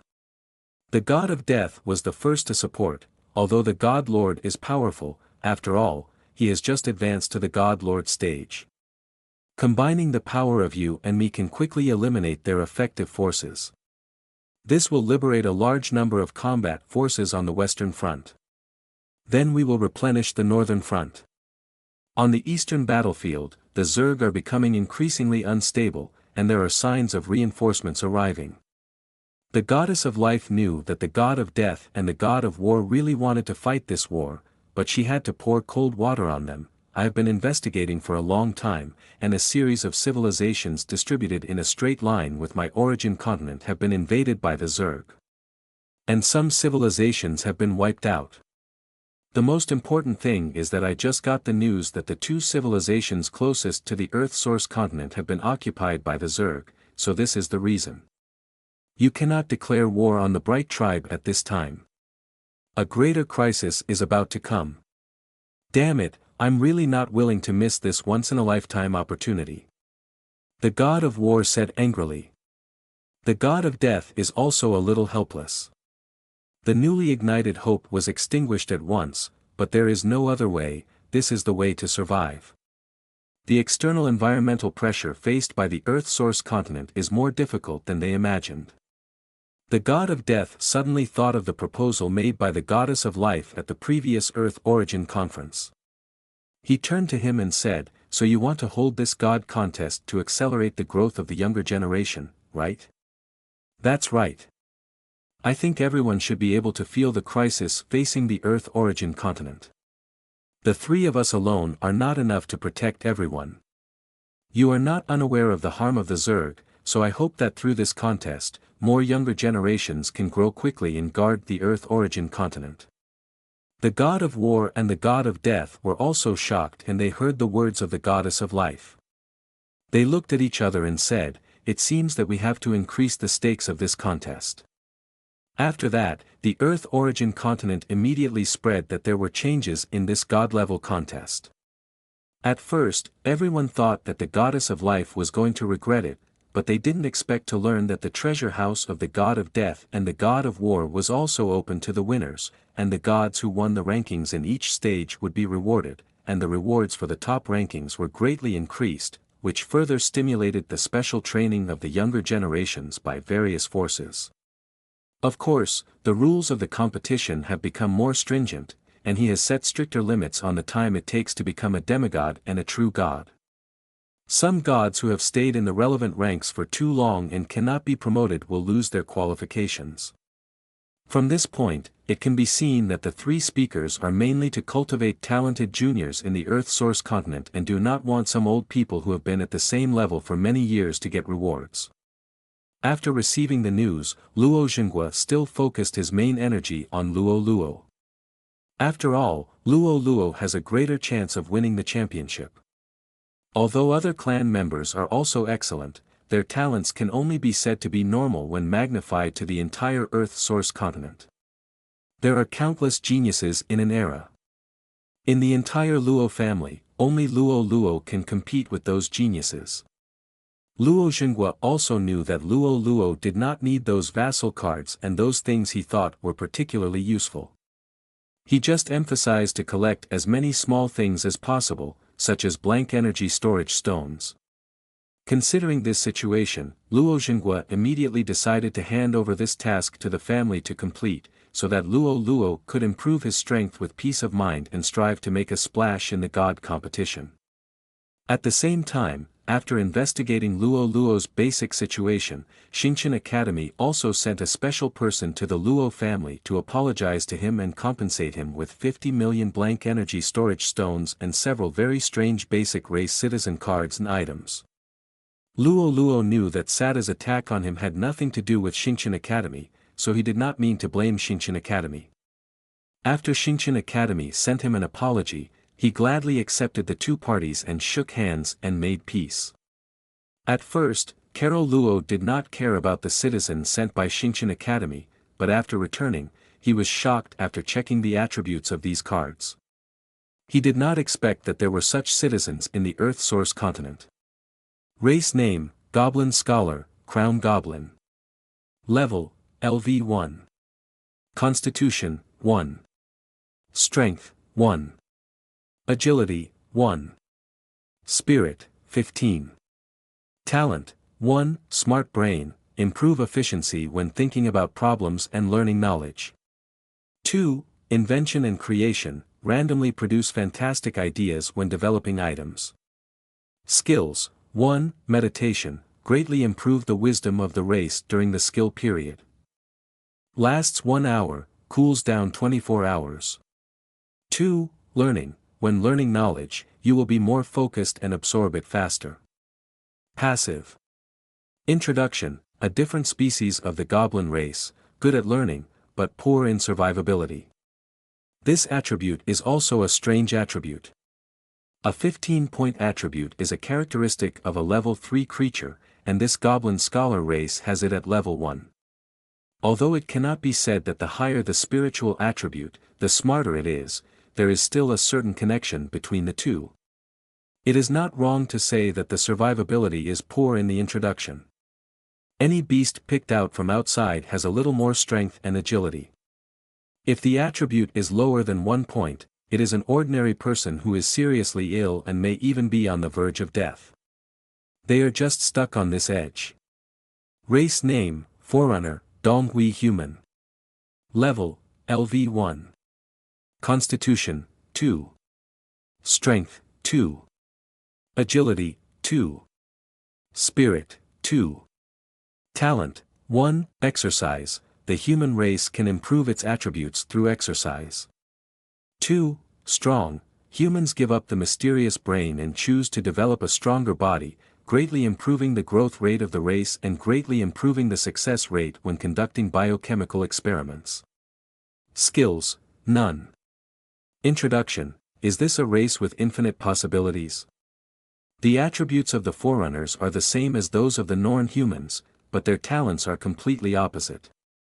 What really needs attention is the second half of the description of the strong talent, which is the ability that Rollo values.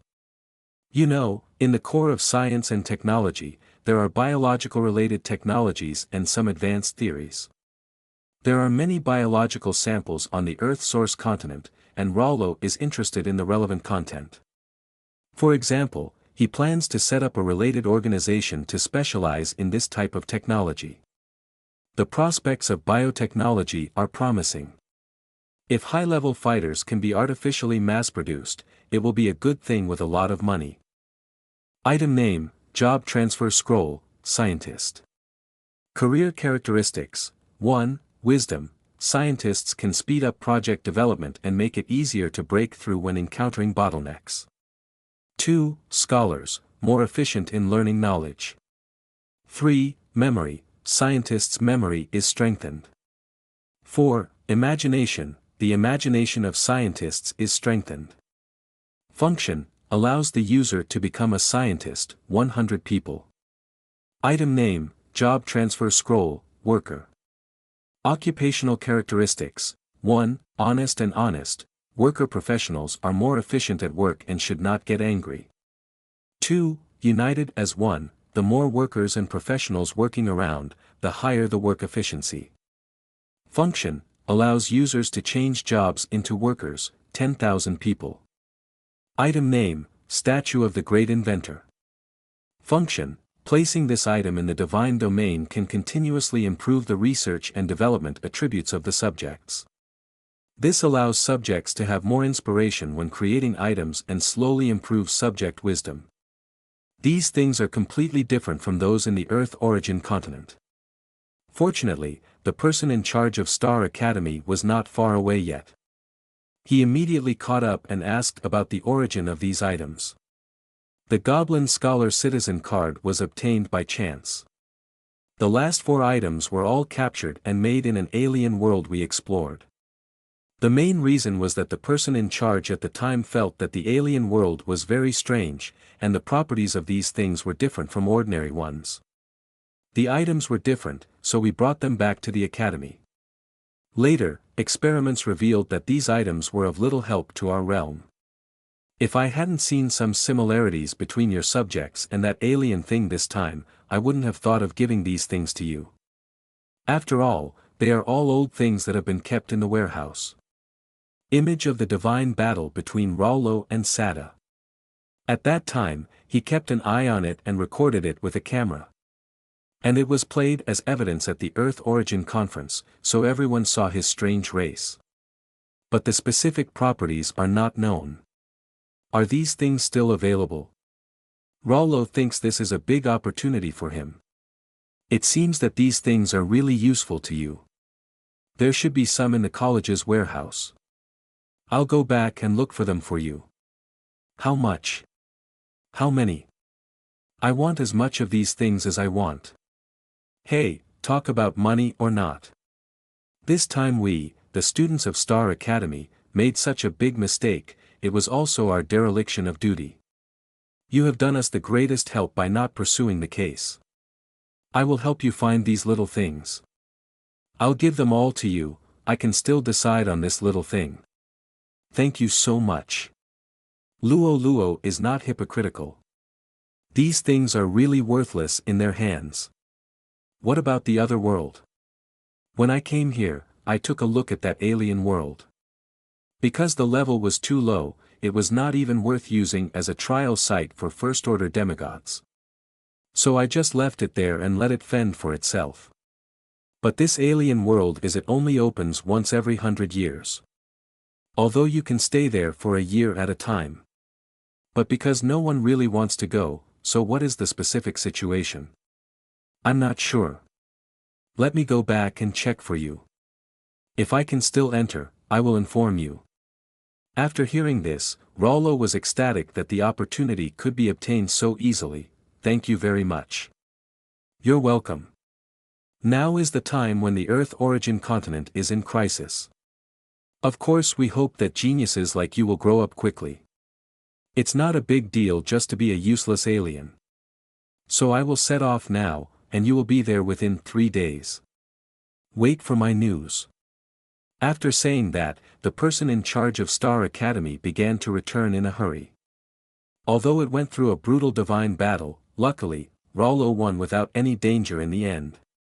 Next is the time for Rollo to absorb the fruits of victory. Not only does he now have a huge amount of energy storage stones. The empty energy storage stones obtained when Sada signed the agreement were eventually distributed to Rollo by the Parliament and the energy storage time stones owned by the entire Chase Trading Company as compensation. Even after the major families learned about this, they donated some unused blank energy storage stones in their family warehouses to Rollo. Now for Rollo. The reserve of energy storage stones is sufficient. The problem now is that the factory has too little energy and cannot keep up with the charging speed. This is really a painful and happy thing. Rollo began planning for the center of God's domain. Of course, this is not the only benefit.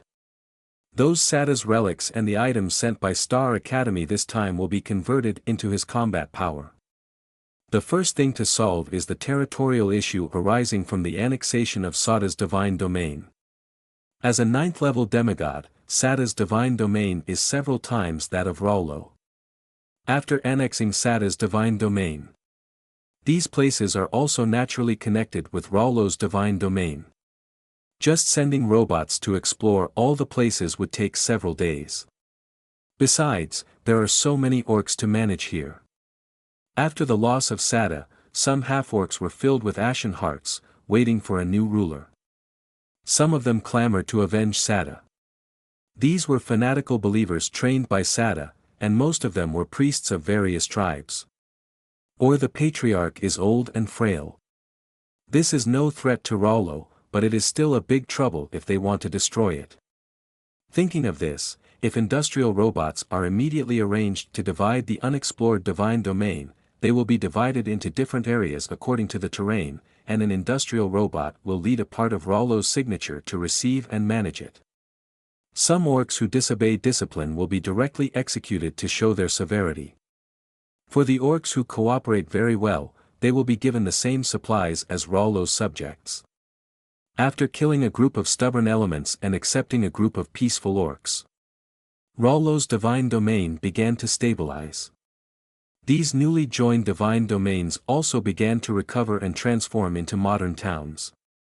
Except for the Eagle Man and the Behemoth Beast, Rollo does not need the combat power of other orcs. Instead, their powerful bodies are needed by the divine domain.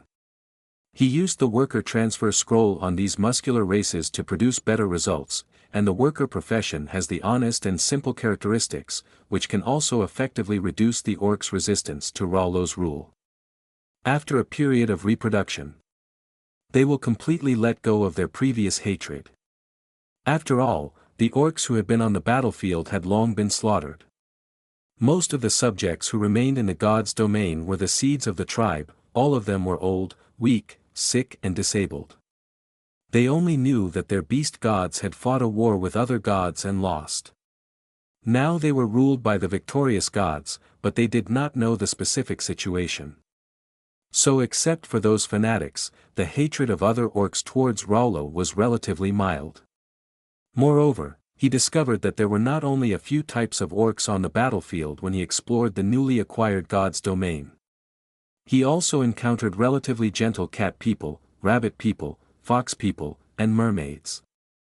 These races are more like humans than other orcs, but they have some characteristics of the beast tribe, such as rabbit people. The only difference from humans is that they have a pair of rabbit ears, which looks very cute. These gentle orcs were originally the slave class in the Sadar god's domain.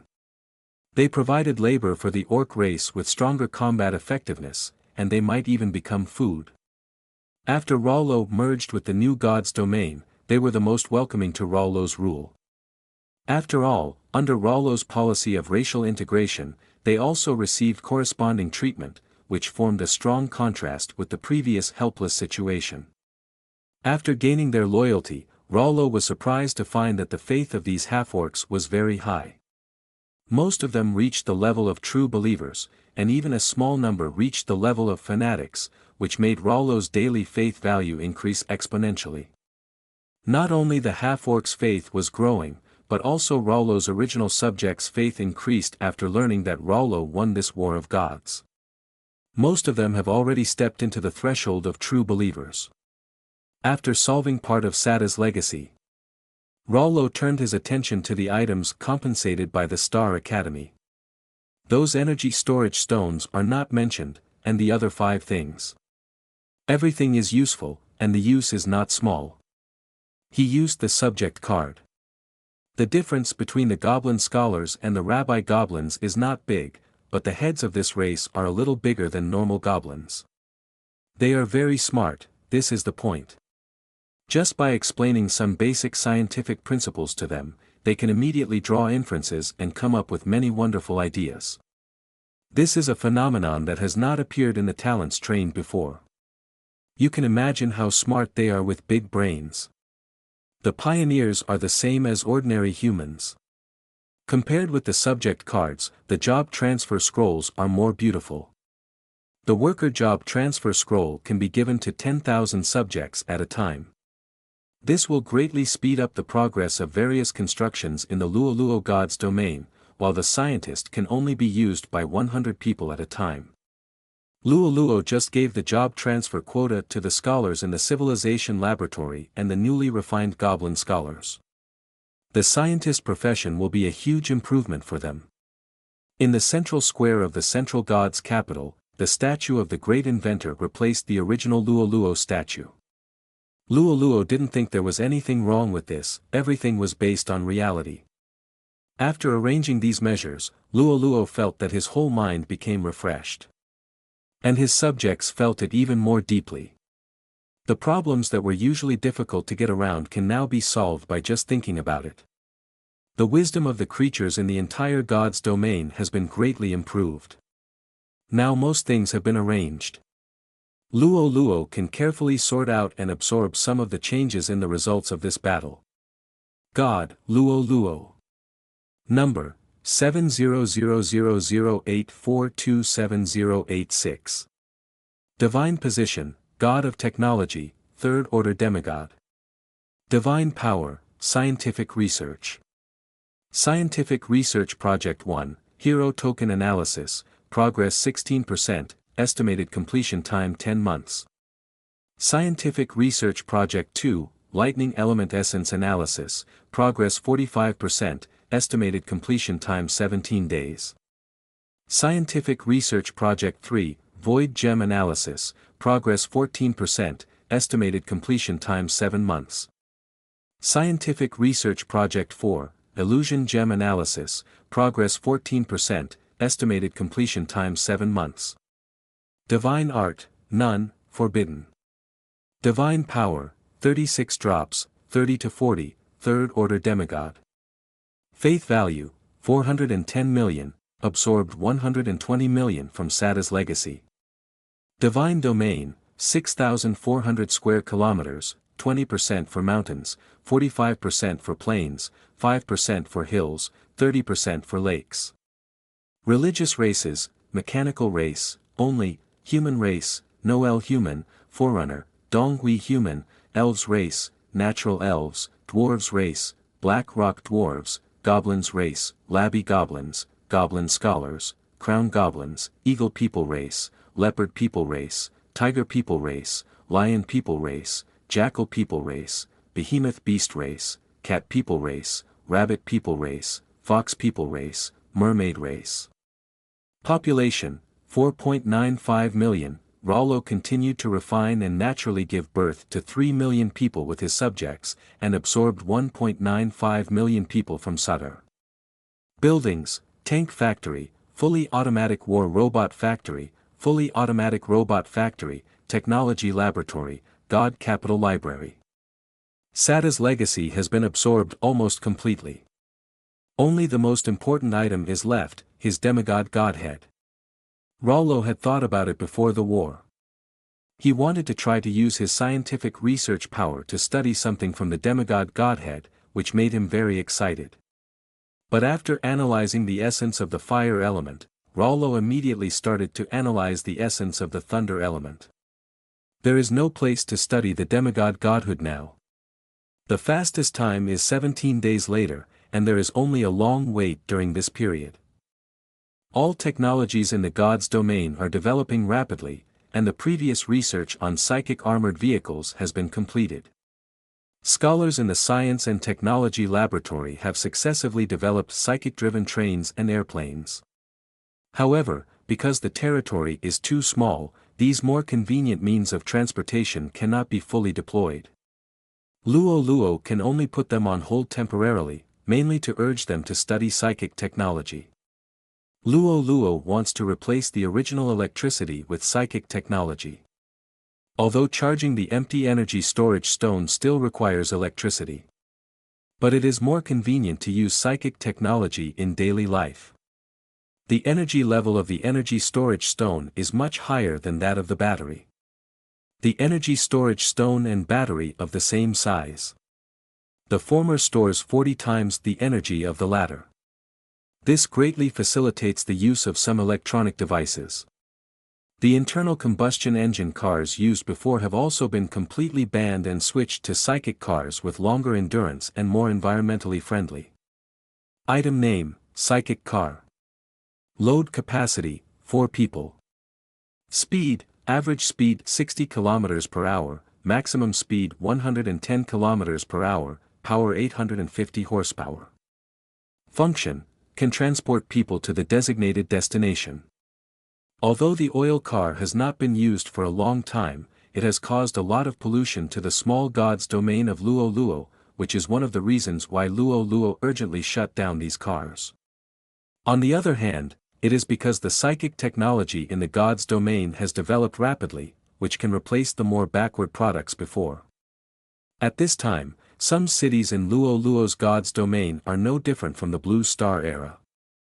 High-rise buildings have been built in the main cities of various races, including the god's capital. Psychic cars are running on the streets, and people use various psychic home appliances, including psychic refrigerators, psychic ovens, psychic induction cookers and psychic computers. There are also psychic mobile phones that have just been developed. Simple internet has begun to be widely used in Luo Luo's god's domain. The speed of information circulation between races has accelerated. This also makes the races more aware of each other. Sufficient food and a comfortable environment have promoted the cultural development in the god's domain. Each race has its own unique culture, which is much more exciting than the Blue Star era. For example, the cat people, rabbit people and fox people have the smallest difference from humans. There are only some changes in their ears.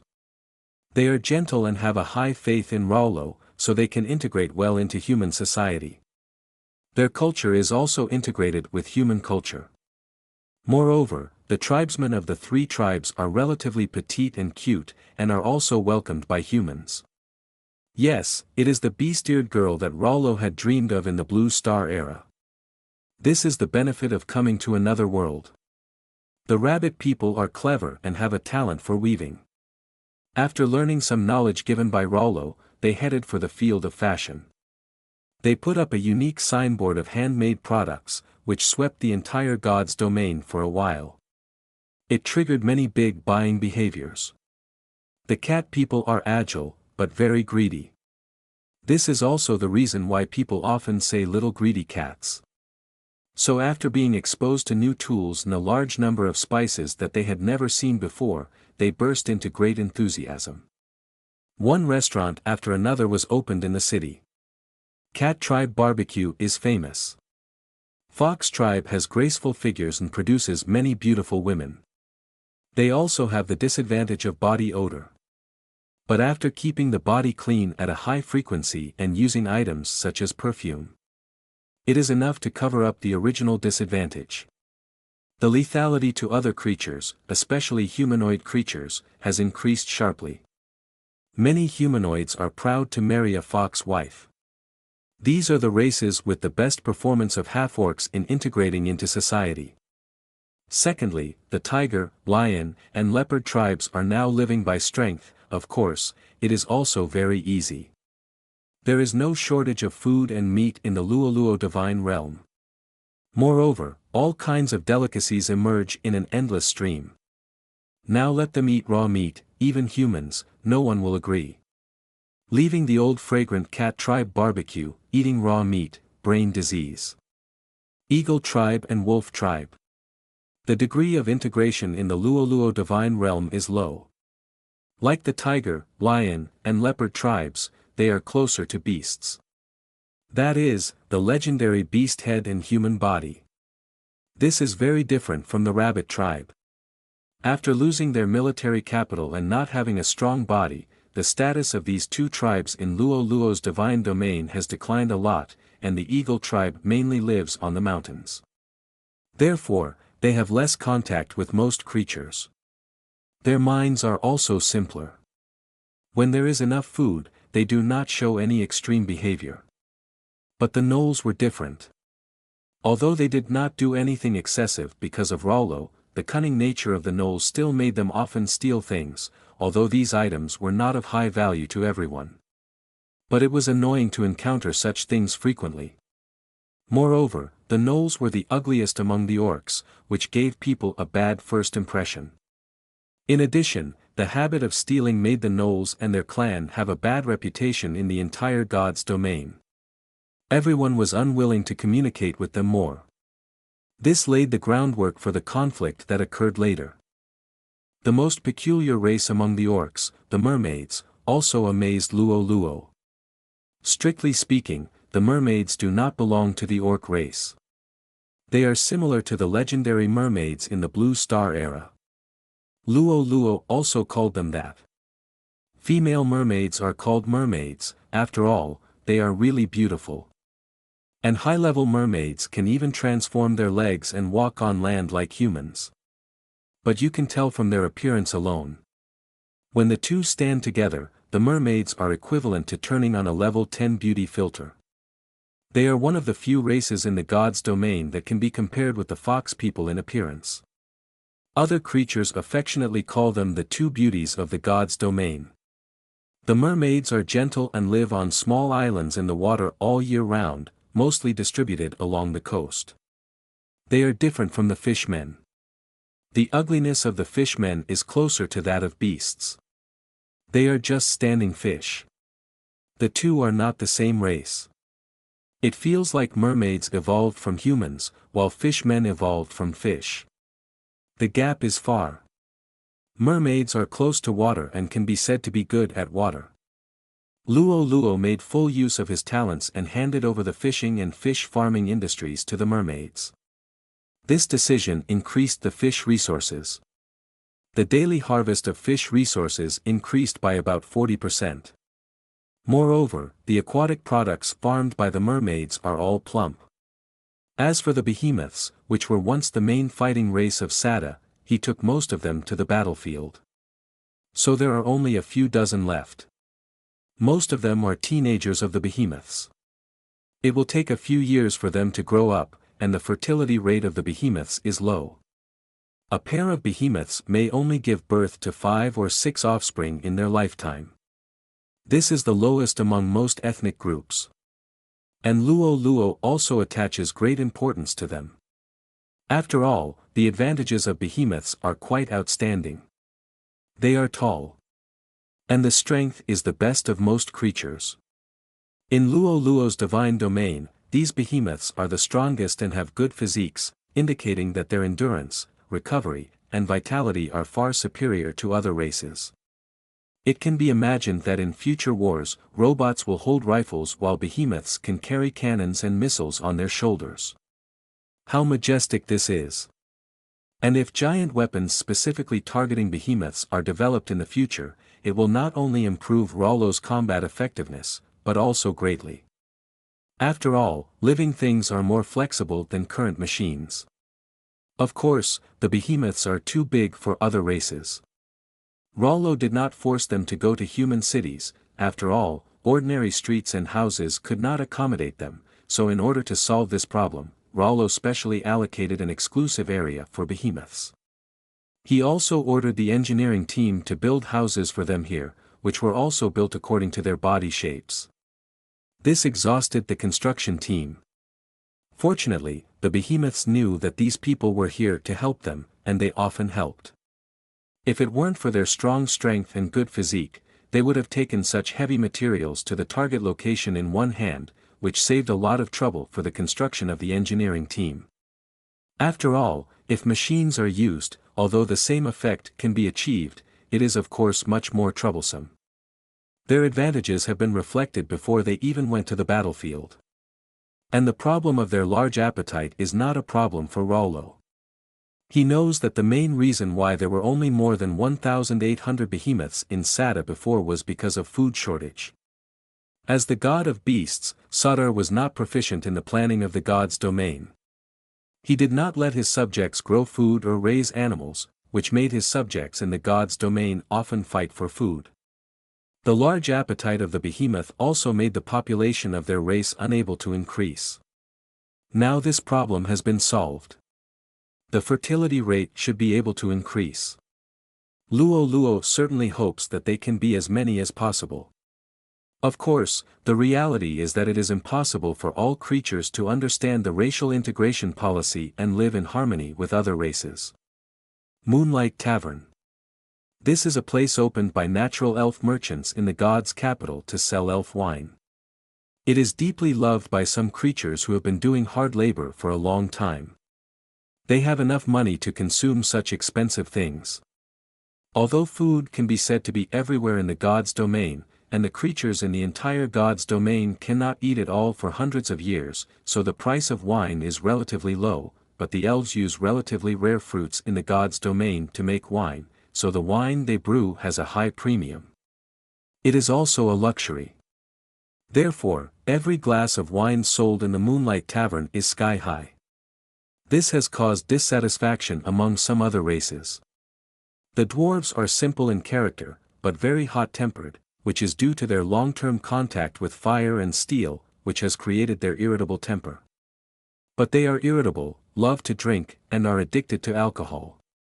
The Moonlight Tavern is a place where nearby dwarves often come. Most of their monthly wages are spent here. This makes some dwarves often calculate carefully when drinking and feel unhappy. But following the principle of the original integration of the Rollo race has always suppressed dissatisfaction. After a long time, this problem broke out. Master Lacto, who has the best metallurgical skills among the dwarves, is a frequent visitor to the Moonlight Tavern, but even with his high salary, he cannot say that he can spend freely in the Moonlight Tavern. Coming once a month is quite luxurious. You can imagine how expensive the wine in the Moonlight Tavern is, and Crotto also has a big family to support. Although the dwarves are small, they are all muscular men, and they usually consume more. I didn't have enough to eat before, but after coming to the Rollo divine realm. Although food and drink were not a problem, he had to have meat every time he had a full stomach. This meant that although Crotto had a higher income than the average person, he had to calculate the expenses every time he came to drink for the sake of his family's livelihood. I clearly brought 2 silver coins, how come there is only 1 left? Lacto always brought 2 silver coins and drinking so that he could drink 4 glasses at a time. This time, when he bought wine, he found that 1 was missing and he couldn't find it. Such a stingy look made Ash, the manager of the Moonlight Tavern, very dissatisfied. He was just recruited by the owner of the tavern. Because the business of the Moonlight Tavern was good, the owner decided to expand the business to other cities, so he sent the previous manager who was also her confidant to open up new markets, which led to the shortage of personnel. Ash was just recruited from the elves. The treatment of the Moonlight Tavern is very high. The elves know that if they can work here, it is a good opportunity for everyone. Ash won the job with his soft face. He wanted to achieve more, but in the past month, a lot of cities have begun to become popular with something called white wine. This is the alcohol brewed by grain obtained by humans through distillation. It is different from the alcohol brewed by the elves with fruits. Both can be said to have their own flavors. But although the price of white wine is also high, it is several times cheaper than the fruit wine of the elves. This caused Ash to take over the Moonlight Tavern, but the performance plummeted. Lacter is a regular customer of this tavern, but he only comes once a month, so this is the first time the two have met. Ash was exhausted by the decline in sales. Then he happened to meet the stingy Lacter, which ignited his anger. In addition, Lacter complained when buying wine that the wine of the elves is good, but the price is too high and many times more expensive than white wine. Then Ash completely exploded and cursed Lacter for being a poor ghost. He only deserves to drink the inferior wine brewed by humans and not the good wine of the elves. Lacter also has a hot temper and immediately cursed Ash and others for being profiteers. The two quarreled and even fought, and most of the other guests in the hotel were regular customers of the Moonlight Tavern. They all knew Lacter and knew that Lacter's character was not bad. Moreover, the customers who witnessed the whole process of the incident felt that Ash's words were a bit excessive. After all, he was just complaining a few words but was insulted and abused. No one could tolerate it, so everyone was on Lacto's side, which made Ash feel wronged. He began to push and shove Lacto to drive him away. But Lacto would not let him do as he wished. Not only did he pay for the wine but he was not given it, but he was also abused for no reason. How could he tolerate this? Lacto, a dwarf with a hot temper, was pushed by Ash. Instead, he pushed him down directly. This ignited the gunpowder barrel, and Ash began to call his fellow tribesmen in the kitchen and the lounge to besiege Lacto, and Lacto was not easy to mess with. Most of the people present were dwarves, and he called for hundreds of people to respond, and the two started fighting in the Moonlight Tavern. At this time, Rollo had just absorbed new races. People from the cat people, rabbit people, and fox people had just entered the capital of God to live. As for the other half-orcs, some of the jackals came to the capital to make a living. These half-orcs who had just come here to live did not have much money, so they did not drink in the Moonlight Tavern where the consumption level was higher, so they did not feel deeply about the dissatisfaction of the dwarves. But other races who had lived in the capital earlier felt the same dissatisfaction of the dwarves. This made the other races stand aside and no one wanted to stand up when the dwarves made trouble in the Moonlight Tavern and seemed to be the advantageous party. The quarrel evolved into a racial confrontation. Both sides of the fight called their friends. The commercial street where the Moonlight Tavern was located was crowded. Other races were also watching the excitement around. After all, the matter was so big that they did not want to get involved. The angry two sides messed up the commercial street. And many passers-by who were watching the excitement were innocent. Until then, the mechanical patrol who got the news immediately rushed over and forcibly separated the two. They asked the two about the problem that had just happened on the street. After all, such a big struggle occurred. We need to set an example for everyone. But when asking about the cause of the whole incident, even the patrol of the mechanical race felt a little tricky. After all, both sides said that the other side started the fight first and cursed first. The key issue now is whether Lacto's complaint is an insult to the elves. After all, it is in someone else's tavern that he badmouths someone else's wine, and it is very difficult to judge this matter. The divine domain regulations promulgated by Rollo did not clearly mention this point. Then in the robot's brain, it is impossible to judge such a vague condition. At this time, the commercial street was surrounded by people from various races who were watching. They all wanted to see how this incident was resolved. Rollo was patrolling the divine domain.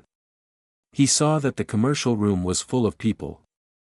At first, he thought that some activities were just being held here, but when he looked closely, he found that the ground was in a mess, and he thought something had happened. After communicating with the machine patrol, he also understood the cause and process of the incident. This is a major problem in his opinion. On the surface, this is a fight caused by a quarrel between the elves and the dwarves, but in his opinion, this is a problem that arises in racial integration. The different customs of each race will cause great misunderstandings. This is not the first conflict in recent years. There are many problems in the integration process of various races. Often due to misunderstandings caused by some trivial matters or different understandings, quarrels and fights occur, and even various group fights are triggered. Luo knew that there was a problem with his management, and he needed to find a solution. Of course, the first thing to do was to solve this matter. He called the parties involved, Lacto from the dwarf tribe and Ash from the elf tribe, to come over. At this time, the onlookers suddenly found that the mechanical patrol was kneeling and fist kneeling. They shouted that the god was coming. Everyone also knelt and saluted, waiting for Rollo to lecture them. I already know about this matter. Now the parties involved, Lacto and Ash, come forward. Lacto and Ash also knew that the matter was out of control. They would definitely be held accountable, but they did not expect to attract their own gods directly. Reporting to the god. I am Lacto from the Black Rock Dwarf clan. Reporting to the god, I am Ash from the Natural Elf clan. Then who of you will go first to talk about the cause of this incident? I will go first. Multiply by 2. Both of them wanted to speak first, and neither of them gave in, but in front of the god, they could only stare at each other. Rollo had a headache, and he designated one person and said, Then Lacto, you go first. My god, I bought wine from him, but he insulted me as a poor ghost. A man can be killed but not insulted. Lacto's face flushed when he said this. Seeing Lacto's expression, Rollo knew that he was not lying, and he turned to look at Ash. My god is lying. He said before that our wine is not as good as white wine, and the key is that he said it in front of me in the tavern. How can I tolerate this? After hearing Ash's words, Lacto immediately retorted, I am telling the truth. What you sell is more expensive than white wine. Ash couldn't bear him either. Then you should drink white wine, don't come to our tavern to drink. Besides, white wine is brewed from grains, and our wine is brewed from fruits. The cost is different, okay, how can you generalize the two? That's the point. Why can your elves brew wine with fruits? Of course it's because fruits are grown by our elves, so of course we can use them to make wine. In the Rollo god's domain, he arranged the elves to grow staple vegetables and fruits. The area of grain and vegetable planting is large, and the harvest is also large. And it is also durable in storage, which is the food reserve that Rollo attaches more importance to, while most fruits are not easy to store and are easy to rot over time. Moreover, fruits basically grow on trees or in forests. Everyone subconsciously defines places with trees as the territory of the elves. So these fruits also belong to the elves. They are responsible for planting and selling. All fruit stores in the city are opened by the elves. They sell fruits from the forest to various places in the god's domain, but this creates a problem. This is a bit like the monopoly in the Blue Star era. Grain and vegetables are of concern to Luo Luo, and the quantity is large, so the price is very cheap and everyone can afford it, but fruits are different. The harvest season of fruits is short, and the number of plantings is small. All are under the jurisdiction of the elves, that is, the price of fruits. All are decided by the elves. Ordinary fruit stores sell them in small quantities, and they dare not raise the price too high. By chance, some elves felt sorry for the fruits that had been stored for a long time and did not look good. No one bought them, so they brewed them into fruit wine to sell. At that time, there was no such thing as wine in Luo Luo's god's domain, so once it was launched, it was welcomed by all parties, and the price rose sharply, which made them find a way to make money. So after internal discussions, the elves intercepted a large amount of fruit for winemaking, and retail was only to maintain the minimum amount of fruit sold outside. This resulted in you can buy fruit to eat, but you absolutely cannot buy a large amount to make wine. The elves controlled all the raw materials for making fruit wine. This is a word often mentioned in the Blue Star era, monopoly.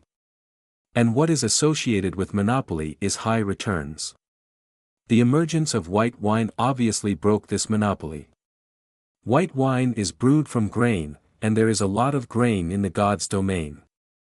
Most grain stores are operated by various races.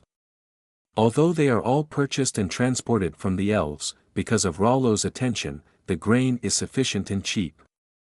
The elves once wanted to cut off the supply of grain to those humans who brewed white wine, but because Rollo set the grain price at the beginning, and it could only fall, not rise. After thinking for a long time, the elves gave up this idea. This caused the number of white wines on the market to become more and more rampant, which had a great impact on the fruit wine of the elves. Take the Moonlight Tavern for example. The owner of the Moonlight Tavern has just opened branches in 4 cities. Less than 3 months later, the launch of liquor caused at least half of the Moonlight Tavern's customer flow to be lost. The incident between Ash and Lacto was not an isolated case. During this month, the elves had the greatest conflict with other tribes, especially the dwarves and humans. At this time, Lacto continued, before, you controlled the raw material market for fruit wine and did not allow other tribes to brew fruit wine. That's fine, but you sell fruit wine so expensively. How much does it cost? Although Lacto is just a dwarf. But as a master of metallurgy, his knowledge reserve is very huge. In order to be able to practice more powerful alloys, he often stays in the Chengdu library for a whole day, during which time he also learned other knowledge. It can be said that he is a well-known wise man among the dwarves, with clear thinking and a wide range of knowledge. Those fruits are cultivated by our elves with great effort. Can't we have the right to use these fruits? Ash still didn't realize that this was a trap set for him by Lacto. Of course you can use it. But you harm the interests of everyone else and enrich yourself, which is wrong. This is naked monopoly. Rollo watched their debate with great interest. Lacto even mentioned monopoly. It seems that he reads a lot of books. Ash was far behind. He didn't know what monopoly meant, but he knew that Lacto definitely didn't say anything nice, so he retorted, this is the contribution of our elves. Why do you deny it? The contribution of your elves. That's funny. Which race in the god's domain doesn't contribute? Our dwarves smelt metals, goblins make parts, humans raise livestock, and mechanical people maintain law and order. Even the newly arrived half-orcs contribute to the god's domain. You bring up contribution. Isn't that funny? Everyone contributes. Why do you elves have a monopoly? If that's okay, then our dwarves will also raise the price of metal. But we have to eat. Don't sell it at a higher price. We eat and drink what we want. Ash was a little speechless. He was just a small manager and couldn't even talk to Lactor. Eat, who doesn't eat? All creatures have to eat. Besides, the food in the god's domain is so cheap. I have never heard of anyone starving. So, according to what you said, since you elves have to eat, so the wine is so expensive, then we dwarves have to drink, so the price of our metal tools must also increase. Good. Rollo really didn't expect that the dwarf Lacto could have such a sharp thinking ability. And what he said was impeccable. At the same time, through this incident, Rollo also learned that this is not only a simple racial integration issue, but also involves social economic operation and labor distribution and other related issues. For example, take the elves as an example. They provide food to all races in the god's domain. This makes them feel that they have made the greatest contribution, but they don't feel respected, so they feel very aggrieved, which is just a psychological change, and they achieve their goals by monopolizing fruits and gain more economic benefits, which is an economic problem. Thinking about these two issues, it is still a political issue in the final analysis. The reason is actually that Rollo also understands that the subjects of other gods are divided into primary and secondary, and they are all controlled by the church. The church believes in the gods themselves. This makes the social structure simple and easy to manage. If this method is directly applied to Rollo's domain, it may not be appropriate. There is still an essential difference between the two. Since Rollo hopes that his domain will develop into a technological society, then he needs to change the system. Before, his domain was small, with few subjects, and there were robots to govern it, so he was assured that there would be no problems. At that time, all races lived in peace and promoted each other, but the relationship faded over time, and as the domain expanded, the number of subjects increased, and the troubles increased, and problems followed one after another. Rollo wanted to end the previous free-range state and re-establish a new management system. Of course, this is a later story. Now let's solve the problem of the fight between the elves and the dwarves. Rollo pondered for a while and issued an oracle to them. The dwarf Lacto was fined for 3 months as the cause of the whole incident. Do you accept it? I accept it. But him. Lacto did not dare to oppose Rollo's words, but he still felt that it was unfair not to punish Ash. Of course, Luo knew his mood. Listen to what I have to say. I will ask you about your handling method first. Do you accept it? I accept it. Luo saw that he was still a little unwilling, but it didn't matter. He hadn't finished speaking yet.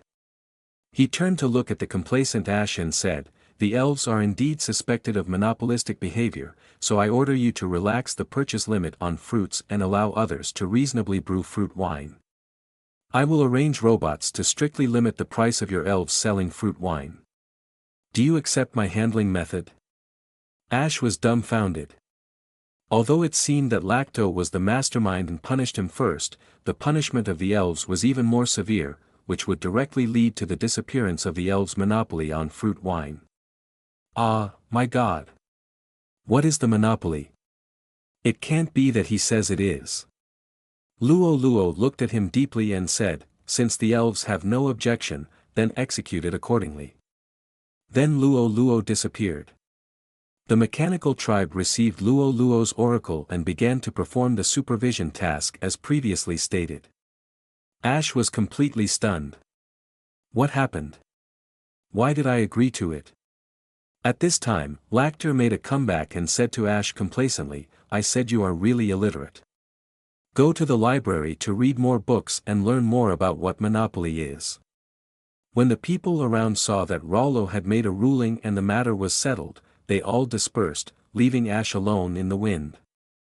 At this time, Rollo no longer thought about the previous minor conflicts. The conflict between Ash and Lacto was a small matter, and even the antagonism between the elves and the dwarves was not a big problem in his eyes. The problem he was thinking about now was how to manage such a large divine domain more effectively. You must know that his divine domain is still expanding, and it absorbs divine domain cards and signature cards every day. It is impossible without an efficient management system. Now there are two options for him to choose. One is to learn from others and establish a church. Then rule by divine power.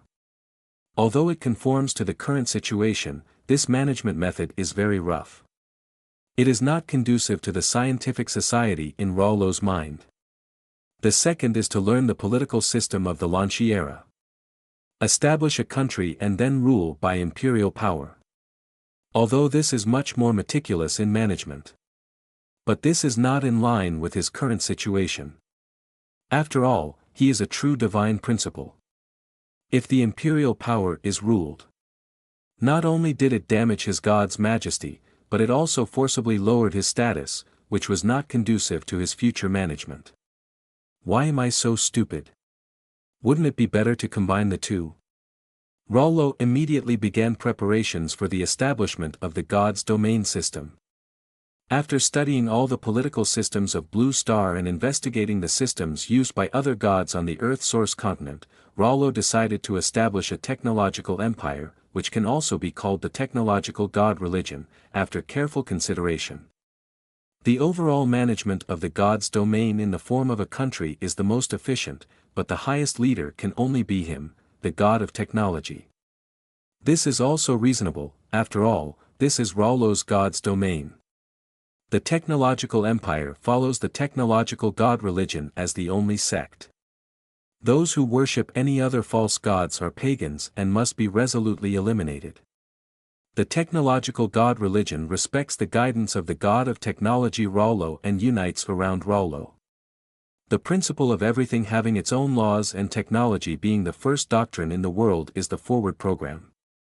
The overall goal is to coexist peacefully among multiple races, exchange what they have, and develop together. Simply put, the national system is the basis, the theocracy is the root, and everything is based on Rollo. Name: Technology Empire, Divine Religion. Political system: integration of politics and religion. Subordinate institutions. Technology Divine Religion Council, formed by the leaders of each tribe, mainly the tribe leader or priest. Technology Empire Council, Ministry of Education, Ministry of Justice, Ministry of Security, Ministry of Finance, Ministry of Logistics, Ministry of Government Affairs. Institute of Science and Technology Development and Research, Institute of Materials Technology, Institute of Biomedical Technology, Institute of Psychic Technology Development, Institute of Strategic Weapons Development, Institute of Engineering Technology Development, Institute of Culture and Art Development, Institute of Racial Potential Development. Oracle Bureau, Divine Punishment Corps, Oracle Supervision Office, Divine Domain Supervision Office. War Bureau, Weapons Research and Development Laboratory, Strategic Planning Department, Training Department, Military Logistics Department, War Department. Rollo called this new management division theocracy. All rights are returned to Rollo himself, but without spending too much energy and time. This division was decided after referring to many sources. It may not be perfect, but at least it is the most suitable system in the Luoluo divine domain at present. If any problems are found later, they will be changed. Multiple departments restrict each other but do not affect the work of each department or the normal operation of the divine domain. It just makes the division of functions clearer. The most critical department is the Oracle Bureau, which is the place that directly contacts and receives instructions from Rollo, and is all staffed by the Machine Tribe. In addition, the Oracle Bureau is also responsible for punishing people with impure beliefs in the divine domain, such as those who believe in other false gods or publish insults and rumors against the god of technology. The Oracle Bureau can directly arrest or even execute people directly. It is a violent institution above all departments, with its own army. But they only care about this type of incident and have no reason for other departments to intervene. Others are not special departments. For example, the Council of the Technological Gods is a place where representatives from all races are elected to participate in voting and study the policies of the gods. They are finally implemented after review, verification and approval by Rollo. They are all priests of various races. Because of Luoluo's divine power, each race does not have an envoy. The people with the highest status in the church of each race are the priests of each race. They are responsible for promoting the glory of the God of technology.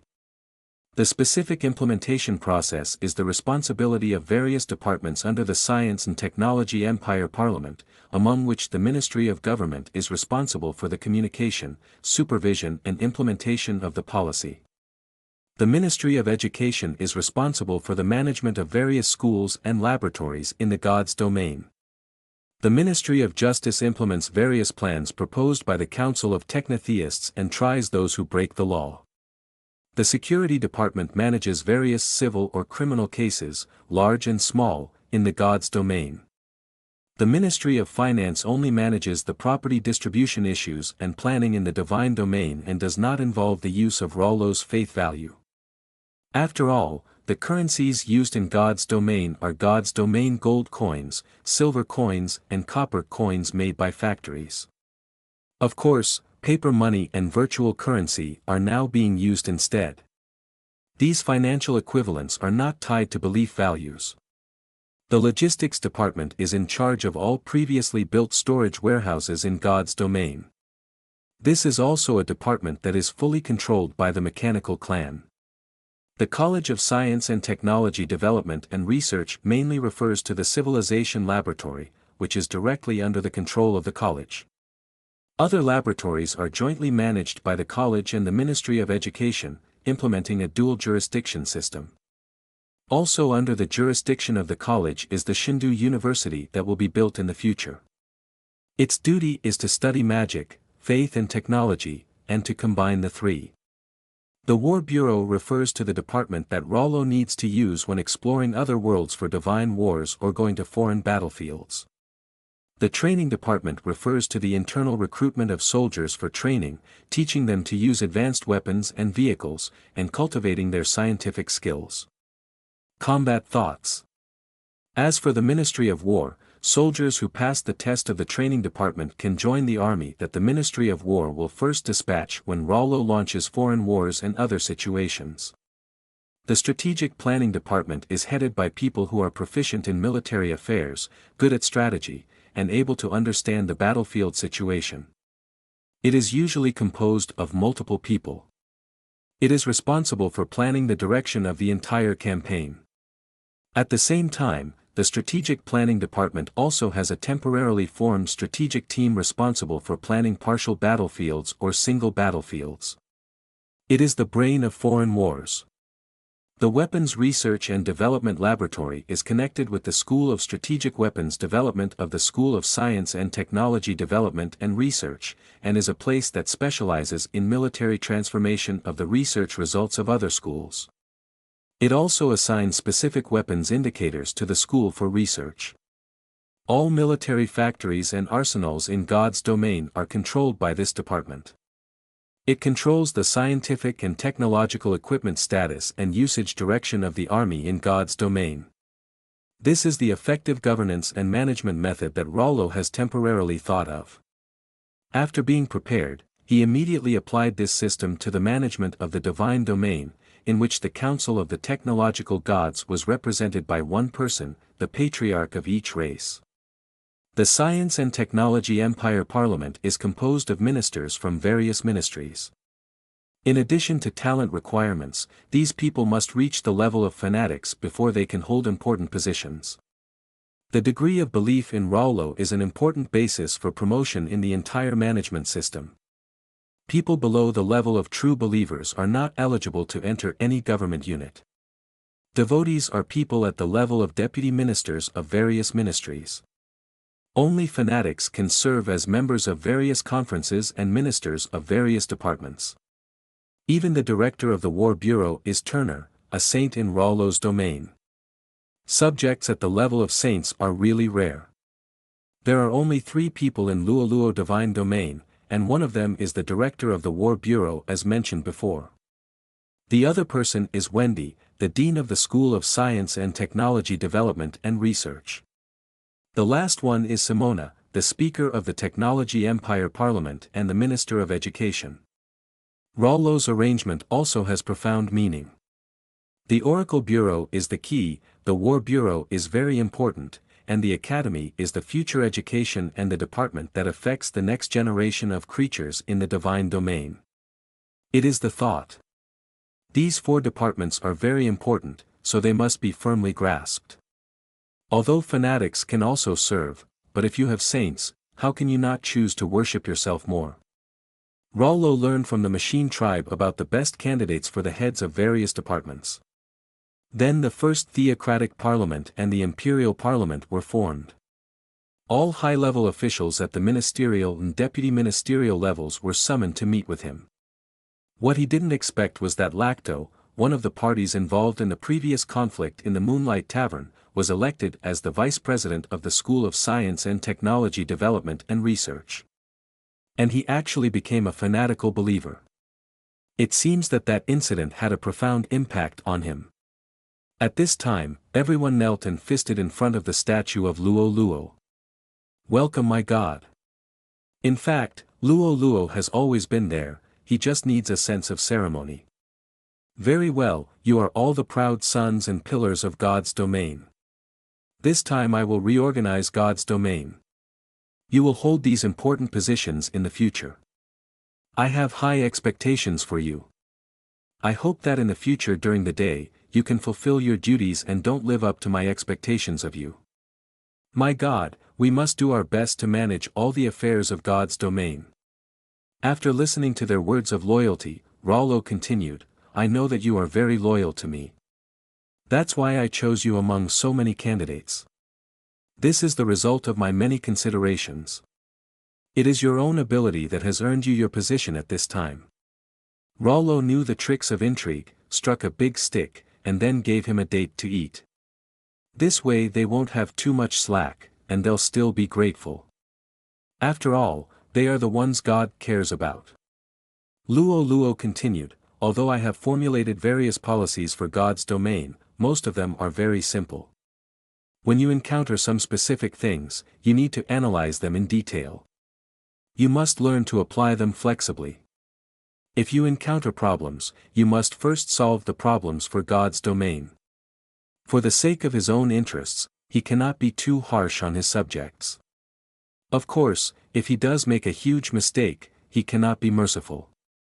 Although our realm lacks labor, there is no room for any black sheep. Although the Oracle Bureau has direct contact with me, I will not give it too many orders to restrict your behavior. I hope to see your wisdom in governing, understand my good intentions, and the role of education. Fundamental to the divine realm. All policies that are conducive to educational behavior can be implemented as long as they do not violate the law or divine rights. In fact, you have many uncertainties. You can also try it on a small scale first, and then promote it to the entire divine realm if it is successful. If you fail, learn relevant experience and lessons, consider what you did not do well, and what aspects you did not consider thoroughly enough. This is what you should do. Secondly, there is freedom of speech in God's domain. You can even discuss whether my political decisions are wrong. After all, only by opening up the air can we correct mistakes in time and develop in the right direction. But one thing is that belief in false gods is absolutely not allowed. There is also slandering gods. If it cannot happen, being able to discuss my policies does not mean that the bottom line can be relaxed and the subjects can discuss the gods themselves at will. You must remember this. I don't want any of you to ruin your future because of such a problem. The Theocratic Council is responsible for formulating laws and regulations, while the Imperial Council and all departments under it are responsible for specific management. You should all know this. Correspondingly, I will explain to you in advance a series of things that may happen in the future. The battle in the outside world is very fierce, and there are many crises we face. In addition to what I said before about the responsibilities of the Oracle Bureau and the importance of education, there is another important point. The most important thing is foreign war. I need your strength to win for me. Although you have entered my divine realm and become my subjects, I think you should remember the huge differences between my divine realm and other gods.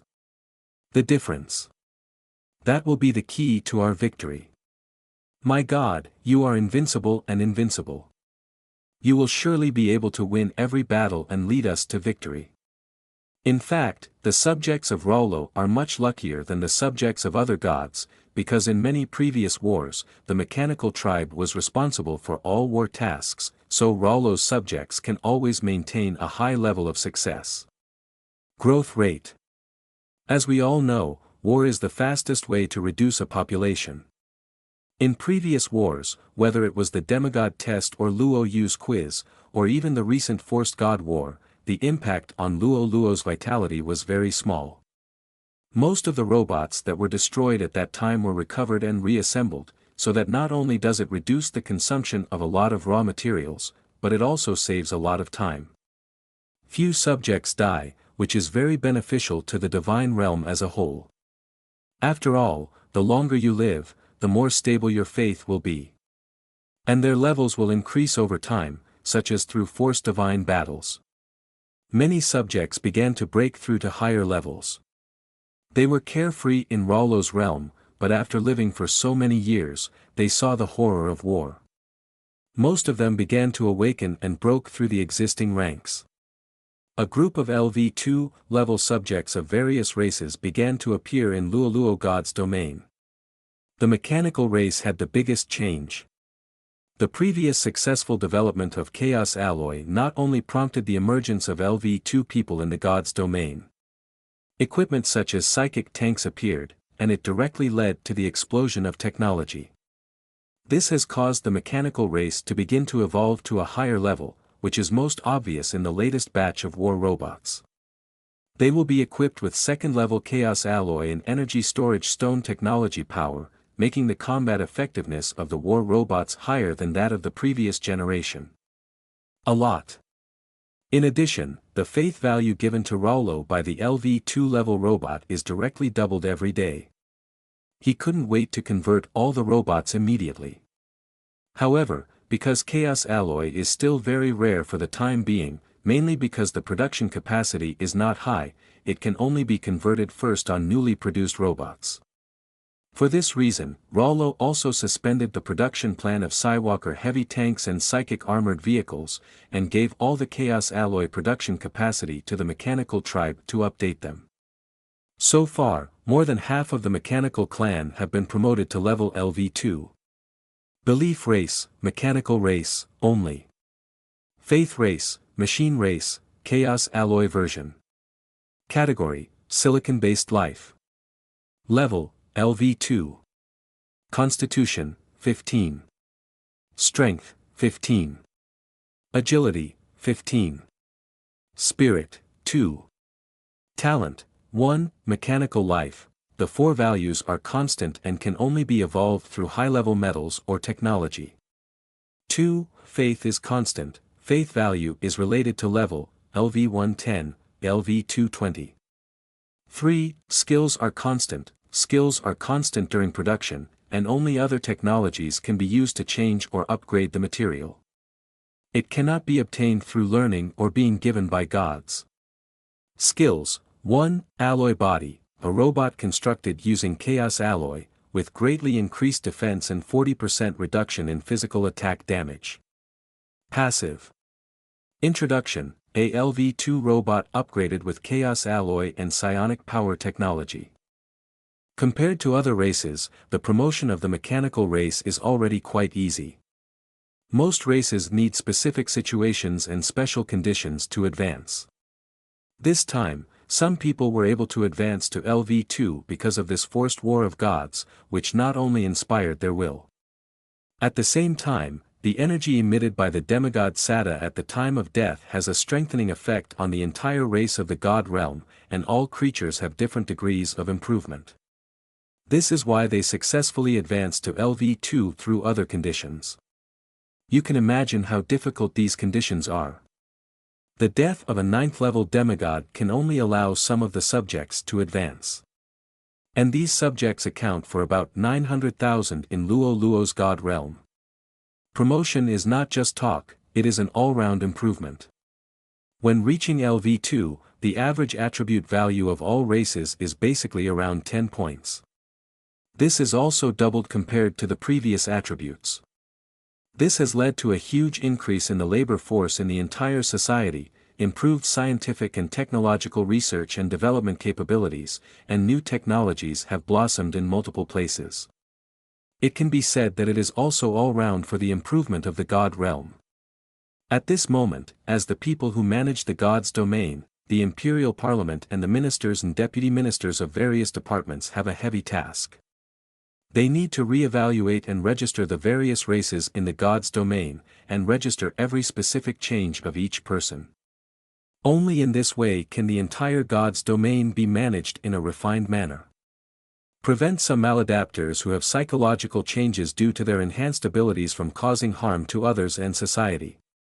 The level is managed by the Ministry of Government Affairs, while the prevention of harm is managed by the Ministry of Security. The further improvement of productivity has also prompted the Ministry of Finance to print more money to match it, which has to talk about the economic system in the God's domain. The God's domain is a small society and is not connected to the outside world. Rollo just brings in things from the outside, but does not take things out of the God's domain. This creates a problem. There are more and more things, and Rollo's still relatively scarce subjects cannot consume all these items. In this way, the value of currency will be higher than the value of the items. This is not good for the economic development of the entire God's domain. The Minister and Deputy Minister of Finance have no way to deal with this. The current depreciation rate of goods is a bit fast, so they are also very anxious. When they received Luo's summons this time, they also raised such a problem. My God, because the production of goods and resources has increased, the production speed of currency cannot keep up with the depreciation rate of goods in the God's domain. We can't consume those excess materials, this. So, the problem you mentioned is very constructive.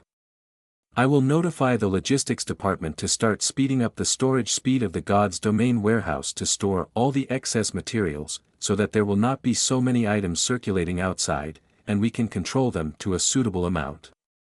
Luo did not tell them that this was prepared for his big plan later. This production capacity is not even enough for his consumption in 1 hour. So we have to continue to store and produce, and we must not stop. Luo did not need to tell them about this, but in order to prevent them from being too nervous, he still leaked some news, so that they don't worry about Luo's support and there will be no problems. Now Luo feels that everything is good, but time is too tight. Although his scientific research divine power had been upgraded due to the accident during the demigod test, the speed of analyzing various items was still slow, which made him anxious. After all, the time of divine power analysis was based on the time of the Earth source continent, not the time of the God's domain. Luo had no choice but to wait. In addition to the items that had been analyzed, he still had many things waiting in line. Okay, now that this problem has been solved, if you don't have any other problems, go and get busy. There are still many things to do in the God's domain. All departments began to operate quickly. The education department specially formulated a construction plan for schools at all levels, especially focusing on the textbooks of each grade, and stipulated that students must pray to the God of science and technology before class every morning and afternoon before they can start a day's study. The Ministry of Government Affairs immediately learned this method and promoted it throughout the God's domain, requiring all factories to strictly implement this system. Of course, the difference from the school system is that the Ministry of Government Affairs recommends praying before lunch and dinner for this system used in society. The doctrine of the God of science and technology became the content that teachers in schools asked students to write as punishment when they made mistakes. If employees are late in the factory, they will be punished to write doctrines, which makes the status of the God of technology in the hearts of all races rise sharply. Although they knew that they were the subjects of the God of technology before, because there were no clear doctrines and related religious rituals, the concept of divine power of these subjects was relatively backward. This is also to blame Luo. He relied too much on the mechanical race before. After all, they can provide fixed faith values and strong combat power, so that the training of other subjects is relatively backward. If only compared with the faith level of other subjects, he is far lower than the demigods of the same period as him. This time, the establishment of relevant corresponding systems is to change such a situation. The decentralization of divine power affects all the lives in the divine domain, and also provides them with a more comprehensive faith support. This is good news for the subjects who are active in thought and rich in emotion. It is a blessing for creatures to have such a peach garden in troubled times. Compared with the subjects of other gods, most of the subjects of gods live a precarious life and are hungry. Although some gods will give their subjects various resources, most of these will be taken away by the main war races, that is, the main forces in the gods' domain. The gods do not care about the future of those disadvantaged races. They are not very concerned about the planning of the gods' domain. Occasionally, there are a few open-minded gods, but because they do not have the opportunity of Raulo and do not have special subjects like the mechanical race to give them rich foundations, they are just like a flash in the pan, coming and going in a hurry. After all, if limited resources are given to everyone, it means that everyone will not be able to eat enough. The main force has no power, and the wars launched against foreign countries have been repeatedly defeated, forming a vicious circle. This is why all other gods cannot achieve what Raulo has. After establishing a complete theocratic political system, the gods' domain began to get on the right track, which is more standardized and planned than before. Speaking of plans, this reminds Raulo of a policy plan that was once very popular in the Blue Star era. After a week of adaptation in the gods' domain, Luo held another general meeting. Compared with the last time, Luo was already familiar with the situation this time and immediately started the meeting discussion. This meeting was entirely centered around the first 100-year plan of the gods' domain. What does it mean? It is to formulate a 100-year plan for the development of the gods' domain. This requires the ministers and members of the various departments to look at the long term, which is conducive to the development of the gods' domain. Why is it 100 years? Because 100 years in the gods' domain is only 3 years and 5 months in the Earth source continent. On the Earth source continent, there are 15 months a year, 30 days a month, and the gods' domain inherits this time relationship, so at a time flow rate of 130. Every 3 years and 5 months on the Earth source continent, 100 years have passed in the gods' domain, which is why the plan is formulated as a cycle of 100 years. Not only that, Luo also counted the lifespan of his subjects. Normally, the maximum lifespan of all of Luo's subjects is about 200 years. When he accepted these subjects, he did not change this rule. Therefore, the ruling policy of 100 years is just for the leaders to implement. Not only the Centennial Plan, but also the Divine Parliament and the Imperial Parliament, including all departments, are led by a leadership team that is elected every 100 years. Their term change is calculated based on 100 years. This can ensure the consistency of policies and prevent future generations from having no chance of advancement. Of course, there is a special case here, which is the Oracle Bureau. Because it is directly managed by the mechanical clan, if nothing unexpected happens, the Oracle Bureau will always be managed by the mechanical clan Chief Tai. As for the issues related to the Centennial Plan, Luo also prepared some, and at the same time, he had issued corresponding instructions to them before establishing theocracy. Everyone was prepared for today. So there are still many things to be discussed in this meeting. Not only the relevant content of the first Centennial Plan, but also the discussion and formulation of solutions to various problems in the divine domain. The participants were all subjects above the level of Luo's fanatics, and he was very relaxed when facing these people. Then let me start with a brick and a jade. The first issue I thought of is the racial issue. The people who attended the meeting felt that this was unexpected, but reasonable. After all, as Luo's most capable assistant in the divine domain, they could also feel some of Luo's thoughts. For example, regarding the racial issue, Rollo had issued oracles many times before, urging all races to integrate, tolerate and understand each other. Moreover, the important reason that directly led to Rollo's establishment of theocracy came from the Moonlight Tavern incident that had just happened. At that time, a fierce conflict broke out between the dwarves and the elves. And such conflicts are still common in the previous divine domain, including now.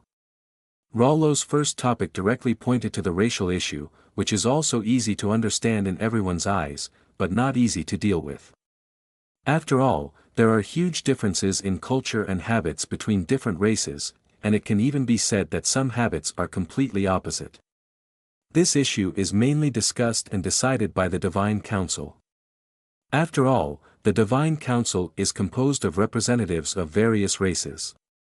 It is also reasonable for them to be responsible for this issue, and others will make some supplements or suggestions. Rollo looked at the positions of the members and the Speaker of the Divine Council. The Speaker of the First Divine Council was taken over by Tai, the Patriarch of the Mechanical Tribe. After all, he was the earliest subject to follow Rollo. Rollo was also very confident in him. Tai is not only the Speaker of the Divine Council, but also the Director of the Oracle Bureau. He holds two important positions, which shows how much Rollo values him. I have no objection to the decision of my God. Rollo has been waiting for a long time. He should have thought that given the characteristics of the mechanical race, how could they give suggestions?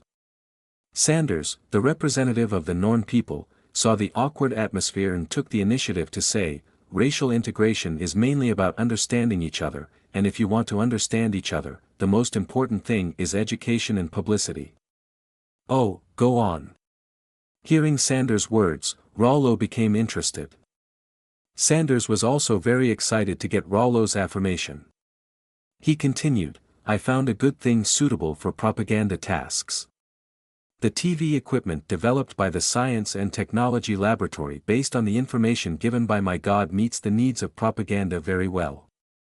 As long as the recorded images are played, they can be seen by everyone. Anything else? Rollo didn't expect there was another talent. Not only that, the Ministry of Education has previously formulated a daily prayer ceremony to our God and the doctrines written into the textbooks, which are all very good propaganda channels.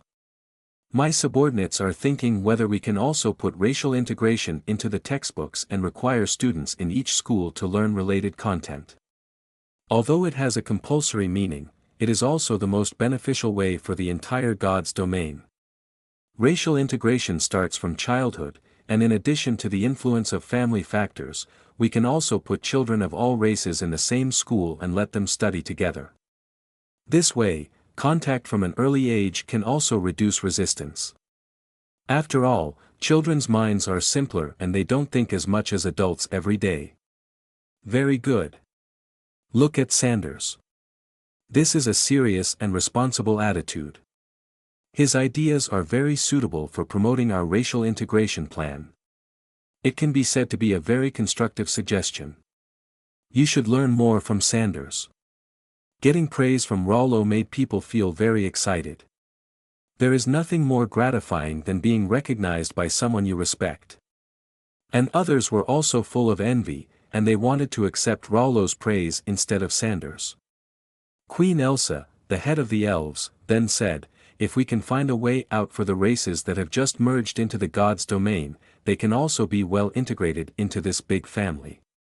I apologize for the previous monopoly of fruit by the elves, and we are willing to give some of the benefits to several new races. Elsa's words are quite sophisticated. She is retreating by advancing. Although she has divided some of the benefits, she gives them to the races that have just joined the God's domain. Their productivity is definitely not very high for the time being, and the impact on the fruit wine industry of the elves will be relatively small, leaving them enough time to find another way to get rich. Although Luo heard the implication of Elsa's words, he still thought it was a good start. It is also a practical and effective policy.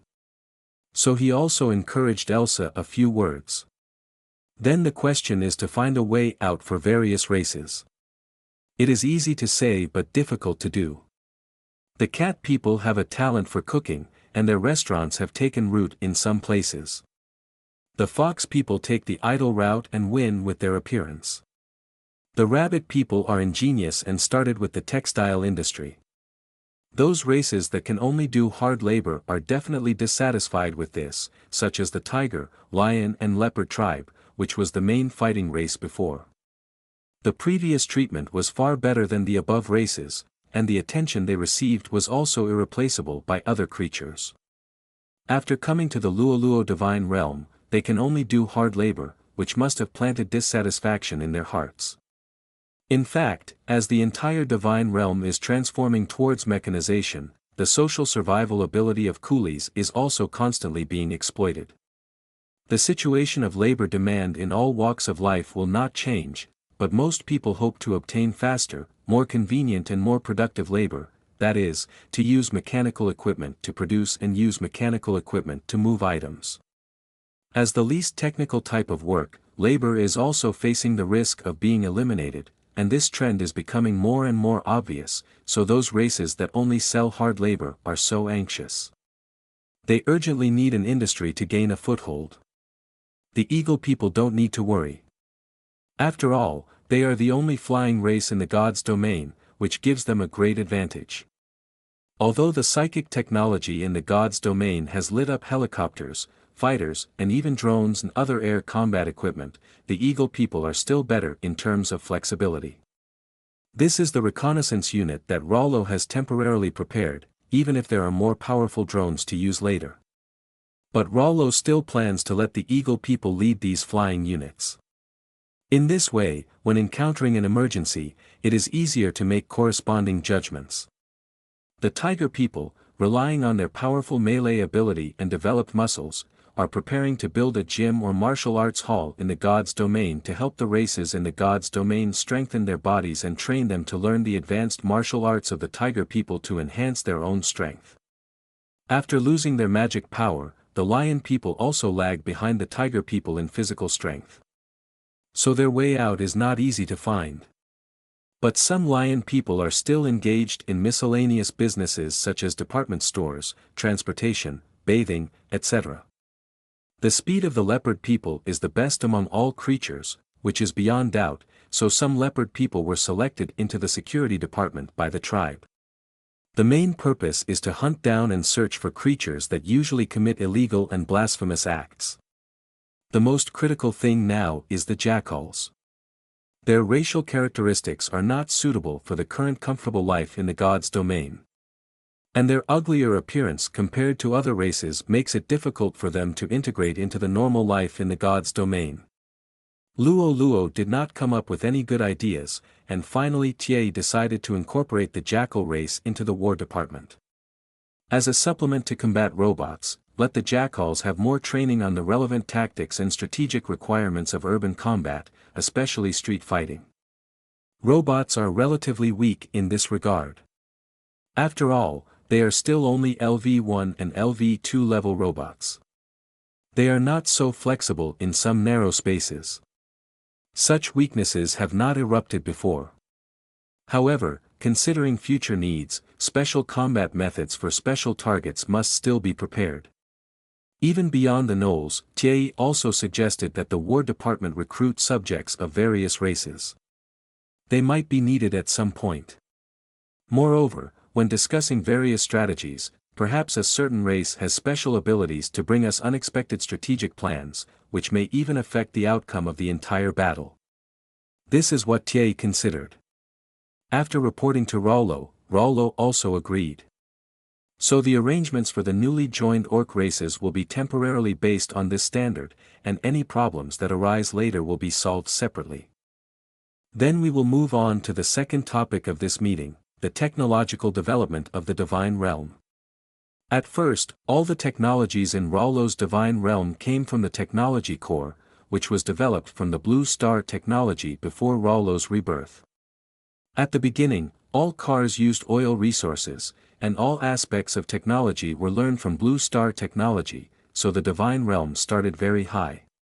This made the development of various technologies very rapid, but later, because scholars in the Science and Technology Laboratory developed psychic technology, a more efficient and higher-level energy system. New technologies that were easy to charge and carry began to replace previous scientific and technological achievements.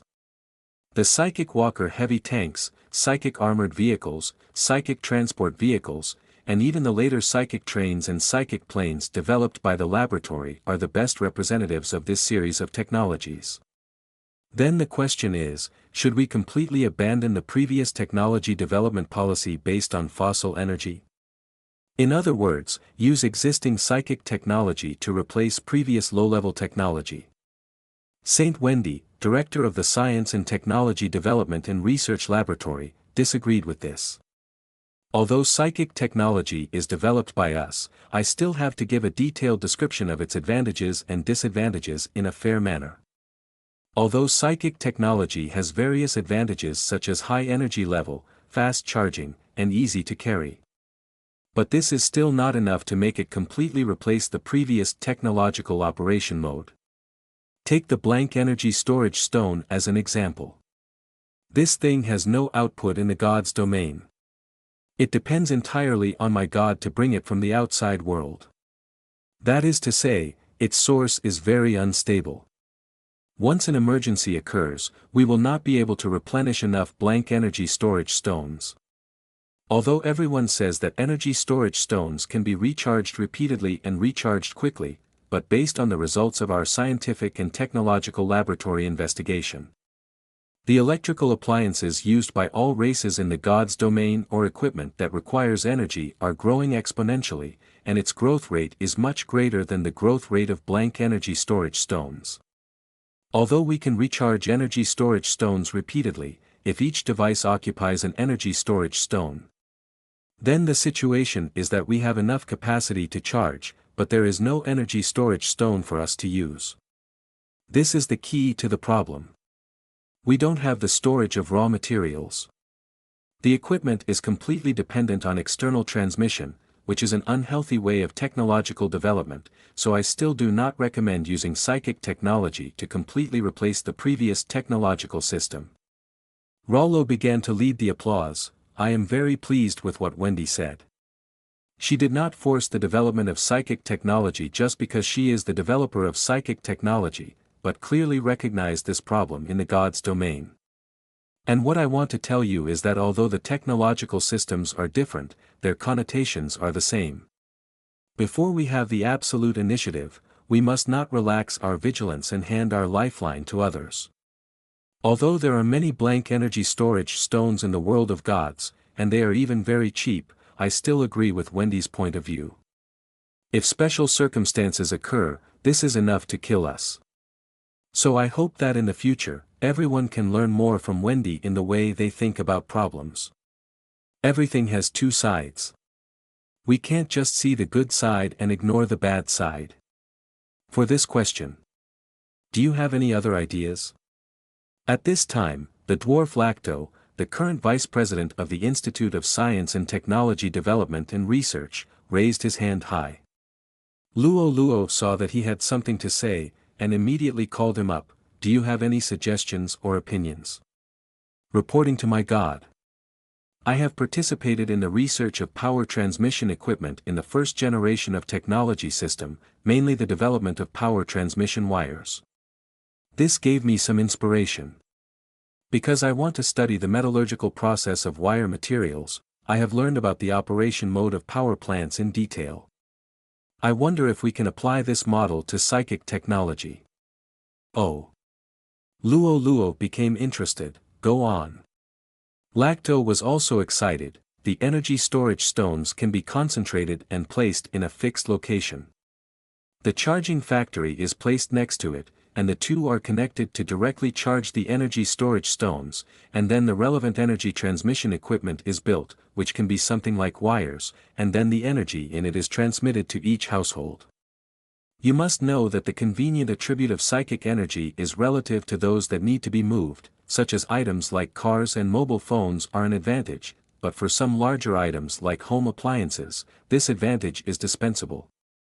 After all, These home appliances will not move at will, and are generally in fixed locations, so we can learn from the model of power transmission plants in the previous technology system.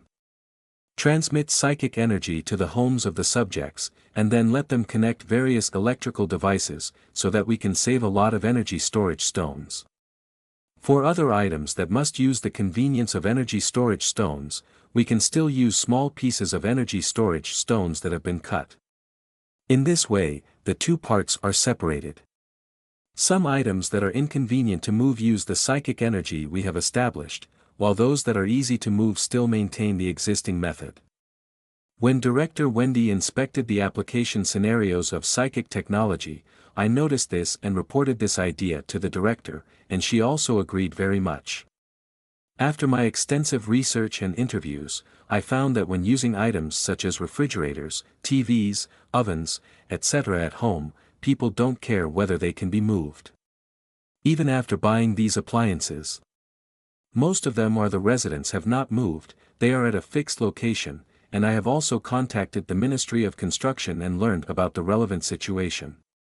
If you want to connect the relevant lines to the residents' homes, it is completely feasible, as long as the original power transmission is replaced. The wiring is ready. The charging equipment and factories are already there. Then the most critical issue now is the energy transmission items. In the previous technological era, there were high-voltage transmission wires. So in your design, have you found the high-voltage transmission wires for transporting psychic energy? Return to my God, this is exactly what I want to say.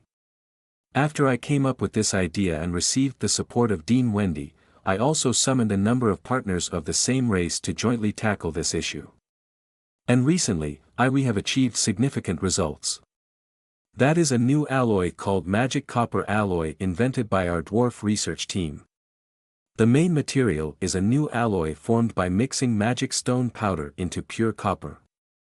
With our experimental data now shows that the loss rate of psychic energy can be reduced to 40%. This 40% loss mainly exists in the loss caused when spiritual energy is input into the magic copper and output from the magic copper to the user unit, each accounting for 20%. There is basically no loss during the transmission process. In our case, in many experiments, the loss error during transportation is only 0.00096%, which can be said to be negligible. The loss rate of 40% is a bit high. You must know that the existing method only loses 2% of the spiritual energy when charging the energy storage stone. Although energy storage equipment is relatively cheap in the God's domain, it is so high the loss rate is not a small amount over time. My God, don't worry, we are confident that we can continue to reduce the loss rate.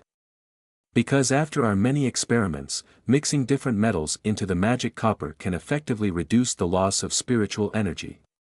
At this time, my team members are still constantly experimenting with the best ratio, hoping to refine the ideal magic copper.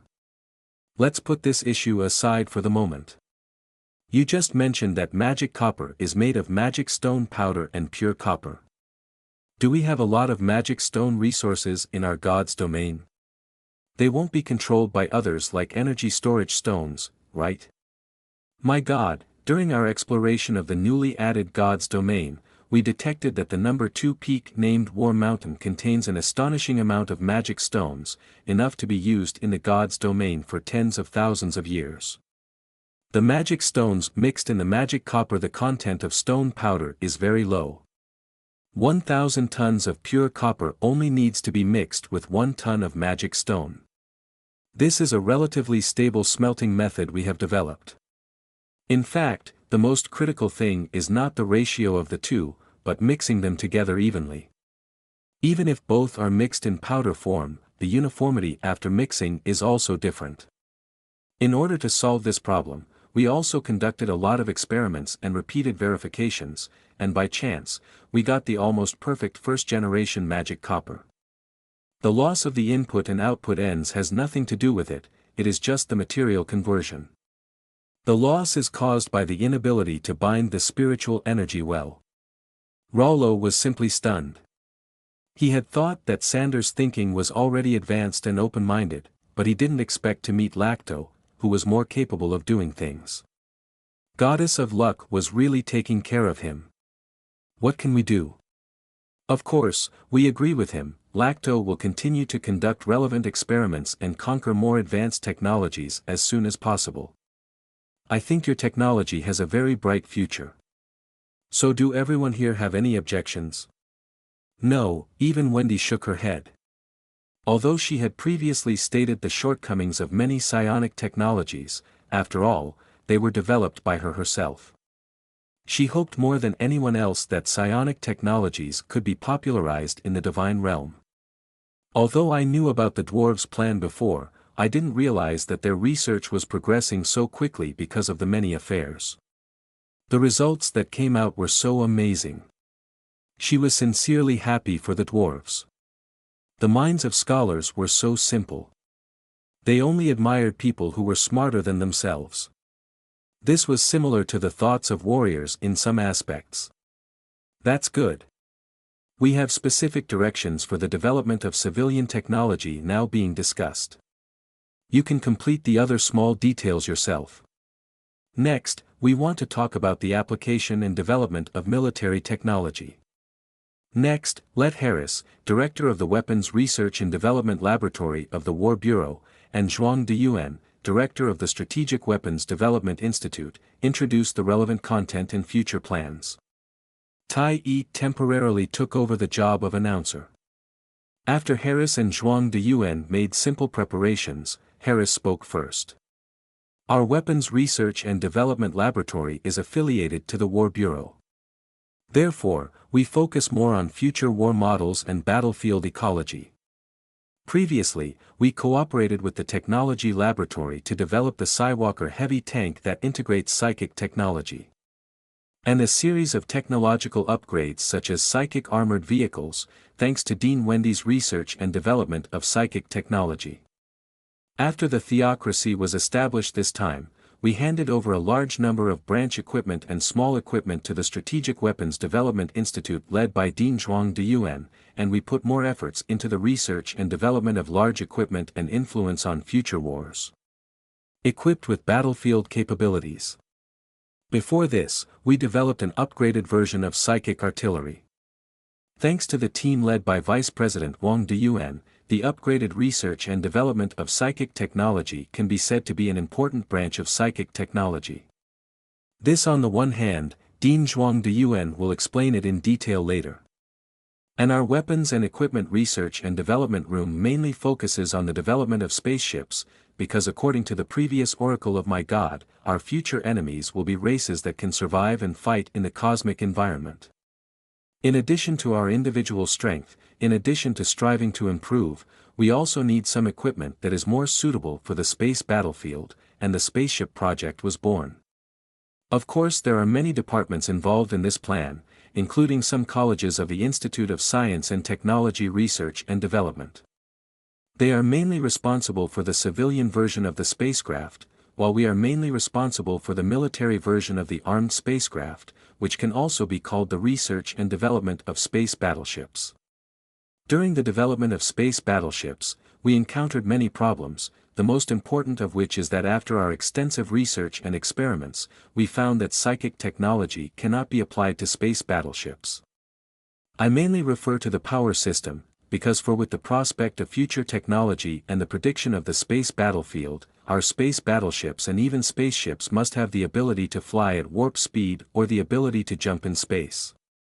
These are the highest achievements in the field of science and technology and the highest achievements in the field of magic respectively. Even if the two are used together, there are still some problems that need to be solved.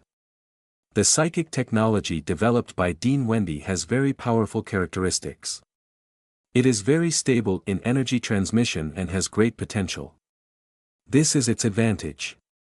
But if this characteristic is placed on the power system of a spacecraft, becomes a shortcoming. The power system of the space battleship requires very stable explosive energy. Obviously, psychic technology cannot meet this requirement. The psychic burst technology studied by Vice President Zhuang Deyuan only slightly changes the nature of psychic energy. Sexuality is stimulated at once, which means that it stimulates the instantaneous explosiveness of psychic technology. This does not meet the power needs of the space battleship, so we have to abandon this advanced technology. While researching the scientific and technological information given by our God, we discovered an energy technology that is very suitable for the power system of the space battleship, nuclear fusion energy technology. Of course, this energy technology lags far behind psychic technology, and it requires equipment. It occupies a very large area, but its sustained explosiveness is very good. It can be said that it was born for spaceships. After in-depth research, we felt that this technology still has the potential to be improved, so we tried to optimize its structure and upgrade its material technology, because we have more advanced material technology to improve its overall performance. Secondly, we also envision integrating space technology or psychic technology into them to enable them to have more advanced application scenarios. Lingning Technology's blank energy storage stone charging equipment comes from clean energy sources such as wind power, geothermal power, and hydropower. The previous thermal power generation was a more polluting power generation method and has long been abandoned. This is what our department is doing now and where future research is headed.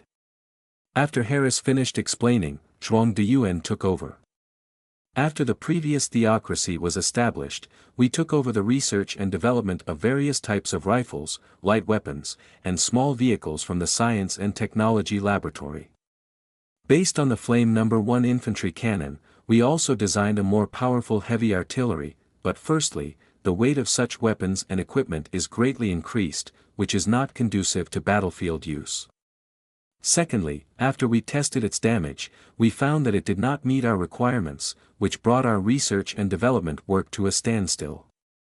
But then by chance, a team member had a whimsical idea, and he designed a destructive test on the full energy storage stone. A huge explosion accidentally occurred. The damage at that time could reach more than 10 times of the No. 1 artillery. So we followed this idea and continued to improve psychic energy or develop a branch of it to strengthen its explosiveness and weaken its stability, and successfully developed the explosive technology of psychic energy. It's called psychic diffusion technology. This technology is just like what Minister Hades said before. It is an instant explosive power. It will cause a huge amount of damage the moment it lands after a successful launch or touches the target. However, the energy consumption in the energy storage stone is very large. According to our tests, a standard energy storage stone can only fire 2 such attacks, and its requirements for materials have also increased accordingly. The second-level chaos alloy can only be used reluctantly. After firing more than 20 shots it was scrapped after that. So although we have this kind of technology, we still need the help of some departments, especially the dwarves who are good at metallurgy, to develop stronger and more durable metals. This is the current situation of our Equipment Development Institute. Rollo made the final comment, "Your plan is very complete. I am very pleased. There is nothing to point out. Just follow your pace." In addition to the research and development of weapons and equipment, I would also like to say that an important factor in the development of science and technology is the training of future youth. This requires the joint efforts of the Education Department and various colleges. I heard that you have relevant charters, so I will use them. Let's explain it to you at this conference. The Minister of Education said, before the political system was established, we had plans to establish Shindu University. However, this plan has been delayed until now due to various factors that forced the war and the establishment of the political system. We have made more detailed research plans, and our initial decision is to use the strength of each college in the Institute of Science and Technology Development and Research to build a university that is more inclined to college majors, and then establish corresponding comprehensives in the main cities and divine capitals of each race. Sex universities, these 2 types of universities have equal status, but have different preferences. The main problem now is that we still have too few scholars in related fields. Although the newly joined Goblin scholars have strong learning abilities, their time is still short after all. They can only serve as part-time assistant teachers to teach, while the main lecturers are very scarce. Previously, the members of the Science and Technology Research Laboratory were given the priesthood of scientists by God, which greatly improved their research and development and knowledge levels. However, after all, there are only a few people who have no skills and have to do research and study, which takes a lot of time. It's really hard to turn around. Rollo pondered for a while and felt that this problem was very difficult. After all, he could not directly instill knowledge into your mind. That would only allow you to see the knowledge but not understand it. Then you should postpone the construction of other comprehensive universities and focus on building professional universities and Shindu University, a comprehensive university. Wait until there is sufficient talent before building other comprehensive universities. And I suggest that among the professional colleges mentioned before in the middle, we will build an additional normal college to train teachers in our God's domain. The Minister of Education readily accepted the order, which was the best outcome. Okay, there are no other questions, so our meeting ends here. I wish our first centenary plan will be successfully completed. Lifespan is an eternal topic. Everyone wants eternal life. So who decides this? That's right, it's the gods. Luo Luo discovered the benefits of being in the era of gods. As long as he reaches the level of demigod, his lifespan will be eternal. Of course, this is just lifespan, which does not mean that he will not die. On the contrary, most gods on the Earth origin continent died in wars. The way gods die is different from that of ordinary people. As long as the divine domain is not destroyed or the subjects are not slaughtered, they will not die. Therefore, it is really a great fortune for Luo Luo to get a demigod godhood. There is only one situation in which such spoils will appear, that is, after the high-level gods launch a forced god war against the low-level gods defeat the invaders, and then they can get the other party's godhood. This method is very difficult. After all, if an enemy stronger than you launches a forced god war against you, then he must be fully prepared and have the intention to kill you. But there is no way, who told Luo Luo to be a freak, and Sada met a genius that is rare in 1 billion years, which is really nothing to say. The lifespan of gods is infinite, but what about their subjects? As we all know, subjects are ordinary creatures, and their lifespans are limited. And Luo Luo found that no matter what race they are, the lifespans of most creatures are actually the same, about 200 years. But the gods who determine the lifespan of creatures can change this. The first impression that subjects leave on gods is particularly important. In this way, he can decide whether your race can become an immortal species. We will find that generally, the lifespans are long, such as the elves, because they are handsome, they can live for thousands of years. And the powerful ones like the dragon race are also calculated in thousands of years. But the lifespans of the crude and unbearable gnolls and dog-headed people are only 30 years, which shows that the immortal species are either good-looking, powerful, or the gods can only like you. Of course, Luo Luo believes that the above are just rumors, and the real reason is most likely due to the fertility problem. Races like the elves and dragons, which are extremely powerful and have strong talents, often have lower fertility rates than other races. In this way, in the process of being granted immortality by the gods, a lot of consumption can be reduced. If the gods want to turn races like gnolls, dog-headed men, and even goblins, which give birth to 1 litter and several litters a year, into immortal species, the price he has to pay is definitely not something he can afford. But Rollo can afford it. The gods use faith values to make their subjects immortal. 1 point of faith value can increase the natural lifespan of subjects by 1 year. You should know that this increase is the natural lifespan, which means that it helps you increase not only the upper limit of your survival. It also includes a series of all-round improvements such as your vitality, recovery ability, and antibody ability. And Rollo has a race with constant faith like the mechanical race, and the mechanical race itself is equivalent to the immortal species.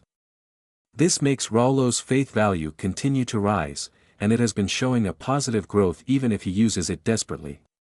For this reason, Rollo thought of a way. After thinking for a few days, he decided to implement this method. He continued to adopt the form of the previously established 100-year plan. It was the same large conference room where the techno-cult was founded. Everyone gathered here to pray to Rollo's statue. "Welcome my God to come." Rollo appeared directly to them and said, "I know you are worried about your lifespan, but I am kind. I decided to grant you a miracle to solve this problem." Everyone was stunned when they heard Rollo's words. Then they became ecstatic. This was really exciting good news. "Thank God, please give me an oracle." Rollo continued, "I will implement a contribution value policy in the divine domain. Everyone can get the lifespan I grant based on their contribution value. There are many ways to obtain contribution value. The most important thing is scientific and technological inventions. If you research the latest technology, improve existing technology, or combine science and magic to create new knowledge, you will get a lot of contribution value rewards. This method is suitable for scholars and scientists in scientific and technological laboratories. The second is managers. If you manage your own related fields or departments well and there are no mistakes, you can get a small part of the contribution value reward. But if there are problems under your management, then you don't have to think about these rewards. Then we need to reward those who have the courage to criticize, the courage to do what is right, the courage to save the dying and the wounded, and the enthusiasm to charity and people who care for the disadvantaged. I will also give certain rewards to such people. Finally, workers who love their jobs and contribute their strength in their own positions, love their work, work hard, and have strong wills will get some rewards. These are the conventional ways to obtain contribution points, and the unconventional methods are mainly concentrated in the military. All those who participate in foreign wars can get contribution points. And the reward standards will be increased according to battlefield performance. In the conventional methods of obtaining contribution points, the contribution points of invention research will be given to relevant personnel after the project is completed, and the others will be uniformly counted at the end of the year. For the military, generally speaking, it is the same as the above situation, and the settlement is made at the end of the year. If there is a foreign war or a war is going on, the settlement of contribution points will be uniformly calculated after the war or the battle ends. Contribution points are not something that can only be gained but not reduced. Once there is a belief in other false gods, or the behavior of betraying the interests of the divine domain, that is, betraying the interests of Rollo, will be severely punished. Not only will the contribution points be deducted, but serious cases will also cost lives. This is beyond doubt. In addition to the above points, the punishment for the army also includes deserting the battlefield, betraying military intelligence, dereliction of duty, and a series of special circumstances will deduct contribution points, and serious cases will endanger lives. The belief value policy completely ignited the passion of the participants, and they seemed to be enveloped by great happiness. And Rollo's divine domain will definitely undergo major changes because of this meeting. It can be said that having contribution points means having everything. Contribution points are not only useful in increasing lifespan. It can also be used to exchange for other precious things. This will also become the second priority for all life races in Rollo's divine domain in terms of job promotion or purchasing limited items. The first priority is of course the level of faith. If two people can be promoted, one is a fanatic and the other is just a true believer, then the one who gets the promotion must be the fanatic, and if both are fanatics, then the one who gets the promotion is the one with the higher contribution value. Don't talk about fairness. There is no fairness in this world. Moreover, the level of faith and contribution value are the result of personal efforts. This is beyond doubt and cannot be erased. It is also reasonable to choose the higher one. If you have lost hope in life, you feel that you are a useless person, you feel that you live without value, without goals, or even you are just lazy and don't want to make progress. As long as you have contribution value, as long as your contribution value is high enough, these are not a problem. People who feel that they are useless can use contribution value and Raulo to exchange for various abilities, which can be easily solved in one step. And those who feel that they are worthless can get various famous teachers to teach you step by step to improve your management ability. When you graduate, you can serve in the local area and benefit the people. You can even run for the minister and deputy minister of various departments, or even members of the two parliaments. In this way, you can realize your own value. Even if you are really lazy and have no ambition, it doesn't matter. No one will discriminate against you. They will even make you feel more at ease if you are lazy, just because your contribution value is high enough. Do you think that's the end? Of course not. People with higher contribution values take the initiative when choosing a spouse. This is the honor bestowed on him by the whole society and the whole God's domain. To put it bluntly, this is the honor bestowed on him by Luo Luo. With so many benefits, how can you not be tempted? Of course, it is very difficult to obtain contribution points. Oh, no, it should be said that it is very difficult for some people, but much easier for another part of people. Take scholars and scientists in science and technology laboratories as an example. After they complete major projects, they will obtain a large amount of contribution points. Whether in terms of the number or frequency of contribution points, they belong to the first echelon. Others only get a small amount of contribution points each time. This prompts the subjects in the God's domain to either work hard to learn knowledge and finally do research, invention, and creation. Or work hard and be a kind person to obtain contribution points. No matter what is done, this is a huge improvement for Luo Luo's divine society, which will greatly stimulate people's enthusiasm for work and learning. At the same time, it also promotes the formation of a positive energy atmosphere in society. Make everyone work hard to be good and make contributions to society. At the end, Luo Luo couldn't help but applaud himself. I am really a genius. I can think of this policy. Of course, these methods of obtaining contribution points are easy for the mechanical race, so for the pseudo-mortal mechanical race, are contribution points useless? Of course not. The robots of the mechanical race can use contribution points to exchange for higher-level materials to upgrade their levels. Luo Luo said before that the mechanical race also has desires, but the rules in their minds limit their expression of desires. That's why they always maintain an iron-faced and meticulous state. And the contribution value can enable them to realize their desires and move towards a higher level and a higher level of life. For the contribution value policy formulated by Luo Luo, all participants expressed their full agreement. After all, this is the most favorable plan for them. They began to get into a fierce argument, trying to fix the loopholes and deficiencies in the system in the shortest time and hand them over to Raulo for the final decision. The most important changes were proposed by the director of the Oracle Bureau, Holy Spirit Furland, and the chief of the mechanical tribe, Tie. That is, if there are problems and loopholes in the contribution value system, the person who discovers it must report it to the higher authorities, so that he can get the corresponding contribution value reward. If someone uses the discovered loopholes to illegally obtain contribution points, all illegal gains will be confiscated and severely punished.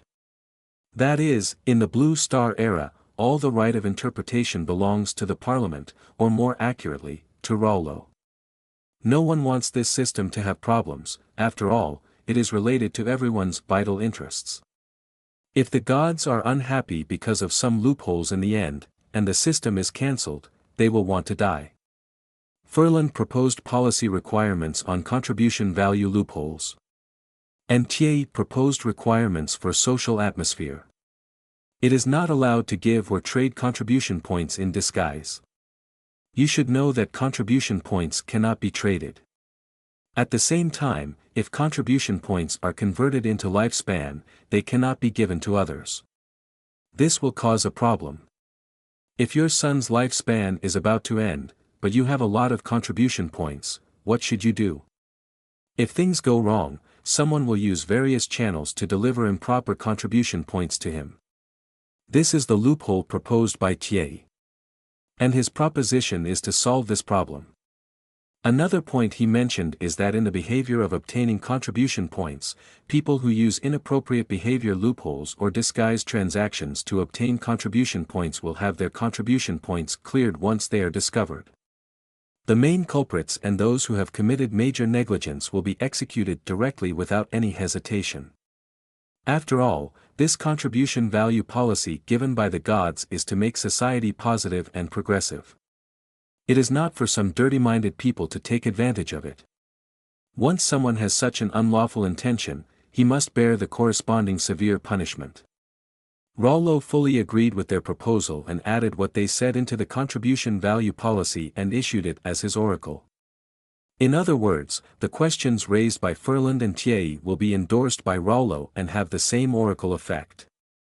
The rest are some minor issues, such as stipulating that in the regular contribution value acquisition method, except for scientific and technological inventions, the other categories are decided by the Imperial Parliament. The scientific and technological invention category is decided by the Institute of Science and Technology Development and Research. The extraordinary rule, that is, the contribution value of the army, is decided by the War Bureau. All the nominations and final decisions of the three parties on the contribution value winners will be submitted to the Oracle Bureau for unified summary and stamping. Although it is just a formality, this point can also reflect the importance of the Oracle Bureau. After all, it is the department closest to the gods. Finally, after determining the various regulations for contribution value rewards, Rollo began to busy himself with his own affairs. He still has a lot of things to do. He is refining the citizen cards all the time and investigating the development of various tasks in the gods' domain. Rollo left calmly, but the entire gods' domain was boiling. As soon as the meeting ended, the top leaders of the gods' domain immediately told all races and all lives about this policy, and emphasized that everyone should be treated equally. Everyone was stunned, just like the expressions of the congressmen and ministers at the beginning, and their subsequent behavior was exactly the same, ecstatic, shouting loudly, and having nowhere to vent. This time, the contribution value system promulgated by Rollo will be a major change for his god's domain. All lives in the entire god's domain burst out with great enthusiasm and invested in the first 100-year plan task formulated by Rollo before. It can be said that changes in the god's domain are changing all the time. Today is different from the past. Compared with the past before the establishment of the god's religion, although people live well and are not hungry or cold, they have no goals in their hearts, which greatly reduces the efficiency of everyone. After the establishment of the empire and the god's religion, people began to have faith or more ambitious goals and ideals. The previous faith was just awe and dependence on the gods, and now the faith is the recognition of the realization of self-worth.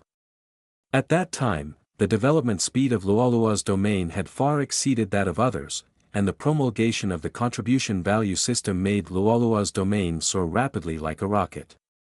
All production capacities doubled, and doubled again. The results of scientific and technological research and development exploded. Even the night school that no one cared about before was crowded with people eager for knowledge and eager to learn. This made Luoluo very pleased. Then someone would say, can't other gods do this? Really can't. First of all, we must understand that if we want to implement a similar contribution value system, we need a lot of faith points. We must know that faith points are not enough for gods at any stage. Even if your elders give you some faith points, this is not a long-term solution after all. Without a long-term source, you will not be able to maintain the increasing demand for faith points. Maintaining the longevity characteristics of a life form requires continuous consumption of faith points. Occasionally getting a sum of faith points cannot support other gods to promulgate similar policies. They need a stable and large amount of faith points as a backup source. The Luoluo mechanical family just meets this feature, which is stable and large. Secondly, other gods all implement a sectarian form of ruling method. As mentioned before, this method is time-saving and labor-saving, but very crude. If they also promulgate a similar system like Luo Luo, then the most likely person to receive it will always be a life form in the head. That is to say, the only people who can get the life bonus under normal circumstances are the clan leader, the priest, the first warrior, and their descendants who have a high status and strong power in the entire race. Moreover, the difference in the culture of the god's domain cannot make them copy Luo Luo's form. After all, they rarely invent and create, almost none. Then there is kindness, friendship, and dedication to work, which cannot be reflected in the god's domain of other gods. The easiest thing is foreign war. After all, this is a stage that all gods have to go through, or a stage that they will always go through in the future.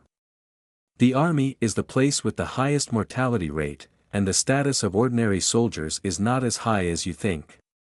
Only the most powerful few can get rewards. Luo Luo continued to refine various resources to enhance his foundation, and the subjects in the god's domain also made efforts in different fields in an orderly manner. They are all moving towards a better future. Some people may wonder why Luo Luo's subjects are so approachable and considerate. In fact, it is very simple. Part of the reason is that Luo Luo still has the blue star thought of his previous life and is peaceful and kind to people. Although there have been some changes in the past few years in the Earth's source continent, it is still not obvious. In addition, the subjects are equivalent to Luo Luo's children. The two are not in a master-servant relationship, but complement each other. The subjects contribute loyalty and sweat, and Luo Luo is responsible for protecting them and creating a better life for them. Luo Luo thinks this is fair. On the contrary, the Earth source continent teaches gods to maintain their majesty and keep a distance from their subjects. This is convenient for creating a sense of mystery, and it is often necessary to artificially create some troubles, even disasters, so that the subjects will have a sense of dependence on the gods and facilitate the harvest of faith points. The degree of faith of the subjects cultivated in this way will be higher. Luo Luo admits that this method is indeed effective, but Luo Luo still can't do it. Moreover, he also found that doing so is not without disadvantages. In this case, the subjects will pursue interests more and abandon the elderly and disabled people who will drag down the race. The strength of individuals is rising, but the overall growth rate of the god realm is extremely slow. The potential of some true gods in the god realm is lower than that of Rollo. This makes Rollo more convinced that his path is not wrong. A person who cannot even believe in his own ideas will never succeed. There is an old saying on Blue Star that when a person starts to do something, he must have the idea of success, otherwise he should not do it. Some people will worry about the rebellion of the subjects and the problems of the mechanical race devouring the master, which is even more nonsense. What is this? This is the era of gods. Everything of the subjects belongs to the gods. The gods can decide the life and death of any subjects. Rebellion does not exist. All the rebels will die with one idea of the gods. The gods can know everything in the god realm at any time. Rollo set up the Oracle Bureau to punish the practice of believing in false gods, which does not mean that he does not know, but it is impossible for the gods to pay attention to these bacteria all the time. After the implementation of the faith value plan, all the subjects in Luo Luo's domain burst out with powerful strength, and various projects moved forward rapidly. A few days later, the teacher of Xingqian Academy sent back the news that there was still about a year before the opening of that special alien world. Luo Luo had no choice. He could only wait, and before that he had to explore the alien world given to them by the family. The highest limit level of this alien world was the 7th level of demigod.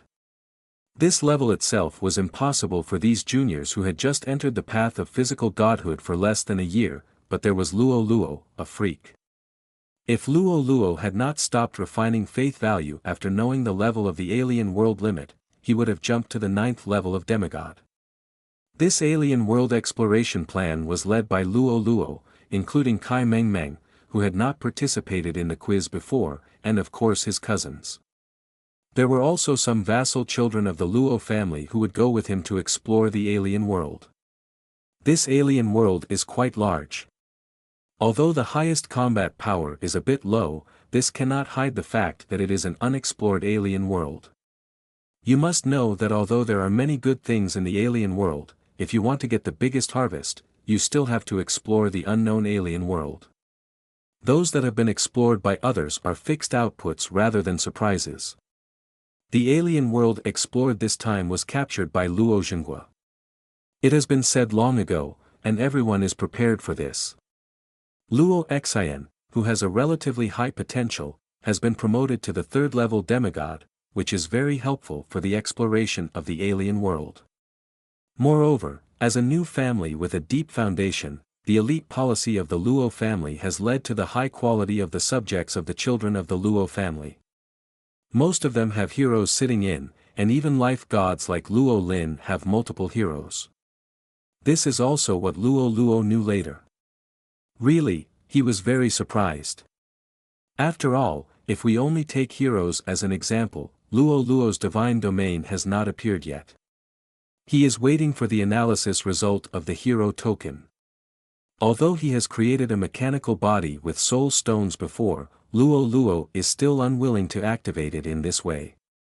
After all, this is just DIY made in a god's domain, without regular endowment, so he will be the weakest among the heroes. Even if he uses advanced materials, he cannot break this limitation, so Luo has to wait. Turning the screen to the classroom, Luo Yu is now explaining to them the various key points of exploring the alien world. Although exploring the alien world is simple to say, it is difficult to do. You have all felt the god's perspective in the alien world in the quiz before, but that is because the alien family has already explored it, which is equivalent to you lighting up all the places, but in the unknown alien world, your subjects have not lit up the corresponding map, then your divine consciousness cannot descend, and you cannot observe what happened in that area. So in the exploration of the unknown alien world, you are not the omniscient god's perspective. This ability only exists in the area you have explored. And the exploration area I am talking about mainly refers to the area explored by you in the area occupied and completely controlled by the subjects. If your subjects and the enemy are fighting, you can only see where the subjects are advancing, while the enemy's place is pitch black. What I want to tell you is the most important point in exploring the alien world, that is, be cautious, and cautious. Because even if you know the highest level of enemies in the alien world, but you still don't know what strange creatures in the alien world restrain your subjects, which is the most dangerous. Although the death of all the subjects exploring the alien world will not hurt your foundation, but the death of all the subjects does not mean that there will be no harm to you. You must know that the subjects exploring the alien world are summoned by you with your mental power. They have a subtle connection with your spirit. The connection will be disconnected when the subjects die. If too many connections are disconnected, it will also cause some burden to your mental damage. So don't let your subjects take very risky actions, and take steady steps. Exploring the alien world does not allow you to miss any small aspects. In the end, every inch of land and every creature will be explored clearly. This is the rule of exploring the alien world and the law we have always followed. Of course, in the family, if the above situation happens in the alien world given to you, don't panic or worry if you feel pain in your spirit. I will watch you from behind and protect you. But if you explore the unknown alien world by yourself in the future, you will not enjoy such good treatment. At that time, you'd better think of a way out for yourself, otherwise you may also be damaged.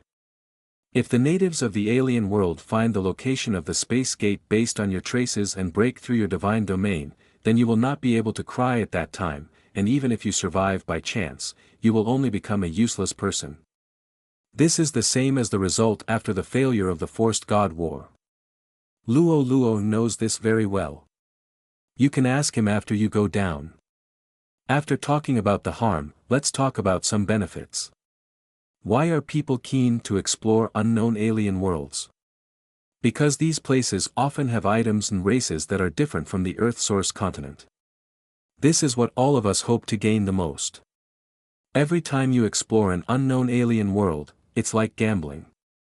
What you find may be useful or useless, may have existed before, or may have never appeared before. It may exist before but is very rare, or it may be precious but exist in large quantities. You may encounter these situations, so you must keep a calm mind when exploring unknown alien worlds, and don't hold too high hopes, so that you won't feel too disappointed. If you are lucky enough to encounter some good things, you will feel full of gains in your heart. This is one of the reasons why people are keen to explore unknown alien worlds. When Luo Luo heard this, he thought of the alien worlds with scientist and worker job transfer scrolls explored by the teachers of Xingqian Academy. For the teachers of Xingqian Academy, it might be really nothing. But it is very important to Luo Luo. So it means that useless things are not necessarily really useless, but they are not in the right hands. Thinking about it this way, Luo Luo found out whether he could explore the alien worlds that the Earth source continent had previously identified as useless. Just like renovating old things or picking up leaks, and such places are useless to others, Luo Luo seemed to have discovered a gold mountain. He did the same thing later, which earned him a reputation as a garbage king in the family. After all, he only wanted coordinates of alien worlds that others identified as useless. It can be said that such things are generally not wanted even if you pay for them. Luo Luo spent a very small price to hoard a large number of coordinates of other worlds, and then began the painful and happy journey of opening blind boxes. While Luo Luo was thinking about the bright future, Luo Yu continued to talk about matters related to the exploration of other worlds. The best team to explore the unknown other world is composed of a variety of subjects. The team that can deal with various emergencies is the best. Such a combination is also most conducive to exploring unknown places. After all, you can't know whether the place you are exploring is a desert, an ocean, or magma, or a swamp. You don't know whether it is a magic-free area with no magic fluctuations or a tidal area with abundant magic, so I suggest that you must pay attention to those creatures with strong physical strength and no magic talent when configuring the exploration team. Such subjects will have unexpected gains when exploring some special places. But I also want to tell you that although this suggestion has been told countless times by people from various colleges and families to their descendants, but it is still not taken seriously by many people. When they stood in front of the treasure and sighed at the treasure, they realized the meaning of this sentence. It was too late at that time. After all, exploring the unknown world is a time-limited task. If you can't collect all the benefits in your arms in the first place, then these things may not belong to you in the future. Benefits that are not obtained are not benefits. So you must keep this in mind. Although Luo Luo is the leader of this operation, he can only take care of each other when you meet each other.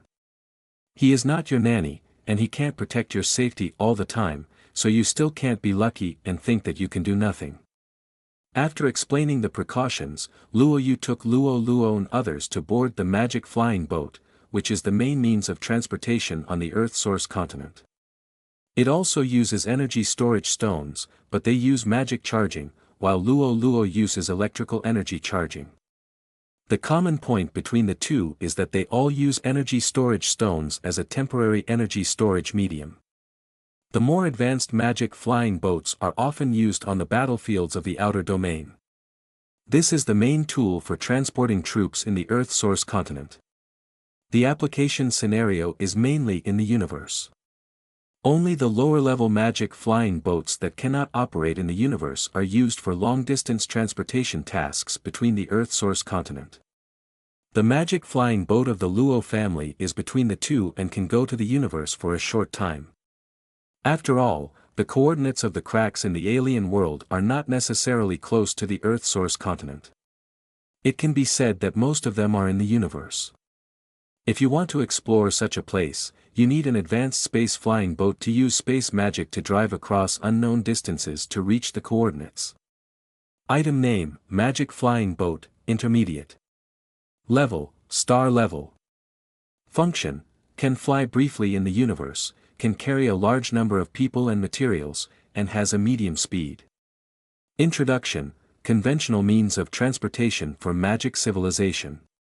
The alien world that Luo Luo and his friends are going to this time is obviously closer to the Earth source continent.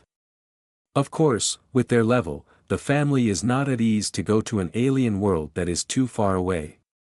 After all, if it is far away from the Earth source continent, once a problem occurs or it is attacked, the family's response time will be correspondingly extended, which will give people with ulterior motives the opportunity to take advantage of the fire. After staying on the magic flying boat for more than 2 hours, they arrived at the destination. There was an obvious space-time crack here. The space around the crack had an obvious sense of dislocation. The magic flying boat began to cross the crack. Luo Luo and others who were in the magic flying boat felt that their whole body was tense and they were bound to the ground by a force and could not move. After a short period of adaptation, they immediately became much more relaxed. At this time, the magic flying boat had passed through the crack, and a green planet came into view. It was very different from the appearance of the Earth source continent, which made the children on the flying boat exclaimed. Luo Luo was very calm. This green planet was different from the blue planet except for the color, and it might be bigger. Luo Yu controlled the magic flying boat and placed them at a place between the sea and the land. The land was full of towering trees. We are here. This is the starting point for your exploration of the alien world.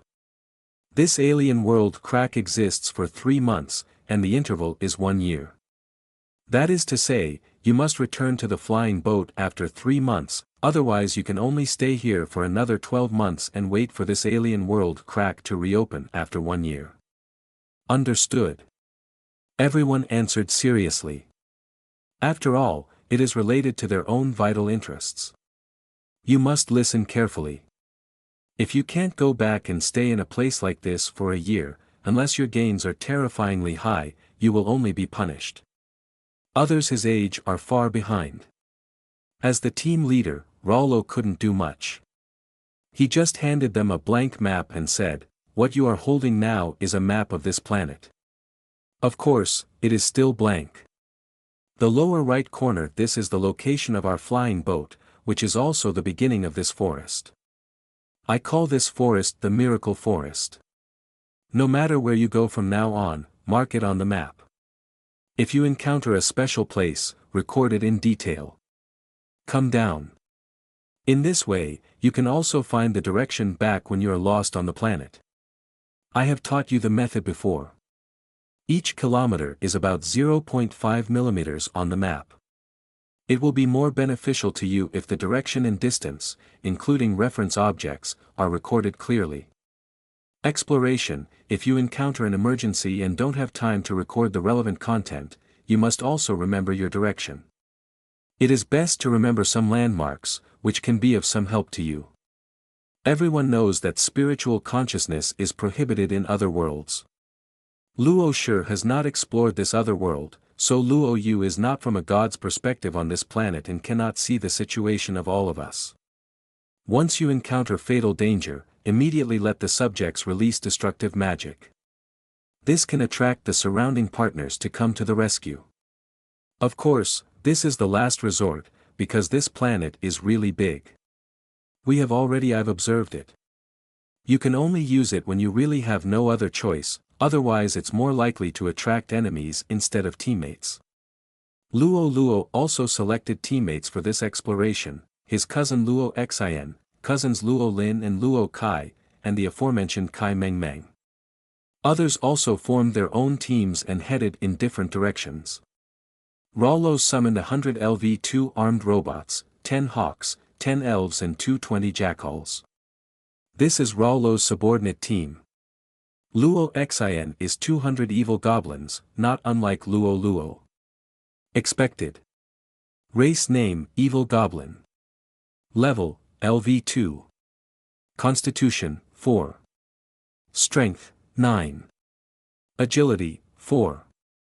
Spirit: 2. Talents: 1. Fertility: even if goblins are transformed by evil, their fertility rate is far faster than that of other races. 2. Evil creatures: goblins transformed by evil energy have increased potential. Skills: 1. Attack the enemy with all your strength, and your strength will be temporarily increased by 1. Cool for 1 hour. 2. Evil invasion: when evil goblins attack enemies, they will bring evil energy with them. Attack special effects. Introduction: this is a race of goblins that have been transformed by evil energy. They still retain some characteristics of goblins, but they are very different from normal goblins. Luo Kai's subjects are 20 elf dragons, which is a bit unexpected. Although elf dragons are also dragons, they are units of the elf clan and are generally associated with the elf clan. They are not dragon creatures in the traditional sense. Luo Kai can cultivate such subordinates. It seems that everyone is not relaxed. Race name: Elf Dragon. Level: LV2. Constitution: 10. Strength: 10. Agility: 15. Spirit: 18. Talent: 1. Higher life: life recovery speed is doubled. 2. Close to nature: good at using natural energy and being the darling of nature. 3. Resistant skin: reduces 50% of incoming magic damage. Skills: 1. Energy chaos: using this magic on the target area can cause the magic energy in the area to riot and create a forbidden magic field. Duration 30 minutes, cooldown 24 hours. 2. Light of recovery: you can use natural energy to provide recovery energy for allies, and can be used by 5 teammates at a time. Cooling time 1 hour. 3. Life shield: it can provide friendly forces with a natural shield that lasts for 20 minutes. Cooling time 6 hours. Introduction: this is nature's darling, a born magician. The most surprising one is Rolling, the goddess of recovery in the life department. Her subjects are elves. Although this kind of creature is only one word different from the elf, they are completely different. The elf is a magical creature bred from various plants. With their existence, the plants that bred them will have higher benefits. Disease resistance and greater yields: you can even grow magic plants. Therefore, the characteristics of this race make them the best logistics personnel, so gods who are aspiring to become support systems will try their best to cultivate this race. However, elves are also notoriously difficult to raise, and they very much need a good environment, such as it is said that only a large area of roses can give birth to a rose elf. The probability is too low. Because of this accidental breeding method, the number of elves is very low, resulting in their high value on the Earth origin continent. Moreover, elves cannot pass on their lineage, and each of them is unique in this world. Fortunately, the lifespan of elves is very long, and compared with their weak combat power, their survival ability is much stronger. Even if they die unexpectedly, they can be resurrected next to their masters. Of course, this is limited to their lifespan. Each rebirth will consume a lifespan of varying lengths. Until the end of their lifespan, they will leave their masters and find a corner that no one can find, silently waiting for the arrival of death. This is also a rare race that the gods cannot grant lifespan with faith value. Although Rolling only sent out an ordinary wood elf, it was a great improvement for Rollo's entire team. With this wood elf, at least in this forest, all the trees are their eyes and ears. The difference is that trees in the distance convey information slower than trees close to him. Race name: Elf, Wood Elf. Level: LV2. Constitution: 5. Strength: 5. Agility: 5. Spirit: 20. Talent: 1. Born and raised: extremely difficult to be born, but each one has a huge effect. 2. Natal items: each elf has its own natal items. As long as it involves relevant attributes, it can be easily used or driven. 3. Magical creatures: long life, immortal, but each death will consume a certain lifespan. 4. Luck: all kinds of elves have lucky attributes. Skills: 1. Whisper of nature: can listen to the sound of trees. Introduction: being able to get elves, it seems that you also have lucky attributes. Kai Meng Meng saw that everyone summoned their subjects, and sent out 20 shadow warriors without saying a word. 5 of them merged into the shadows of the team members. Luo Luo carefully observed these 5 shadows. They were different from other shadow tribes. Their shadow tribes were more like assassins, and their personal feelings were more solid. This should be a professional warrior among the shadow tribe. Race name, Shadow Clan Warrior. Occupation, Shadow Clan Guard. Level, LV2. Physique, 15. Strength, 10. Agility, 10. Spirit, 4. 1. Shadow Clan can freely hide in the shadow of an object, and the first attack launched in the shadow will trigger a double critical hit. 2. Dual System Affinity. Shadow Clan is a dual system creature of the Death System and the Dark System. It has affinity characteristics for both. Using Death System or Dark System skills increases damage by 50%. Skills. 1. Guarding the Master. When the Master is hit by a fatal blow, the hidden clan guard will use itself to bear all the damage on behalf of the Master. If the soft body damage overflows, the guard will provide the Master with a shield with dual attributes of the Dark System and the Death System when he dies. Introduction. The guards cultivated by the Assassin clan are really rare in the world. Rollo's team has been exploring forward for more than 2 hours, and they only encountered some low-level herbs and animals on the way. I didn't see any other useful items, which is also the norm when exploring other worlds. In most cases, nothing is found. If you are lucky, you can catch some good things at the end. If you are unlucky, the entire exploration journey ends in failure, that is, a waste of time and manpower, and no harvest yet. Cousin. Why is there nothing? I heard them say that exploring other worlds is so exciting. Why is it like this? Shut up, explore other worlds, since it's called exploration, then you can definitely encounter any situation. You can't always think about an exciting life. If an exciting one suddenly comes, can you handle it? Before Luo Luo could reply, Luo Kai started to sneer at Luo Xian. The two of them were like this. As long as they stayed together, there was no time to calm down. It was unprecedented for them to be able to live peacefully for 2 hours. What was Rollo doing at this time? Rollo was looking at a carcass of an animal that had been eaten.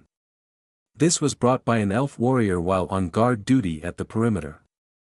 Luo Lin saw her cousin observing the corpse in front of her intently, and felt something strange. She immediately stopped the two quarrels. You two, stop talking. It seems that there is something going on. Please pay more attention. The two little ones came close to the body and looked around. This is an animal that has been corrupted by magical energy.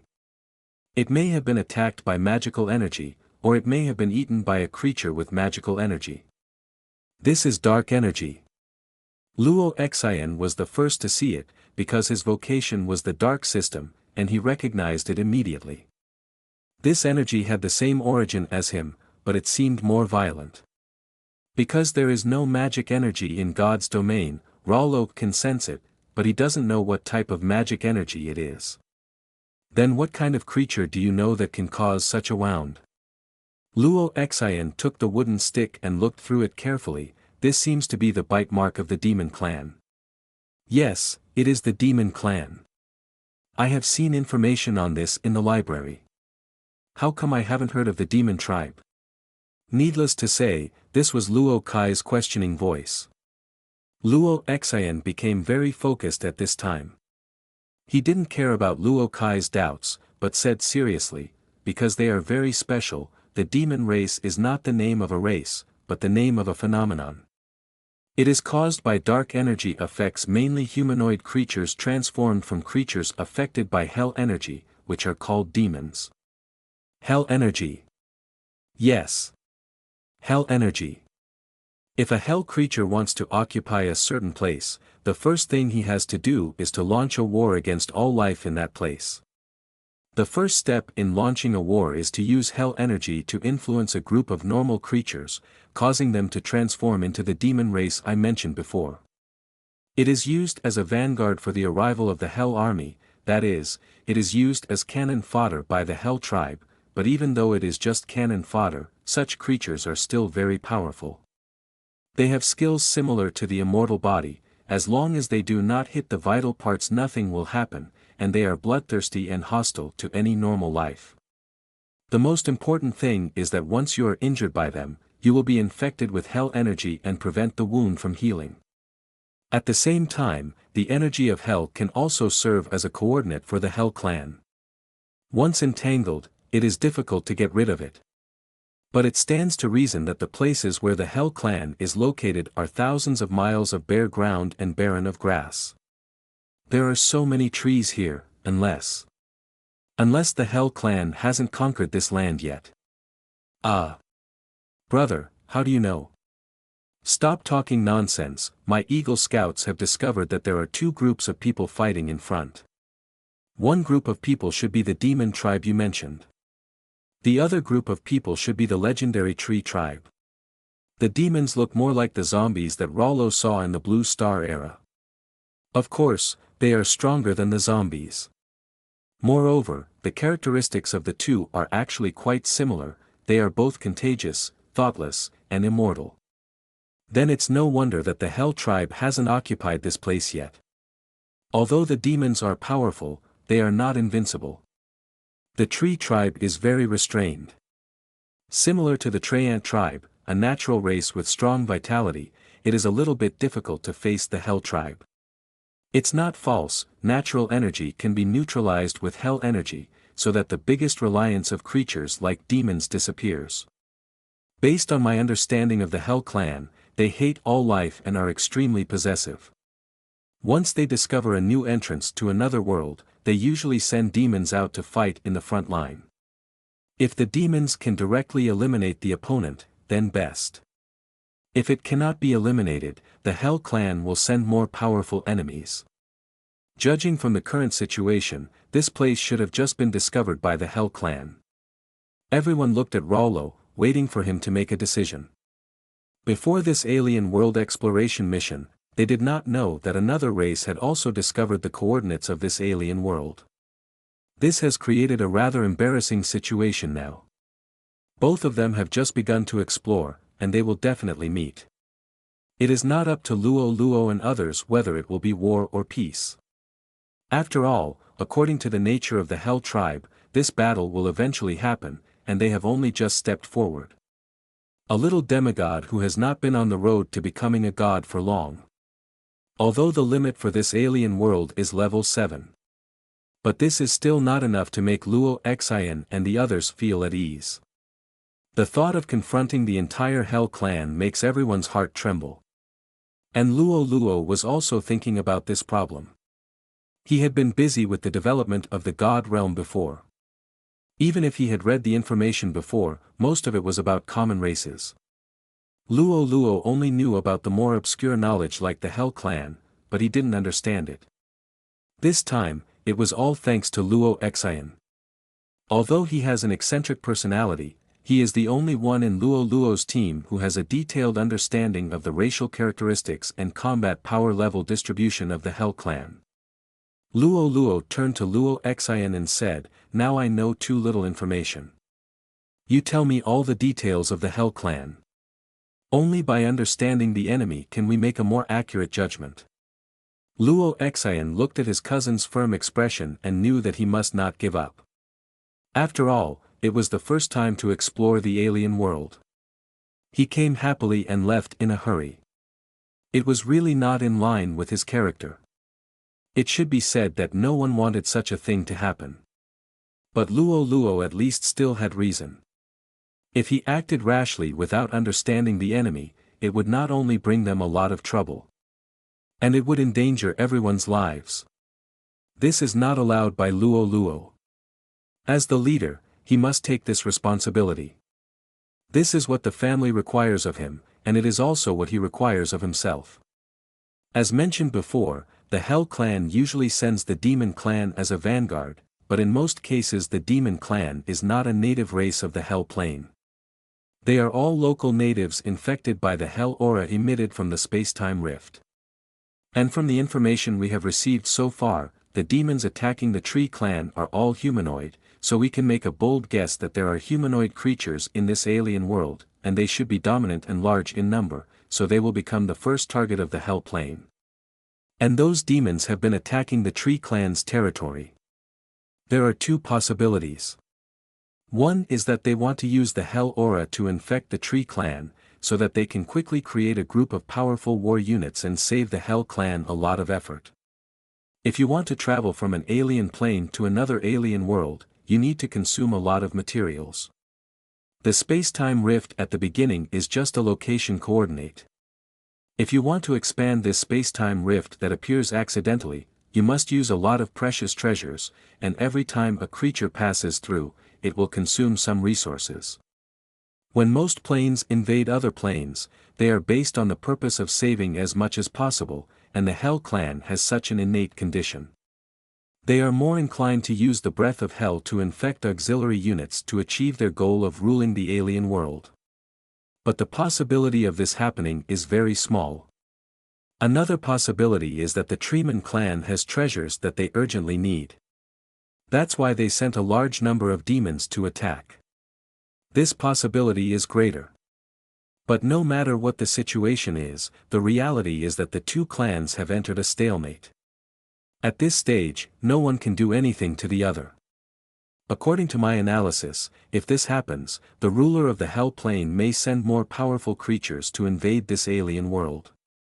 There are roughly several types of hell creatures above the demon race. Hellhounds are a relatively low-level and common race in the Hell Plane. Most of these creatures are the vanguards of the Hell Legion, also known as cannon fodder. Of course, they have a higher status than the demon race. After all, they are faster, more powerful, and have a stronger breath of hell. Above are ghosts and corpses. These two are the main forces of the Hell Legion and are also the enemies we have to worry about. One of them is a spiritual body and the other is a physical body. One is mainly magic and the other is mainly physical. This makes it extremely difficult to deal with when the two appear on the battlefield together, and it is also a threat to we are the biggest threat. I don't know about the higher ones. But some information I have learned shows that the Hell Clan is also ruled by different Hell Monarchs.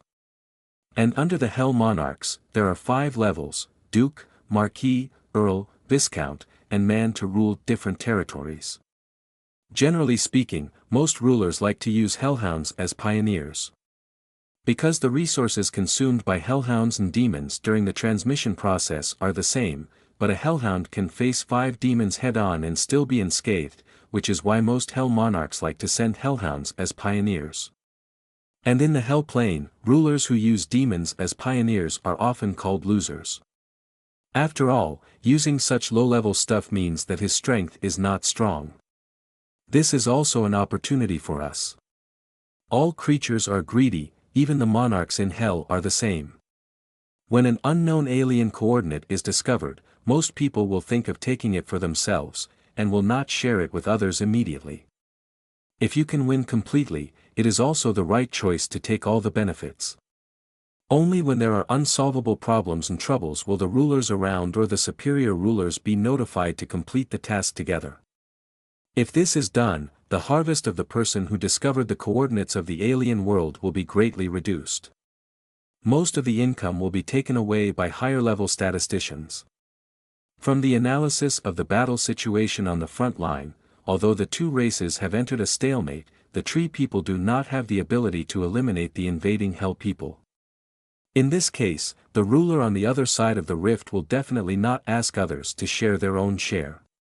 If he wants to take it all for himself, the price he pays is that he can only use the combat power in his own territory, and he cannot send most of the combat power to the alien world. If he does this, it will be telling the people around him that I have some unexpected discoveries and you can come and grab them.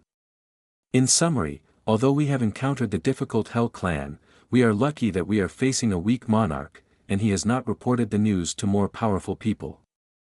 As long as we quickly annihilate all his combat power in this alien world, we may win the ownership of the alien world and various resources. We may even go to the Hell Plane to take a look at the environment and biological properties there. If we can plunder some treasures, that would be a real profit. Luo Luo glared at Luo Xian. Let's solve the current situation first, don't think too much. I will notify the other groups of people who have experience to pay attention to the movements of the Hell Clan. We better find out their range of activities. It would be even better if we can know where their space cracks are. Everyone fell into deep thought. Luo Lin said at this time, I think those tree people may know something. At this time, the Eagle Squad sent by Luo Luo has returned. The leader is their captain, Eagle 1. According to the regulations of the War Bureau, any soldier in a foreign war will have his own exclusive code name. This is convenient for command. My God, a large number of reinforcements have been detected behind the demons. They are in the form of dog creatures, with a number of more than 1,000. I think we can't wait any longer. Luo Luo also realized the seriousness of the matter. After all, although the tree people are powerful, they have very few people, only about 500. The number of besieged demons alone is 10 times theirs, at least 5,000 people, plus these 1,000 relatively high-end combat forces. The defeat of the tree people may come in a blink of an eye. Roland continued, if the tree people are defeated, we will lose an opportunity to understand the intelligence of the alien world and the opportunity to contact the local indigenous people. And if there are no tree people attracting such a large number of enemies, then they may be scattered all over the alien world, which is very unfavorable for our exploration. So, simply arrange the tasks. Roland, your tree elves are still paying attention to the situation behind the Hell Legion. If new reinforcements arrive, tell us in time. Eagle 1, your team will assist in the surveillance mission, mainly observing the changes on the battlefield. Luo Xian, I remember that your evil goblins also have a kind of energy in their bodies. Let all your goblins surround the battlefield, but don't attack. The main purpose is to prevent the enemy from fleeing. Kai Meng Meng, you do the same. Scatter the Shadow Clan on the encirclement line to deal with the fish that slip through the net. Don't let any hell creature escape to avoid leaking the news. Luo Kai, when the war starts, order your elf dragon to release the energy disorder skill on the battlefield. Then you can stay on the encirclement line with them, and I will be responsible for the main battlefield. At this time, Luo Kai said, Brother, if I let the elf dragon release the energy disorder skill, you will also be affected. It doesn't matter, I already have a countermeasure. The reason why Luo Luo can say this with such confidence is that the psychic energy diffusion technology that has just appeared in the God's domain makes the psychic bullet explode violently after touching the target. Luo Luo has also done tests before. Before touching the target, the bullet is very stable. It is bounded in a small range by the energy field. The influence of the outside world on him can be said to be minimal. Only by using objects to make him explode in advance can this stable state be broken. This is why Luo Luo hopes that Luo Kai's elf dragon will use the energy disorder skill. In this way, the psychic bullets fired by the mechanical race will burst out energy after touching the target. If there is disorder at this time, it doesn't matter to Luo Luo, because no matter what the damage of these energies is always applied to the target area. Energy disorder only makes the energy skills you send out difficult to control. But its energy level will not change, and the external damage will not change. As long as the enemy is confined to a fixed area, this method can be used. This is the tactical guidance that Luo Luo made for himself. Although the mechanical race can fight in close combat and is not weak, their long-range attack ability is relatively stronger. How to make good use of this advantage is a problem that Luo Luo has been considering. After learning about the skills of the elf dragon, he brought him a lot of inspiration. Since I can't decide what the enemy will do, I will artificially create a controllable scene to maximize my power. Rollo called this energy disorder battlefield. He created the chaos battlefield mode. In addition to its own mechanical race, it also needs the cooperation of some races that can affect the operation of energy.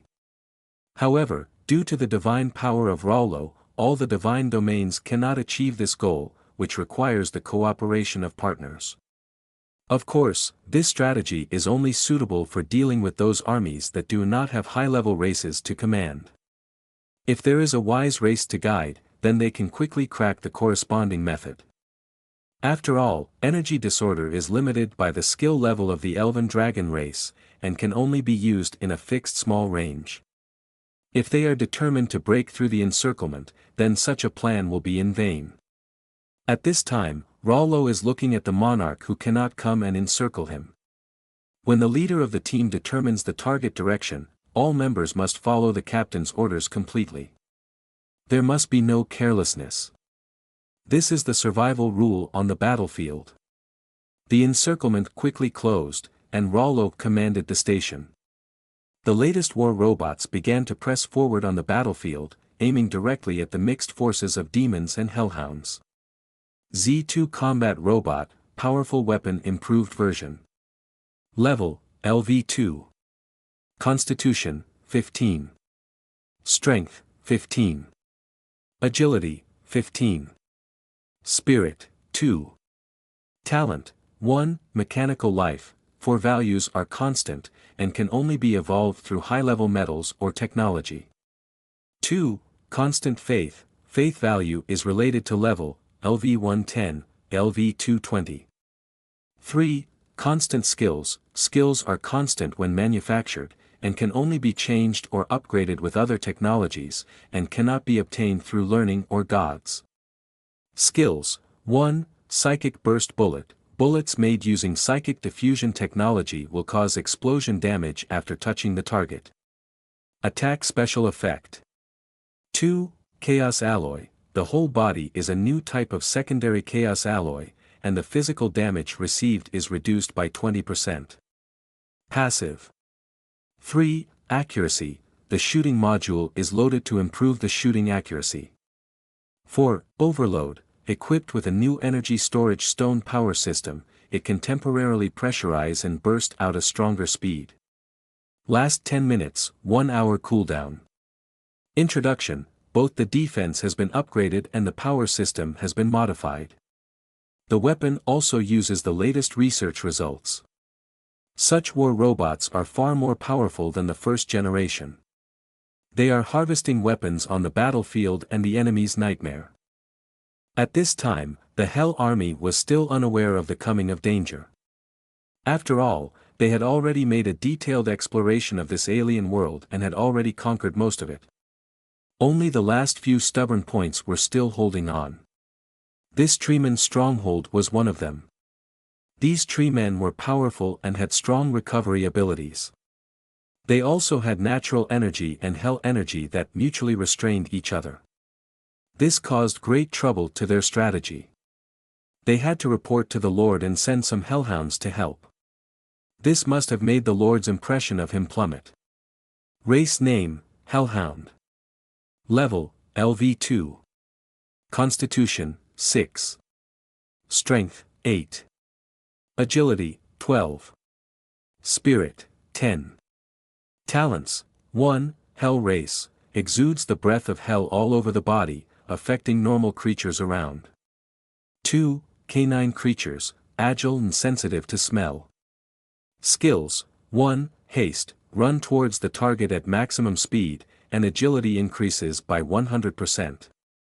Cooling down for 1 hour. 2. Hell Fireball, launch a fireball full of hell energy to attack the target enemy. Cooling down for 10 minutes. Introduction, the cannon fodder vanguard of the Hell Army, but they still cannot be underestimated.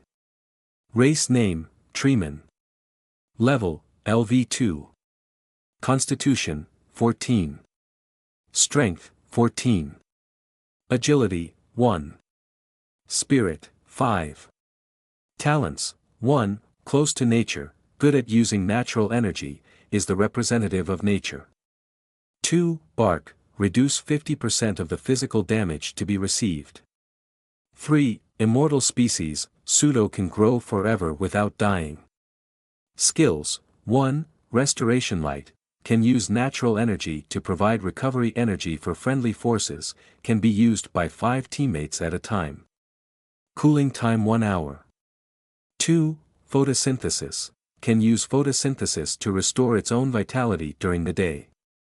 Passive. Introduction, tree life form, powerful, can also use magic. If it is not the disadvantage of moving too slowly, it is a perfect race. The one who has such an idea is the commander of the Hell Legion Hell Messenger. This is a race that evolved from the demon race 3 times. It is stronger than the lower hell races such as the demon race and the hell dog. The most important thing is that they have wisdom, which makes the Hell Messenger often become the commander of the Hell Monarch in the outside world. But if I can get the treasure of the Treeman tribe, I will definitely become one of the generals under the Lord, just like the Ghost King. The Hell Messenger, who was dreaming of the spring and autumn period, suddenly saw a large number of flying objects appearing behind him on the right. These were the psychic explosion bullets fired by the mechanical tribe. There was even a small team of mechanical tribes preparing to fire the improved 002 artillery. This is also a classic work that uses psychic diffusion technology. It has high damage, fast firing rate, and simple operation. It only requires 2 people to use it. Of course, the 2 people mentioned here specifically refer to the mechanical tribe team, each with 10 members, which means that at this time, the muzzles of 5 cannons are aimed at the Hell Legion. Equipment name is 002 Artillery, improved. Damage, 3 rounds per minute. Each shell causes a fixed damage of 9,500 points. It explodes after touching the target or the ground, and then burns 10 points per second for 3 minutes. Function, a high-powered lethal weapon made using psychic diffusion technology. While the Hell Messenger was stunned, the attacks came one after another, and the entire Hell Army camp was blown to pieces. He immediately wanted to command the Hell Army to attack the unknown target to stop such an attack, but he didn't know how fast Rollo's army fired, and just when the Hellhound was about to use the Hell Ball. Luo Kai's elf dragon also began to use the energy disorder skill on the battlefield, which caused many Hellhound's fireballs to explode when they were still forming in their mouths, affecting a large area of Hell soldiers around. The bullets fired by the mechanical family were no longer as neatly exploded as before. Many energies were scattered, but some energies were strengthened. This is the horror of the energy disorder skill. Such skills will also appear in some places. Of course, the energy disorder state that appears in other places is formed by natural phenomena. Such places are generally called forbidden magic areas, and what Rollo wants to create now is an artificial forbidden magic area, and no one dares to use magic. But the forbidden magic is only the target area where the Hell Army exists. As long as those outside this area are not affected, the energy explosion bombs launched by the mechanical race will only cause energy disorder within the range of this area. Luo doesn't care whether these energies are annihilated or enhanced above the Hell Legion. After all, it's not his people who are injured. But the Hell Legion suffered, and large numbers of living forces were quickly destroyed. They couldn't launch a counterattack. After all, if they use magic energy, they will only be injured, which is the effect Luo wants. Moreover, the attack launched by the mechanical race under Luo's command is continuously extended from the periphery of the Hell Legion to the inside. If they run outward, they will be destroyed faster. If they squeeze inward, it will only be a slow death.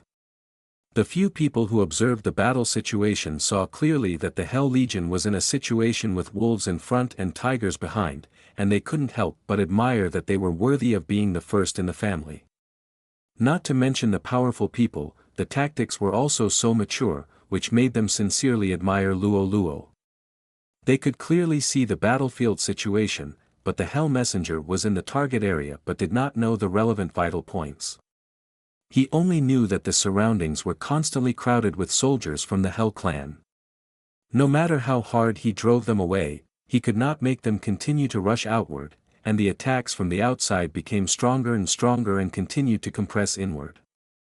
The fire damage was also transmitted layer by layer within the range, which made the Hellbringer very uncomfortable.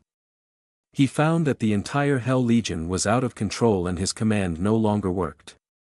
Are these still the demons who are not afraid of pain and the hellhounds who go crazy at the sight of life? This made him very confused, but there was not much time for him to think about it on the battlefield. Rollo's extended attack was about to hit his surroundings. Due to the factor of energy annihilation on the periphery, some attacks were annihilated after touching the forbidden demon realm, without causing harm to the Hell race in those areas, which allowed them to break out from the gap. But Luo is not stupid. When encountering such a situation, he will immediately launch a follow-up attack.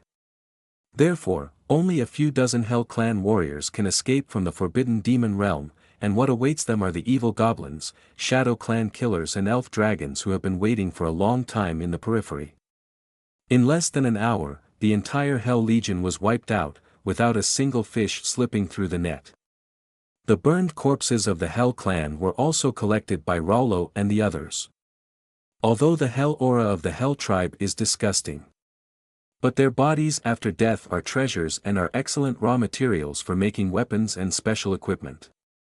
Rollo also wanted to use divine power to analyze these hellish creatures. See if you can get something useful. The tree people were stunned when they saw their enemies suddenly wiped out, but when Luo and the others appeared, they immediately became nervous. Looking at Rollo and others with horrified eyes, after all, they were the ones who could destroy the Hell Legion so quickly. These Hell Legions had been in a stalemate with the tree people for a long time and almost wiped them out. In this way, they were easily solved by Luo and others. The tree people did not dare to be careless at all. If these people who had just come out were hostile to them, then they might not even have the ability to resist at all. But when I saw the elves, and elf dragons that appeared with Rollo and the others, I let down my guard a little. These races have a good relationship with the tree people, and they all love nature. The tree people can clearly feel the rich natural scent on their bodies, which is completely different from the previous Hell people who exuded the smell of sulfur. From this, it can be seen that this group of people and the Hell Clan should not be on the same side. At this time, there was the rustling of leaves, and the tree people made way for a passage. An old tree man walked out of it, his branches and leaves were yellow, and his appearance was full of wrinkles. But his aura was very peaceful, causing everyone present to let go of their nervousness. The old tree man looked at Luo and others and their subjects carefully for a while. First, he looked at the wood elves and elf dragons and found that they showed no signs of being coerced.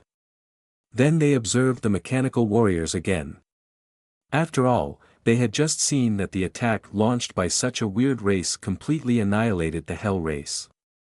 Everyone present was silent at this time.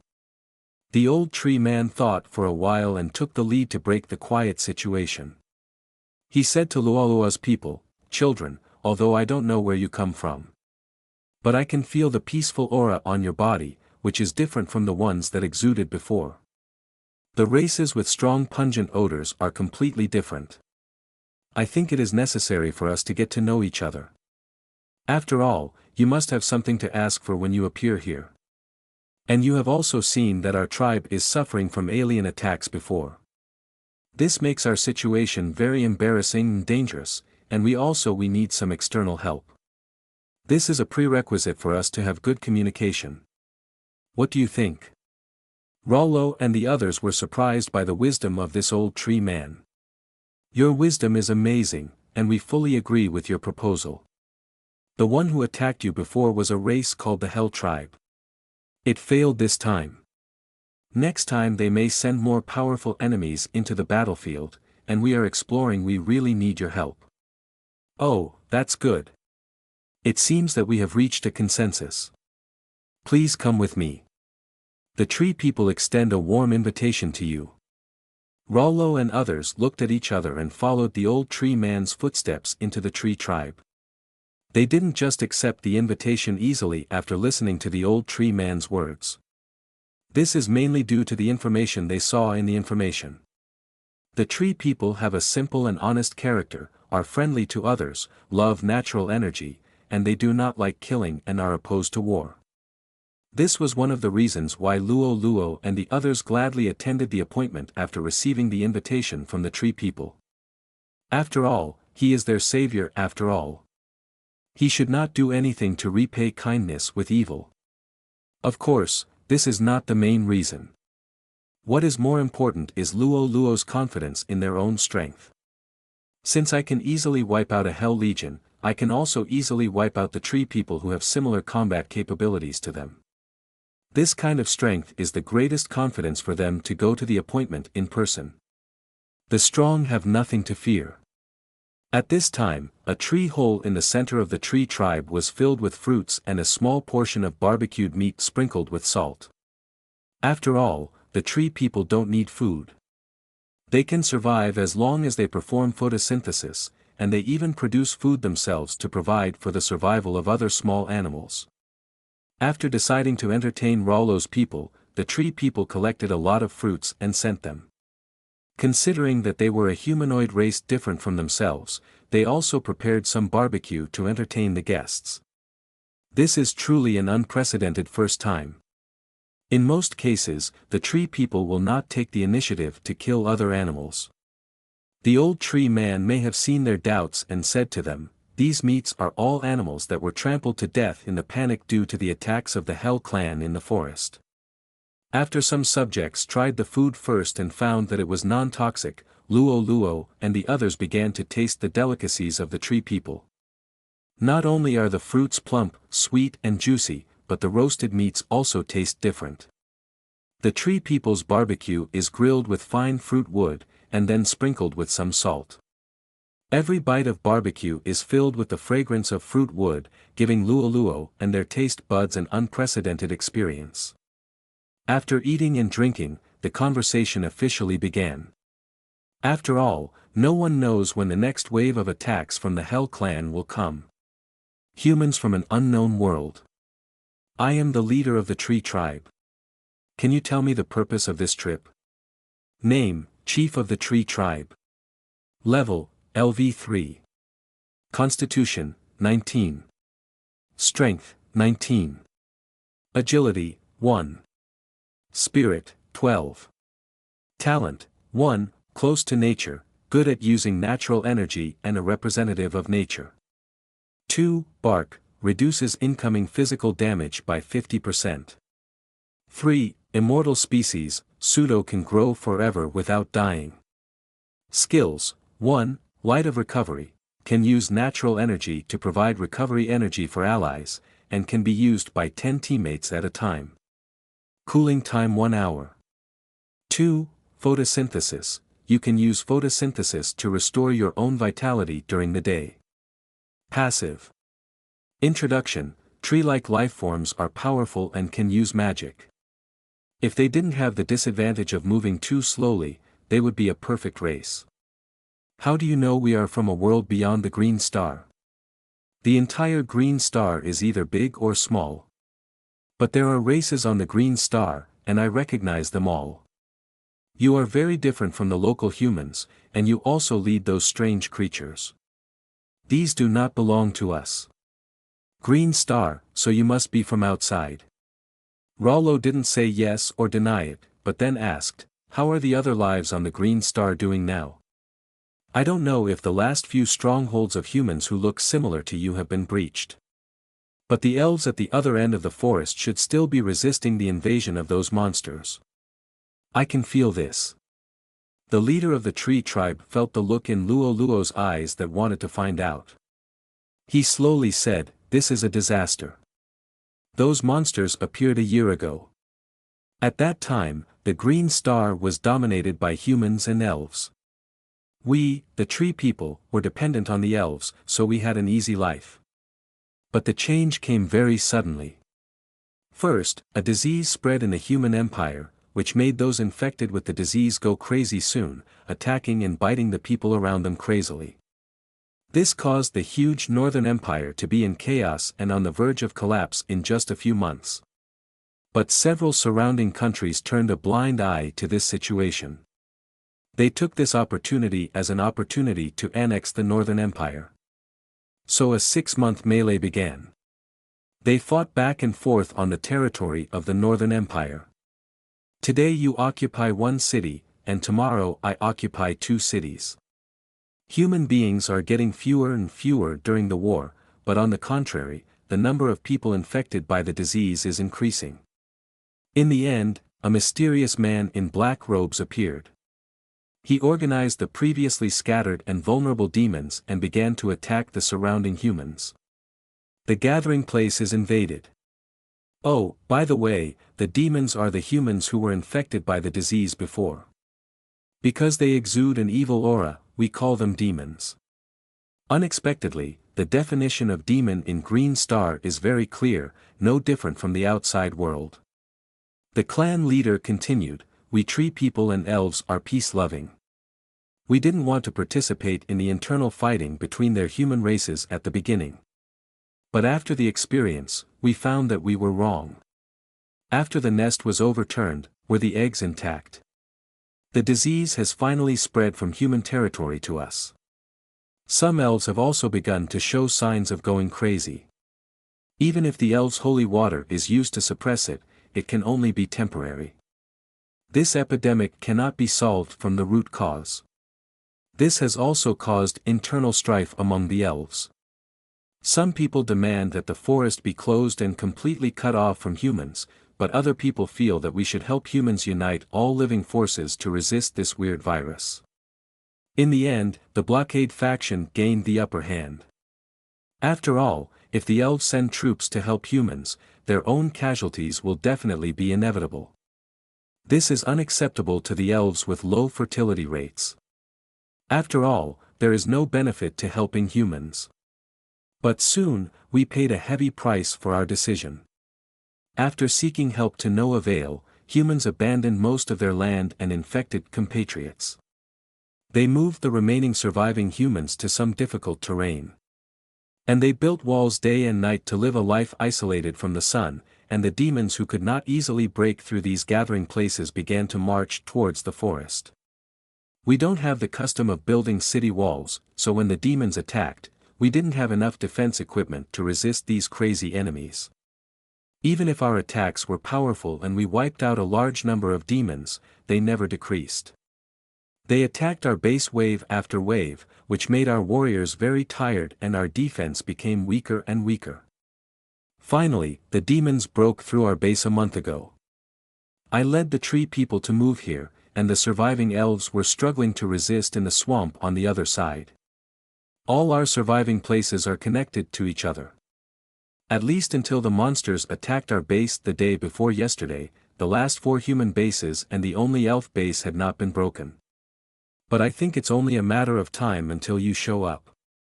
The Tree People's chief's narration was very detailed, which was of great help to Luo Luo and his people. At least they already knew the situation on Green Star at this time. This situation is what Luo Luo and his people want to see most. If the Tree People were the only base left, they would persuade the Tree People to leave with them. But if there are still so many resistance forces in this world, then they will consider destroying the Hell Clan. After all, the resources of a planet are much stronger than the resources of the Tree Clan alone. Luo Luo and his group began to discuss in a low voice. The chief of the Tree Clan was not in a hurry, and did not urge them. Instead, he silently waited for the result of their discussion. At this time, they were already on the cliff. If they took another step back, they would fall into the abyss. The people in front of them might be their only hope for survival. Although they knew that putting hope in the hands of others was a very dangerous idea. But in these days, in the confrontation with the Hell Legion, they also found that the enemy's attack intensity was slowly increasing. And they had no backup forces to support until the end of the war. Not to mention winning, it was even more difficult to protect themselves. They had to grab any life-saving straw, which was the wisdom of an elder. At this time, Luo Luo and his friends had finished their discussion. Luo Luo said to the Treeman tribe leader, "We can protect you and even help you annihilate the enemy, but we have conditions." "Oh, what conditions? The Treeman tribe leader was not surprised. After all, if you want something from others, you must pay some price. It's good to have conditions, which means that this group of people are able to help you. This is great news. What he fears most is that there are no conditions, which is the worst situation. We need your race to send a group of potential tree people to pledge allegiance to us and become our subjects. Hearing this, the old treeman was suddenly startled. Subjects. This is really a distant word. Luo Luo didn't expect that just saying the word subjects would surprise the old treeman so much. It seems that there were gods on Green Star before. Otherwise, he wouldn't react so strongly to the word subjects. Then the old tribe leader's words confirmed Luo Luo's point of view. Are you all gods? It seems that the history of Green Star is longer than we thought. Then the question is, where did the gods on Green Star go? Rollo asked the old tree man. I don't know. When I was young, I only knew that Green Star once had gods. I heard this from the elders of our tribe. He is the oldest tree man in our tree people. When I was just born, my favorite thing was to listen to his stories. The legend of the gods also came from him. It is said that there were many gods on Green Star before. But they were all destroyed by a natural disaster, and the tribesmen who believed in them were wiped out in an instant. No matter how much they prayed afterwards, it was useless. And the ancestor said that he was not a believer in any god when the gods existed. So when the gods disappeared, he did not die. Those people with deep faith died suddenly on that day, which is why the ancestor speculated that those gods were lost. But the ancestor was not happy that he could survive. He used to miss the previous era very much. It was a peaceful era, and all creatures lived in peace, there was no war, no death, and no hunger. And at that time, the world was ruled by the elves. Humans were just low-level creatures that survived in tribes. They were only stronger than wild beasts. They had no magic and even no strong bodies. This made the ancestors of humans always at the lowest level on Green Star. The elves at that time didn't even think of making humans slaves, which shows how weak humans were at that time, but then they developed faster and faster, especially after the gods fell. The elves, who lost the protection of the gods, began to decline, and the number of new people became very slow. Humans are just the opposite. They learned magic that the elves had looked down on before, and traded with our tree people for the secrets of strengthening their bodies. This made them grow rapidly and become the new masters of Green Star. And the only area that the elves can control is this forest. Simons, who was in the Hell Plane at this time, felt that 1/3 of his legion suddenly disappeared.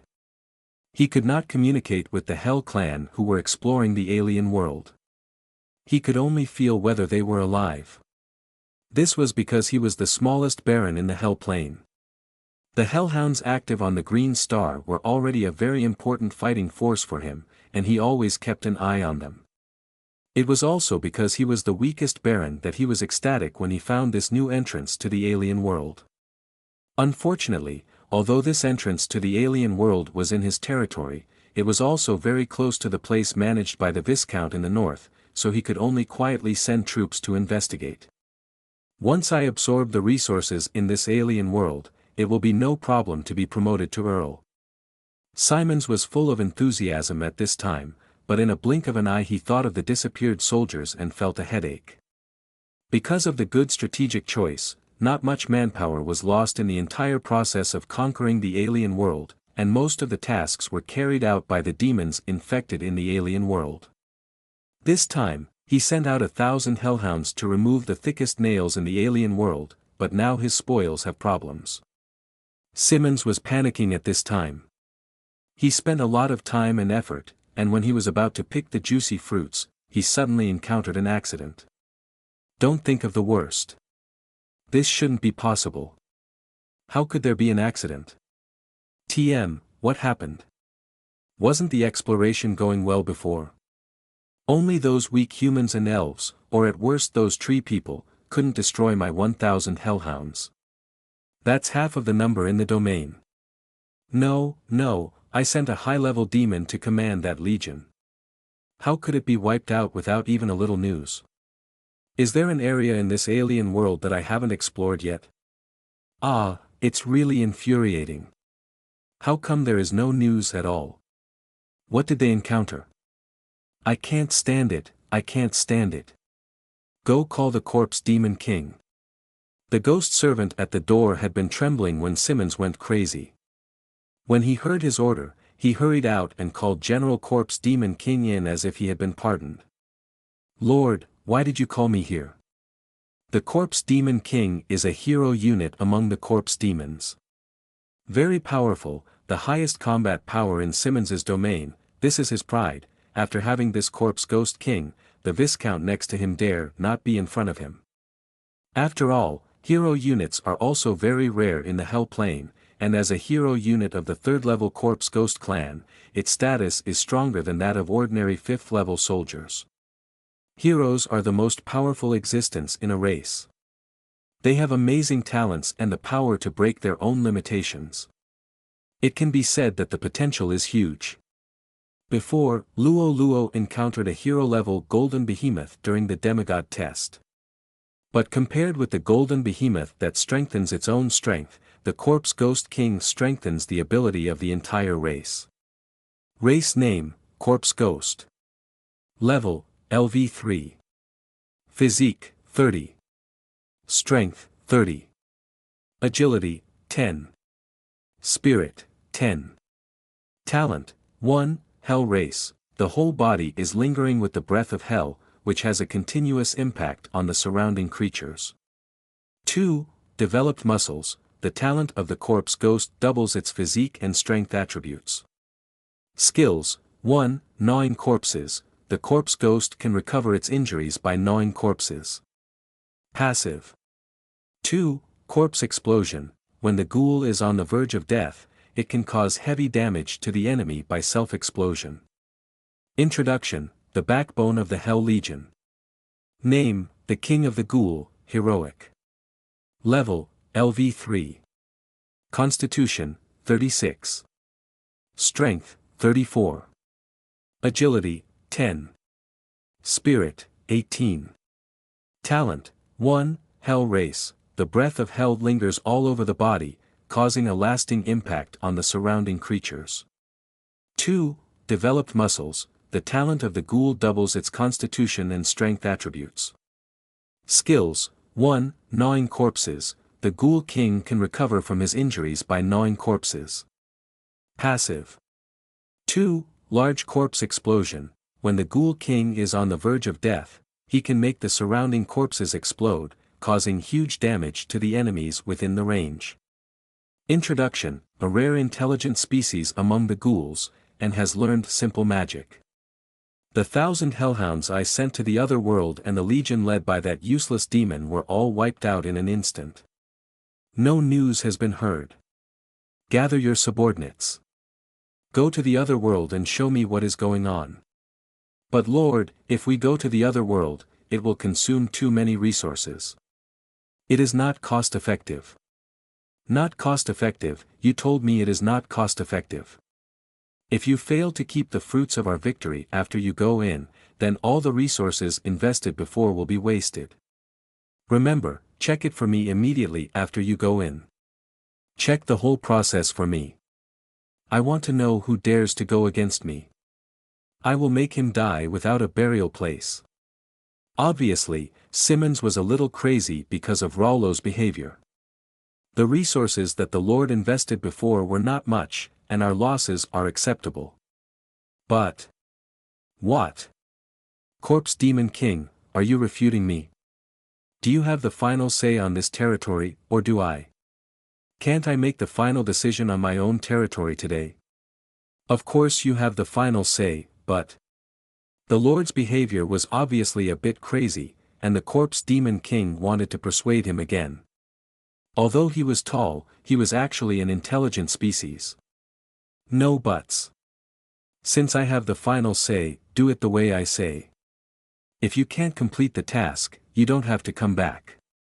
Seeing this, the corpse ghost king knew that he could not persuade him anymore, so he could only lead his men to explore the other world according to the will of the Lord. In fact, Simmons regretted it after saying these words. After all, the corpse ghost king is the most powerful fighting force in his domain and his facade. If the relationship is frozen because of this matter, it will be very detrimental to the development of the domain, but there is no way to maintain the dignity of the Lord, so he has to do this. Some things are shot and there is no turning back. Simons's idea is actually understandable. He is not saying that he cares more about the resources invested before, but he regards all the gains in this other world as his capital to become the Earl. He has been dreaming about this for a long time, and finally he has the opportunity to realize it, and the opportunity is right in front of him and within reach. How could he give up because of some small accidents? Simons is not crazy, but just trapped in his own obsession. He can't persuade himself to give up all his previous efforts in vain. Even if he wants to die, he must die clearly. In fact, Simmons, the Baron of Hell, is also very miserable. He inherited his father's position as Viscount, but it was not easy. You know, his ancestors were dukes, but the Simmons family was getting worse and worse. When it came to his father's generation, he could only be called Viscount Simmons. If it was just like this, it would be fine, at least he was still a real noble. But the bad thing was that his father was weak and incompetent and accomplished nothing. He worked diligently all his life, but he could only be a defender. In the end, his reputation was not preserved. He was overthrown by a small baron who had been planning for a long time, and the million-strong army was destroyed. To say that this old Viscount should not inherit this territory. In hell, everyone is an expert in conspiracy. If you are not cruel, then others will be cruel to you. This is the rule. Simmons' father, old Simmons, has always been protected by his grandfather, and there was a big problem as soon as his grandfather died. Not only were the family's million-strong army annihilated, but the domain was also annexed on a large scale. The little baron who used to flatter them timidly has become the current Viscount. Where did his territory come from? It was all snatched from Simon's father. This made the two families a feud. From Simmons' birth to the present, Simmons' father also died on the battlefield a few years ago, and he had to take up the responsibility to inherit the domain that was now only the baron. The Hell Plane is very realistic. The larger the domain and the stronger the power, the higher the status. Once you lose these, you will obediently hand them over. Simmons can't call himself a Viscount to the outside world now, but can only call himself a baron. It's because his territory is no longer enough for the Viscount standard. This is the naked reality. What can Simmons do? He can only catch up. But fate played a joke on him. He thought that after the death of the dirty Viscount of the same generation as his grandfather, he could take back the glory of his family to avenge his father's murder. But he never expected that the person who succeeded the opposite Viscount's territory would be more talented, more capable, and even more powerful than before. Simmons had just set up his ambitions, but they were extinguished by a basin of cold water. But so what, if you are not as strong as others, you have to pretend to be a grandson.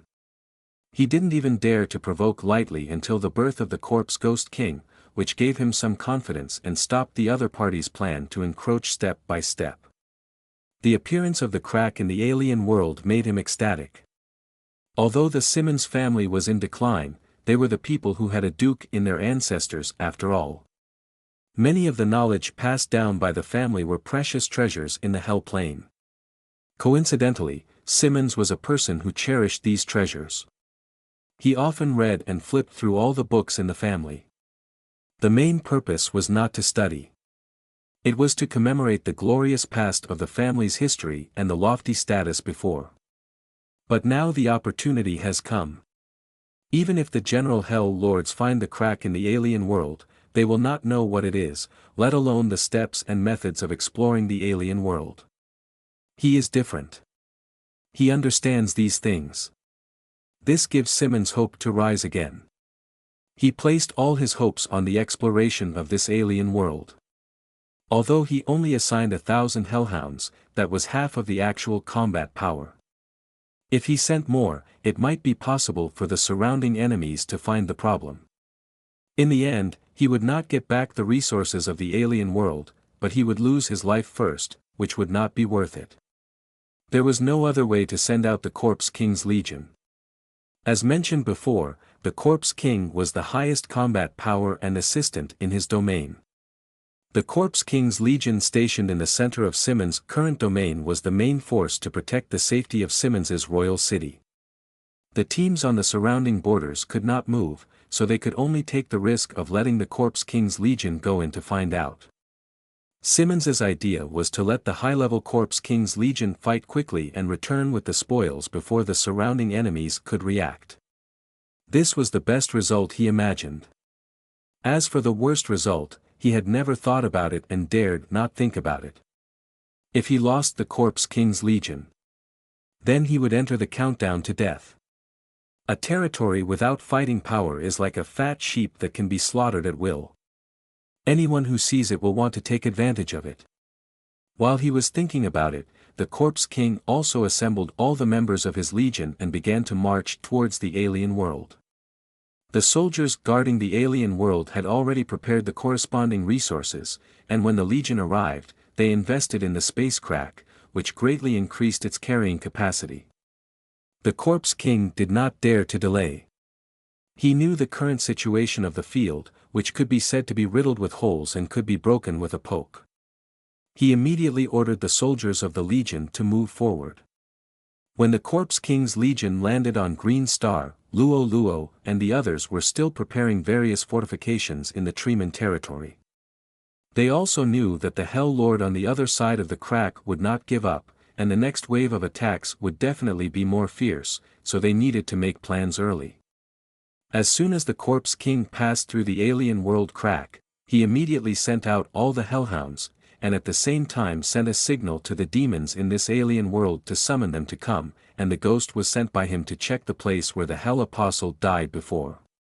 A few days later, the second Apostle Walker, who was attacking the human base in the Death Valley with all his strength, received the order from the Corpse King. Order your troops to go to the gathering place at full speed, without any mistakes. At this time, the demon army led by him had already attacked the city wall. When they were about to break through the nail stationed on the road of the Hell Legion, they suddenly received such an order. There was no way, he could only do it. In the Hell clan, all soldiers had clear positions, and the orders of superiors could not be refuted at all. The number 2 Hell Walker took a fierce look at the towering walls of the human base and issued an order to retreat. The humans in the Death Valley base were almost desperate. Men, women, old and young in the base picked up everything they could use and prepared to fight to the end. The Hell clan did not take prisoners, and they would die if they were caught, so they might as well fight. But just when they were raising their courage to their throats, those hateful monsters suddenly retreated, which puzzled them. But no matter how you think about it, this is a good thing. Under the command of the city lord, the survivors hurriedly began to repair the city walls, replenish various supplies, and bury the corpses outside to prevent the spread of plague and viruses in the base. After finishing these tasks, the city lord Joseph Williams, who had not slept for 7 days and 7 nights since the demons attacked, was finally able to rest for a while. His daughter Diana Williams slowly massaged her father. She knew that her father was under great pressure. He had not slept for several days and had to go to the city wall every once in a while. It was really difficult for him to urge the soldiers and prevent them from slacking off. After a while, Joseph snored and fell into a deep sleep. At this time, the Corpse Ghost King had led his troops to the place where the Hell Army was destroyed. Why is the magic energy here so violent? Report to the leader, we found the Tree People's settlement ahead, with a population of about 500 people. It seems that they have not suffered any losses. It seems that there has been no battle. How is it possible that there are no losses? The Legion has invested so many troops here. The Tree People have no losses. What happened? The Corpse Ghost King was also very surprised.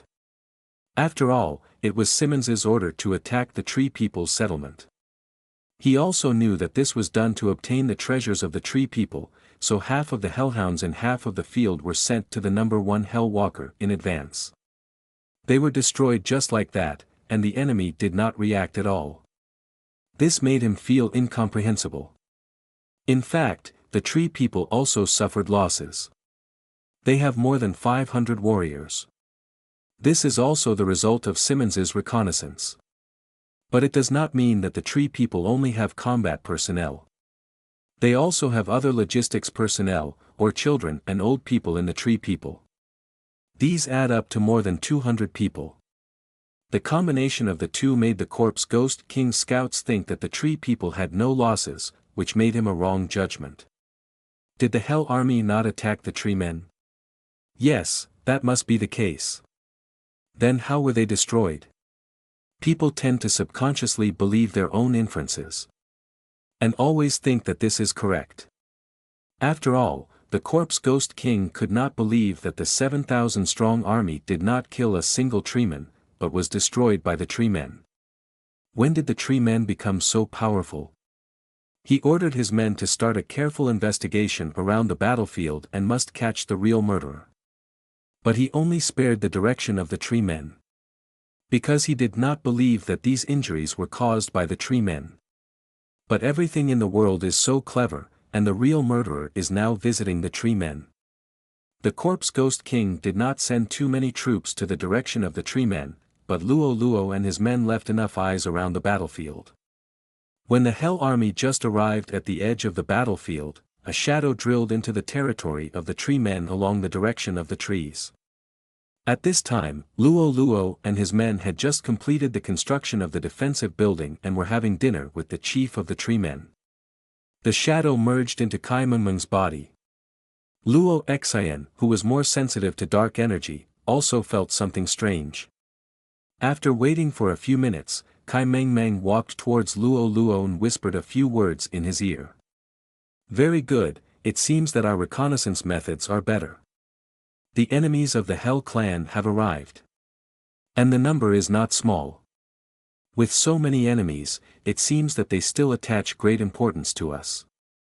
Luo Xian, come and see what the configuration of this wave of Hell Legion is. Kai Mengmeng told Luo Xian the information at this time. After listening, he pondered for a moment and said, this should be the main force of the Corpse Ghost Clan. It is also equipped with a considerable number of Hellhounds. There should also be ghosts. This legion is amazing. It can attack and defend. It has both long-range attacks and close combat. There are also Vanguard Scouts. It can be said to be a relatively complete standard Corpse Ghost Clan. I think they should also carry some heavy siege equipment. And why do I feel that the leader is a bit like the Corpse Ghost King, the hero unit of the Corpse Ghost Clan? Oh, it seems that the Lord on the opposite side has spent a lot of money. Luo Luo knew that it must cost a lot of resources to send such a well-equipped legion over. It seems that the Lord on the opposite side is a little anxious.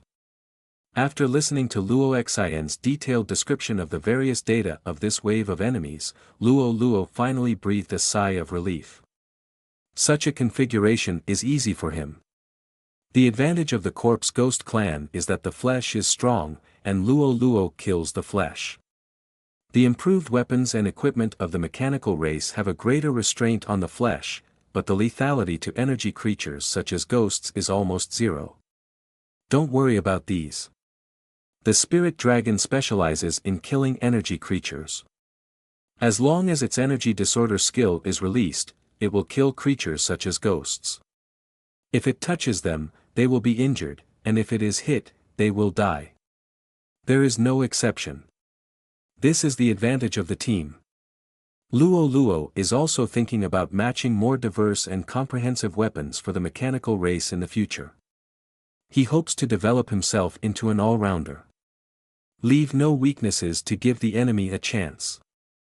After several hours of intense search, the Hell Legion did not find any useful clues. So now the corpse ghost king can only face the reality, a reality he is most reluctant to admit: the murderer is the tree people. This is really weird. He dared not make a decision for a long time. He could only send all the ghosts to the tree people to investigate the situation. If the murderer is the tree people, then they can only fight them openly, and if the murderer is not the tree people, then it is better. They can be directly annihilated to complete the task assigned by Simmons and continue to implement the great cause of conquering the alien world. No matter what, they have to face it. He called all the high-level members of the Hell Army to discuss the strategy to deal with the tree people. Finally, it was decided that after the Ghost Tribe's reconnaissance, they would directly launch a sneak attack on the tree people's residence, and the time was chosen at night. At this time, the tree people had no sunlight for photosynthesis and fell into an inert state. This is the most negligent time of the day for them, and they are also the most careless. The previous Hell Walker used this method to destroy several gathering places of the tree people many times. He didn't know that his whereabouts had been exposed from the beginning, and the whole process was under the control of Rollo and others. At this time, Rollo's people were also discussing ways to deal with the Hell Army with the chief of the tree people. After all, it is better to reduce some losses, and no one wants to see their soldiers sacrifice in vain. The scouts of the Ghost Tribe just touched the tree hole where Rollo and others were discussing things at this time. But as the Shadow Clan, which is also a pure energy body, they also discovered the ghost as soon as it came. The Ghost Clan is not an energy race that specializes in hiding and assassination, so they did not discover the existence of the Shadow Clan. But the Shadow Clan had already been eyeing him, which meant that Kai Mengmeng had also discovered him. Kai Mengmeng was about to remind him, but she received a glance from Luo Luo and fell silent. Although the improved war robot lost its attack power against energy bodies, they also installed more reconnaissance equipment. Similar to energy detectors, infrared detectors and wind wave detectors can detect invisible units and energy body targets. Even without Kai Mengmeng's Shadow Clan reminder, he had already discovered this ill-intentioned ghost. At this time, Luo Luo and the others knew that Simmons' plan was to prepare for a night attack. And now there happened to be enemy spies in the house. Luo Luo came up with a plan: why don't I give him a trick on his own? You know, the technology core is not only about science and technology. There are also various works, cultural images, and so on from the Blue Star era, which are all-encompassing. However, although these things exist in the technology core, they are not displayed on the attribute panel because they cannot improve combat effectiveness. Rollo said, "We don't know where the enemies sent by the Hell Clan are now.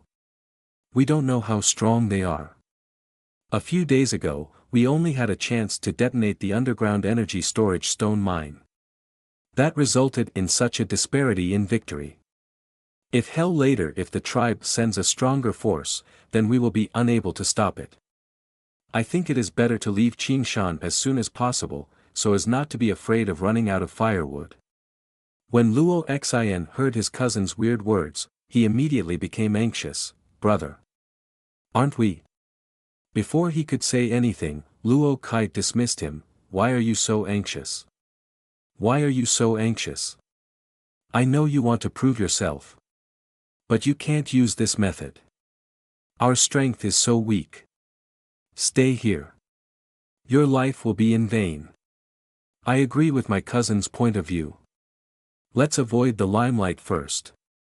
Although Luo Kai did not have investigative methods similar to those of the Shadow Clan and the Mechanical Clan, his elf dragon was also very sensitive to energy, and she had felt something was wrong before. Hearing her cousin's words made her even more alert. So before Luo Xin could say anything, he blocked his words to avoid ruining Luo Luo's important event.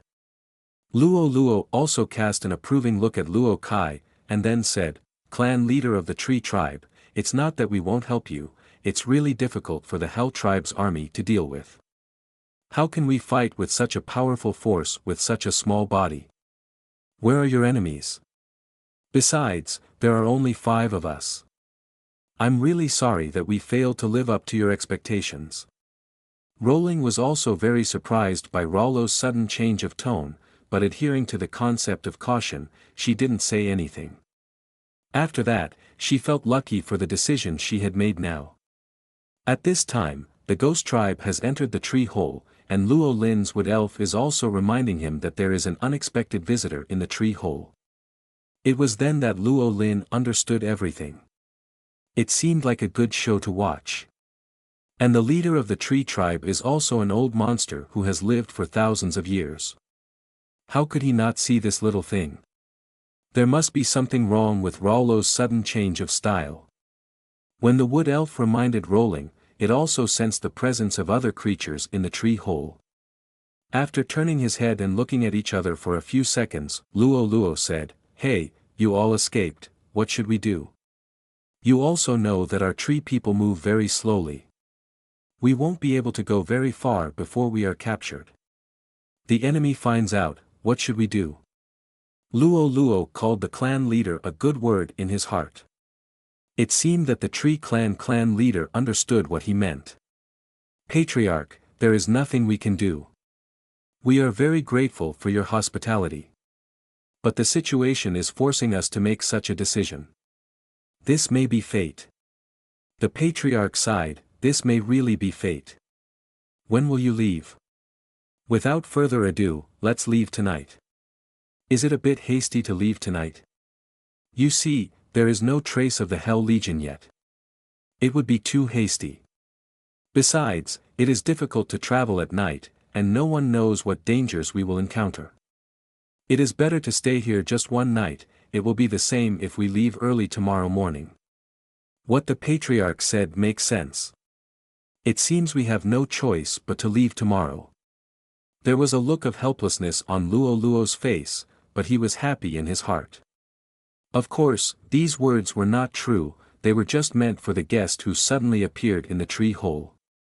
The soldiers of the Ghost Clan were overjoyed to hear such a major secret. I didn't pay attention to some weird little details.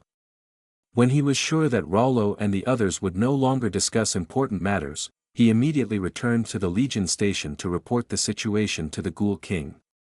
As soon as he left, everyone in the room felt it. Oh, of course, besides Luo Xin, evil goblins can also feel alien energy. But because their intelligence was too low, they did not report this situation to Luo Xin as important information. This made Luo Xin act like a fool during the entire discussion.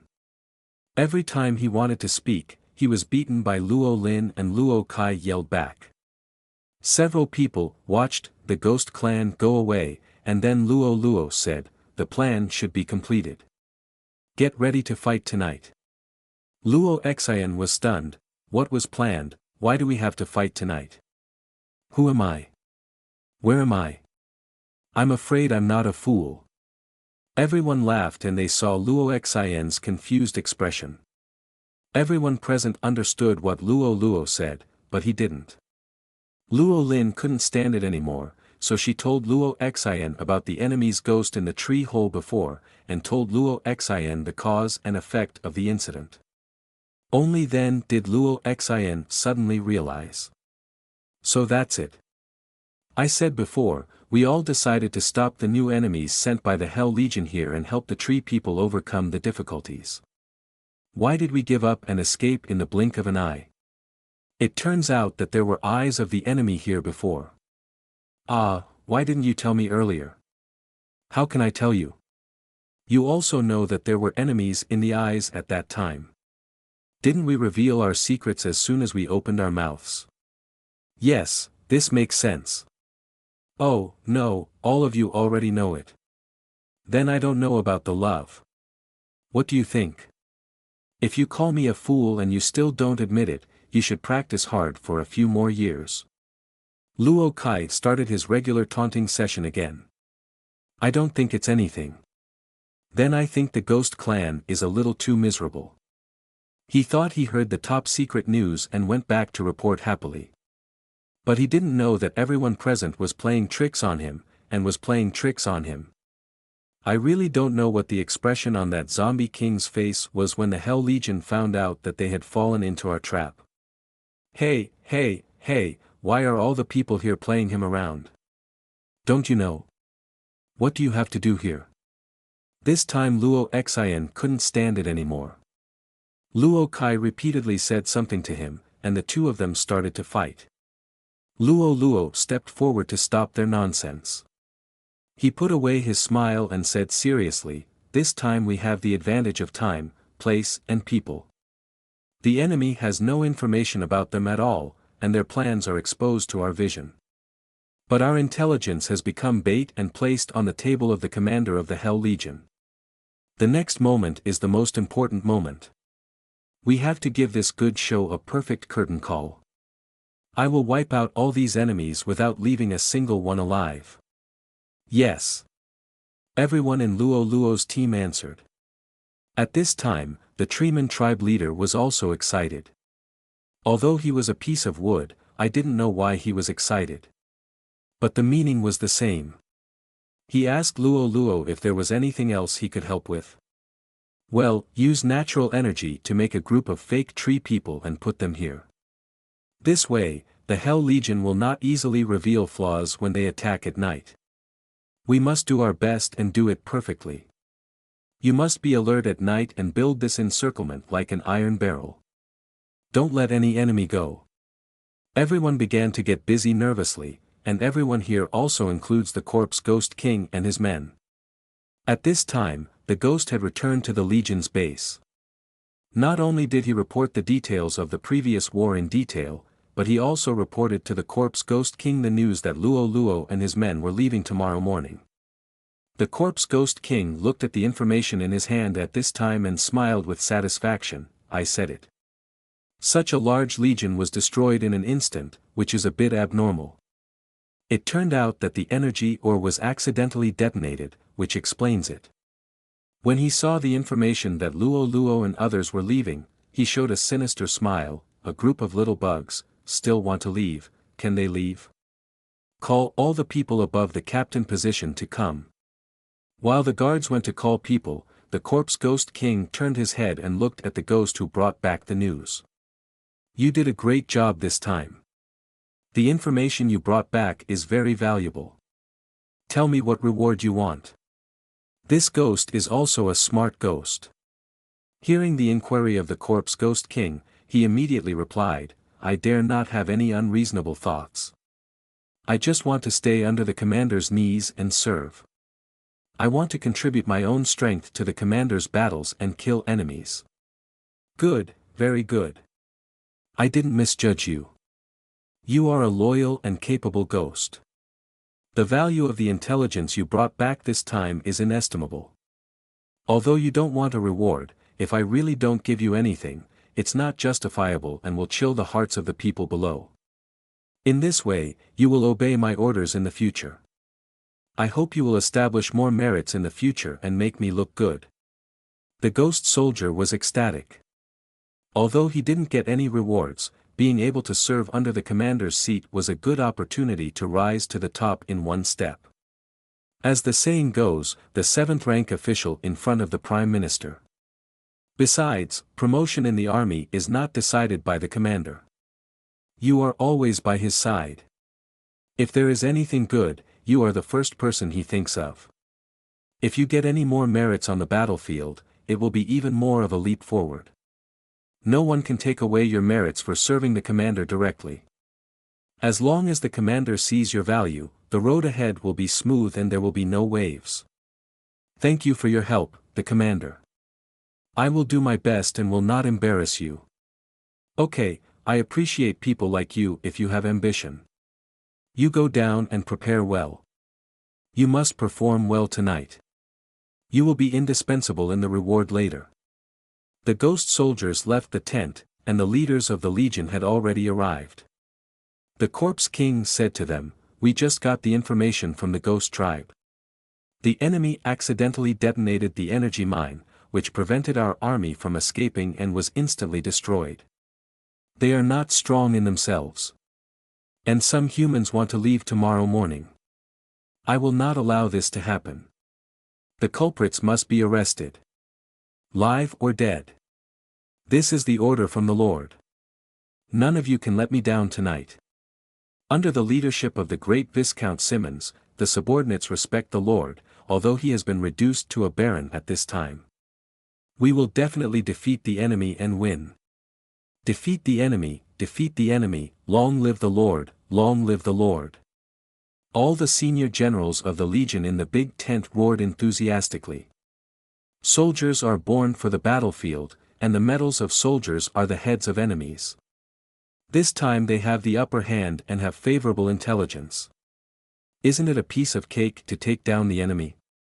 Everyone began to imagine the scene of returning to the domain to be rewarded by the Lord after the successful sneak attack tonight.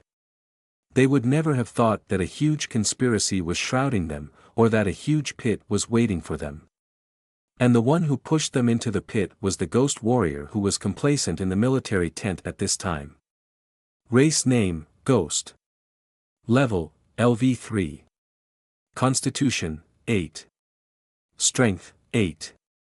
Agility, 15. Spirit, 27.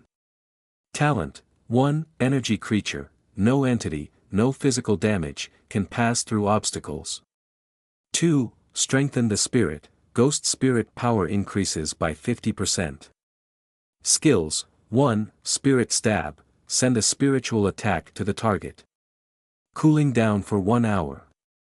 Introduction, a mage-type unit in the Hell Legion, and also a good hand at scouting the enemy. At this time, both sides were making intensive preparations. And they were eager for the arrival of the night. This silent night will surely bring more exciting stories. It was late at night, the darkest time of the day, and it was pitch dark. It would be the early morning of the Green Star in a little while. The Corpse King chose this time to launch the attack, and it was also after full consideration. Before the early morning, not only was the tree people the weakest, but also the most sleepy time for humans. He took both situations into consideration, just to fight a beautiful annihilation war. Luo and the others had already known the plan of the Hell Legion. They also prepared according to this time point and did a good job of resting in advance. In this way, they can have a good spirit on the battlefield, and only when they are in good spirits can they exert their full strength. It was dark, and both sides waited for the start time of the plan. The Corpse King pressed all his strength to the station of the Tree People. At this time, the Hell Legion not only included all the combat power brought by the Corpse King at the beginning. There were also the demons brought by the number 2 and number 3 Hell Walkers, a total of 10,000 demons. In addition, the 500 Hellhounds, 500 corpses and 50 ghosts brought by the Corpse Ghost King. A total of 11,050 soldiers. Such a legion is very scary at any time and anywhere. Under the leadership of the Ghost Tribe, they sneaked into the periphery of the Tree People's base. After all arrived at the designated location, the Corpse Ghost King issued an order, all-out attack. At this time, all the Hell Army rushed to the Tree People who exuded natural energy in the base. Greeted the Tree People with the strongest fighting method. The Corpse Ghost King looked at the Tree People who were destroyed one by one. He was very satisfied, but soon he found the problem. Why didn't the Tree People react at all? At this time, there was such a fierce shouting and killing, but no Tree People stood up to resist. Did they choose to give up because they knew that their lives were coming to an end and they could not resist the offensive of the Hell Tribe? But not everyone can give up. Is there no one who wants to resist? No. This is a trap, everyone retreat. After all, he is an old commander who has been on the battlefield for a long time. The Corpse Ghost King immediately reflected that there was a problem. Unexpectedly, after fighting eagles all day, he was pecked in the eye by an eagle today. Someone used the trick on the Hell Clan, and it was successful. He felt very shocked here. But there was no way. Since the incident had already happened, he could only reduce his own losses and minimize the impact. He began to call the captains of each team to retreat. To say that this Corpse Ghost King is ugly but has beautiful thoughts. When he saw that the Hell Legion was about to retreat, Luo Luo immediately asked the mechanical tribe to remove the disguise and start attacking the target location. Everyone was so frustrated that they threw their skills at the original Treeman settlement. Luo Luo had said before that there was no problem with the statement that the Hellwalker Legion was destroyed because the energy or buried underground was accidentally touched. After saying this, Luo Luo also thought it was a good method. So in the anti-sneak attack plan, a large number of energy storage stone fragments were laid in the settlement. These fragments were caused by operational errors during mining. After all, it is impossible for every energy storage stone to be mined to be square, and there are always some small fragments of scraps falling off. Although these things can also store energy, the energy is very low. It can be said that they are completely different from standard energy storage stones. But for Luo Luo, who has the attributes of a hamster, these things are of relatively low level. But after being filled with energy, they are very beautiful, because they are thin enough and have good light transmittance, which makes Luo Luo not abandon this batch of garbage directly, but keep it. You see, the effect is now shown. He spreads a large number of wood attribute energy storage stone fragments on the Treeman settlement. Why choose wood attributes? This is to set off with the surrounding environment, so as to reduce the probability of being discovered by the Hell Clan. From a realistic point of view, this effect is definitely played. The Hell Clan did not find these problems on the ground, which made them step into the abyss with 1 foot. When the Corpse Ghost King issued a retreat order, Luo Luo also ordered the Mechanical Clan to launch an attack on the target location. Detonating the wood attribute energy storage stones spread on the ground instantly formed a state of psychic energy diffusion. Most of the soldiers of the Hell Clan suffered more than one aspect of damage, and the multifaceted damage quickly caused a large number of Hell Clan soldiers to die. Seeing this scene, the Corpse Ghost King was disheartened. We lost. We lost completely. We have no future. At this time, no one else needed to do anything. The damage caused by the spread of psychic energy alone caused the Ghost Tribe of the Hell Legion to be directly wiped out. Other races also suffered varying degrees of damage. The biggest loss was the Hellhound. After all, their bodies were relatively thin. The loss rate of the Corpse Ghost Warriors was lower. He was powerful and had less energy in his body, so he was not hurt more by the spread of psychic energy. This greatly reduced the combat effectiveness of the Hell Legion. After the Mechanical Tribe found that there were no ghosts, they poured all their firepower on the battlefield. For a time, flames were everywhere and explosions were heard. This was a sound unique to the battlefield. With such a pleasant sound, the living force of the Hell Tribe continued to shrink and was about to be destroyed. Rollo and his team had been tense since the beginning of the war, fearing that something unexpected would happen. But this time, the operation was so smooth and no accidents happened. After more than an hour of fighting, the only one who could stand up was the Corpse Ghost King. In the process of intercepting the fleeing soldiers, Luo Luo and his people also suffered casualties, but compared with the overall record, this was nothing. At this time, the Corpse King also knew that he had no hope of escaping. In desperation, he made an amazing decision. He had the skill of the Great Corpse Explosion technique, and there were so many corpses around. It would be a pity if he didn't make good use of it. Luo Luo and others on the periphery also felt the danger and wanted to gather their subjects away from the battlefield, but the Corpse King activated the skill in too short a time, and the damage was directly maxed out. The evil goblin mechanical warriors in the center were directly affected by the energy and suffered heavy casualties. The power of the explosion was extremely powerful, almost catching up with the explosion of the energy storage stone made by Luo Luo before, and the aftermath made the flesh on their faces tremble. Luo Luo couldn't help but sigh. No matter what time, we must stay vigilant. Fortunately, they didn't go down this time, otherwise it might not be as simple as the death of a few subjects. In fact, Luo Luo's plan was easily seen through, and the Corpse King just didn't seriously consider this issue. It was also because of information inequality.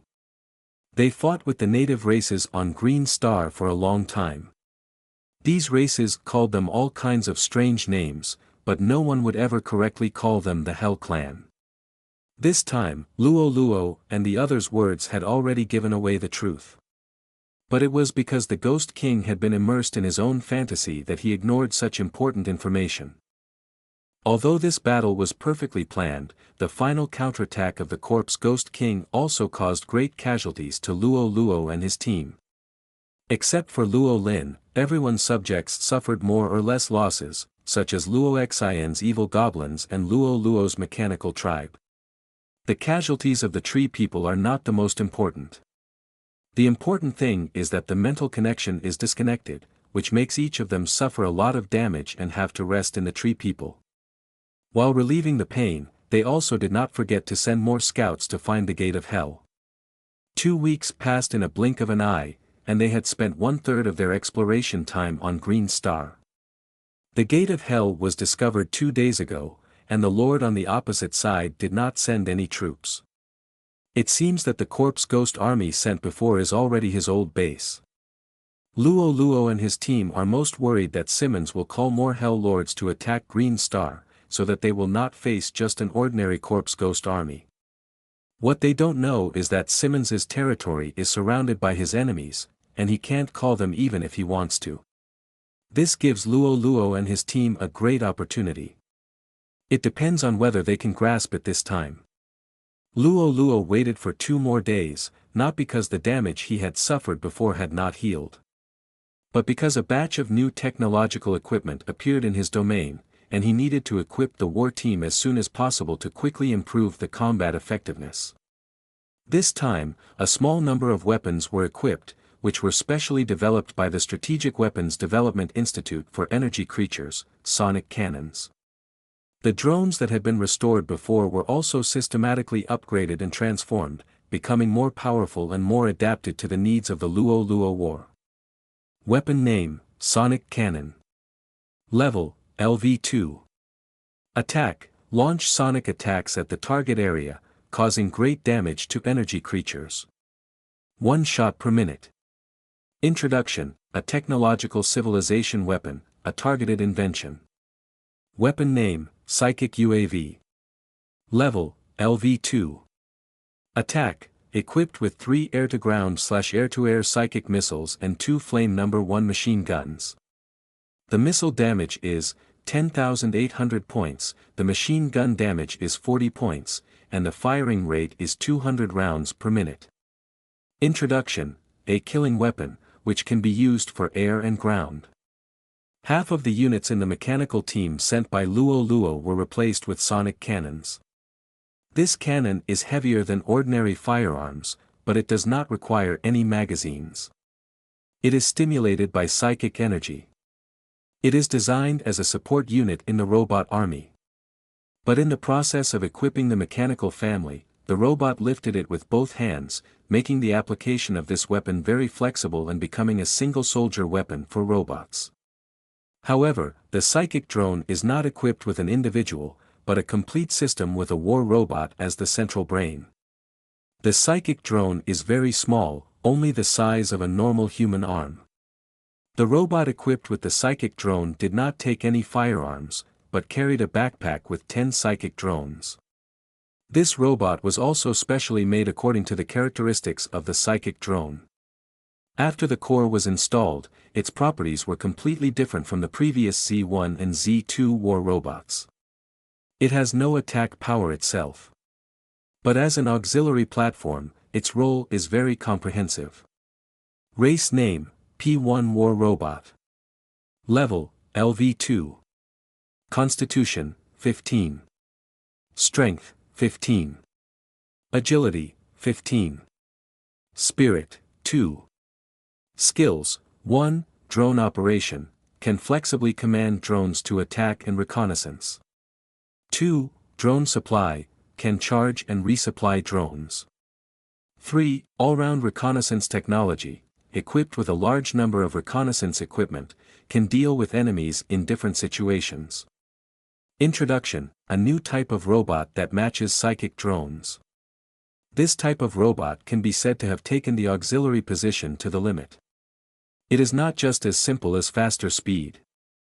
In order to provide more energy for drones, the energy core of the P1 war robot has also been strengthened, which is 5 times that of ordinary robots. At the same time, a large number of detection equipment has been added, which can use a variety of detection methods to monitor the enemy's movement trajectory and attack direction. It can be said that it is the eyes on the battlefield and the brain of the drone. This combination makes their combat effectiveness completely dependent on drones. But it is not inferior to ordinary war robots at all. Rollo assembled the first 5 P1s into the army.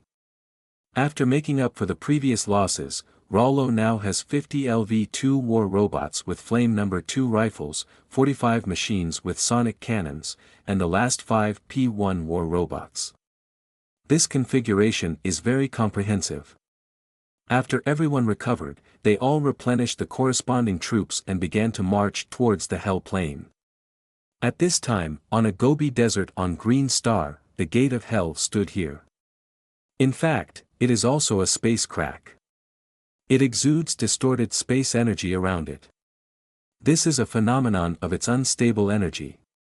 The Hell Lord on the opposite side must have taken away all the resources to maintain the Gate of Hell. After all, with such a big loss, he has no more troops to send in. Instead, he has to pray that the enemies of Green Star will not attack him. Simmons thought it was impossible. The opposite side actually annihilated his living forces, and it can also be seen that he is weak and will definitely counter invasion. The bad thing is that this Gate of Hell is naturally formed. He can only use resources to keep the space crack stable and expand, but he has no ability to close it.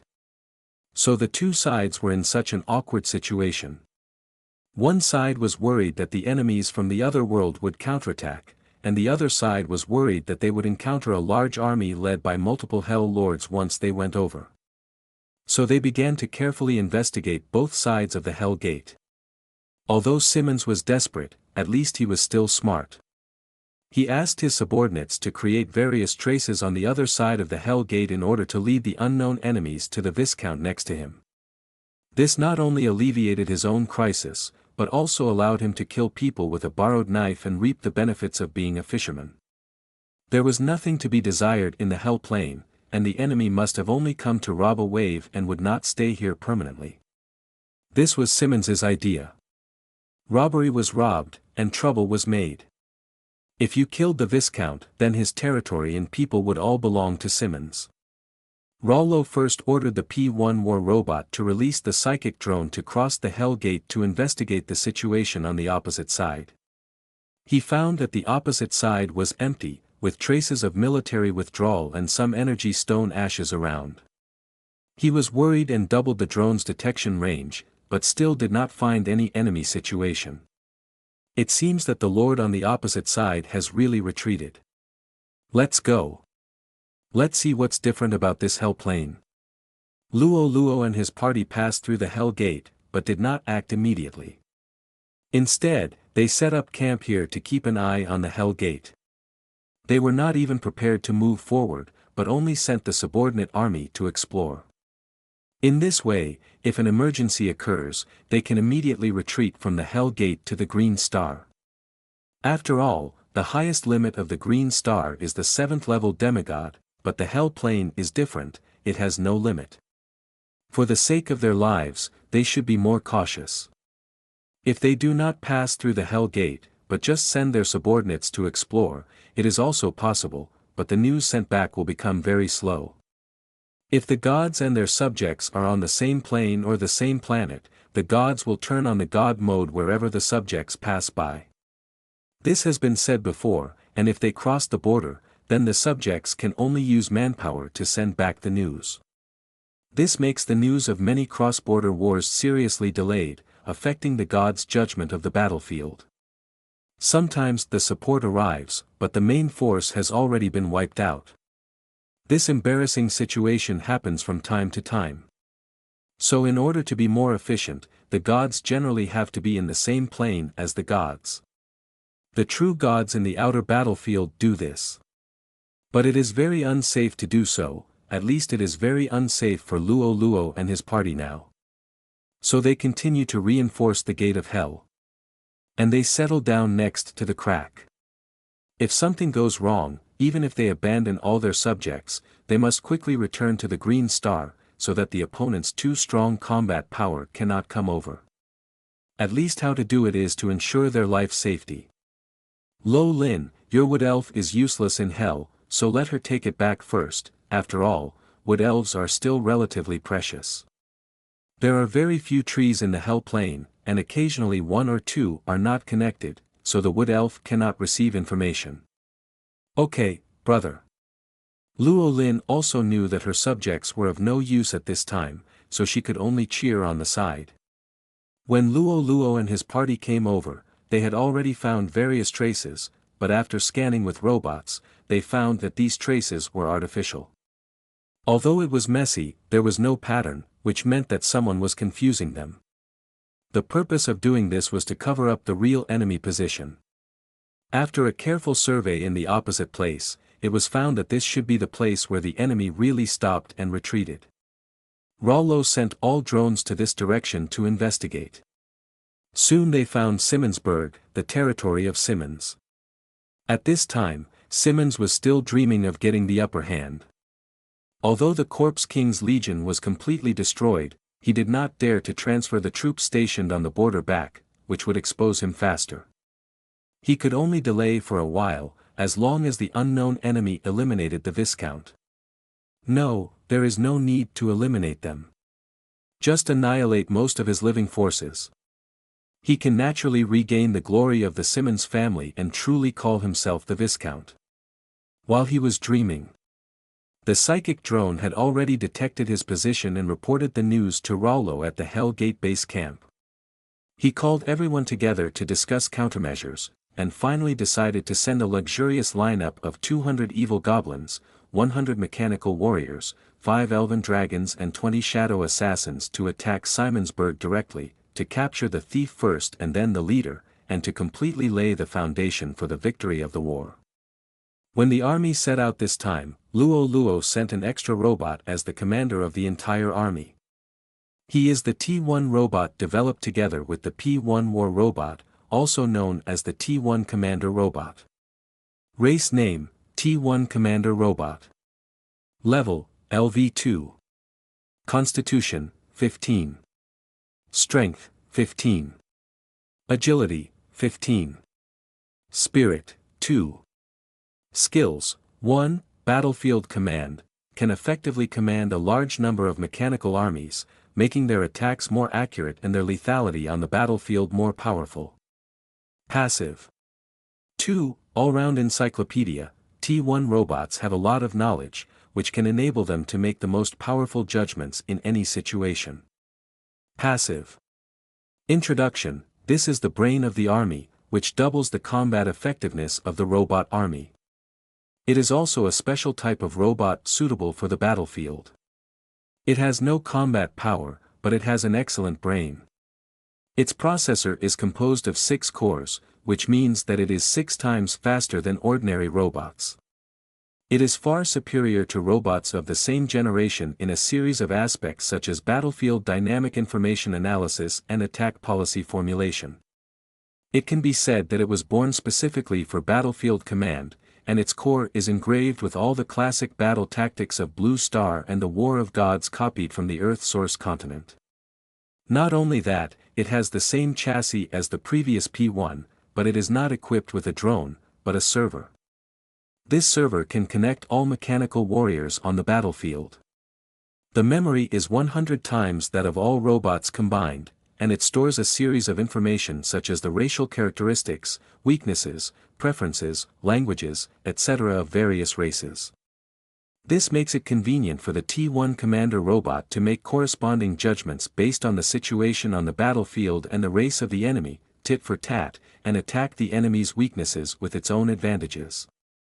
The walls of Simmonsburg are not high, mainly because the real Simmons Duke Castle was occupied by the Viscount next to it before. The current Simmonsburg was newly built after Baron Simmons fled here. At that time, because of the shortage of resources, no more manpower and material resources were spent on it. It is only 20 meters high and less than 5 meters wide. It can be said to be a small city wall.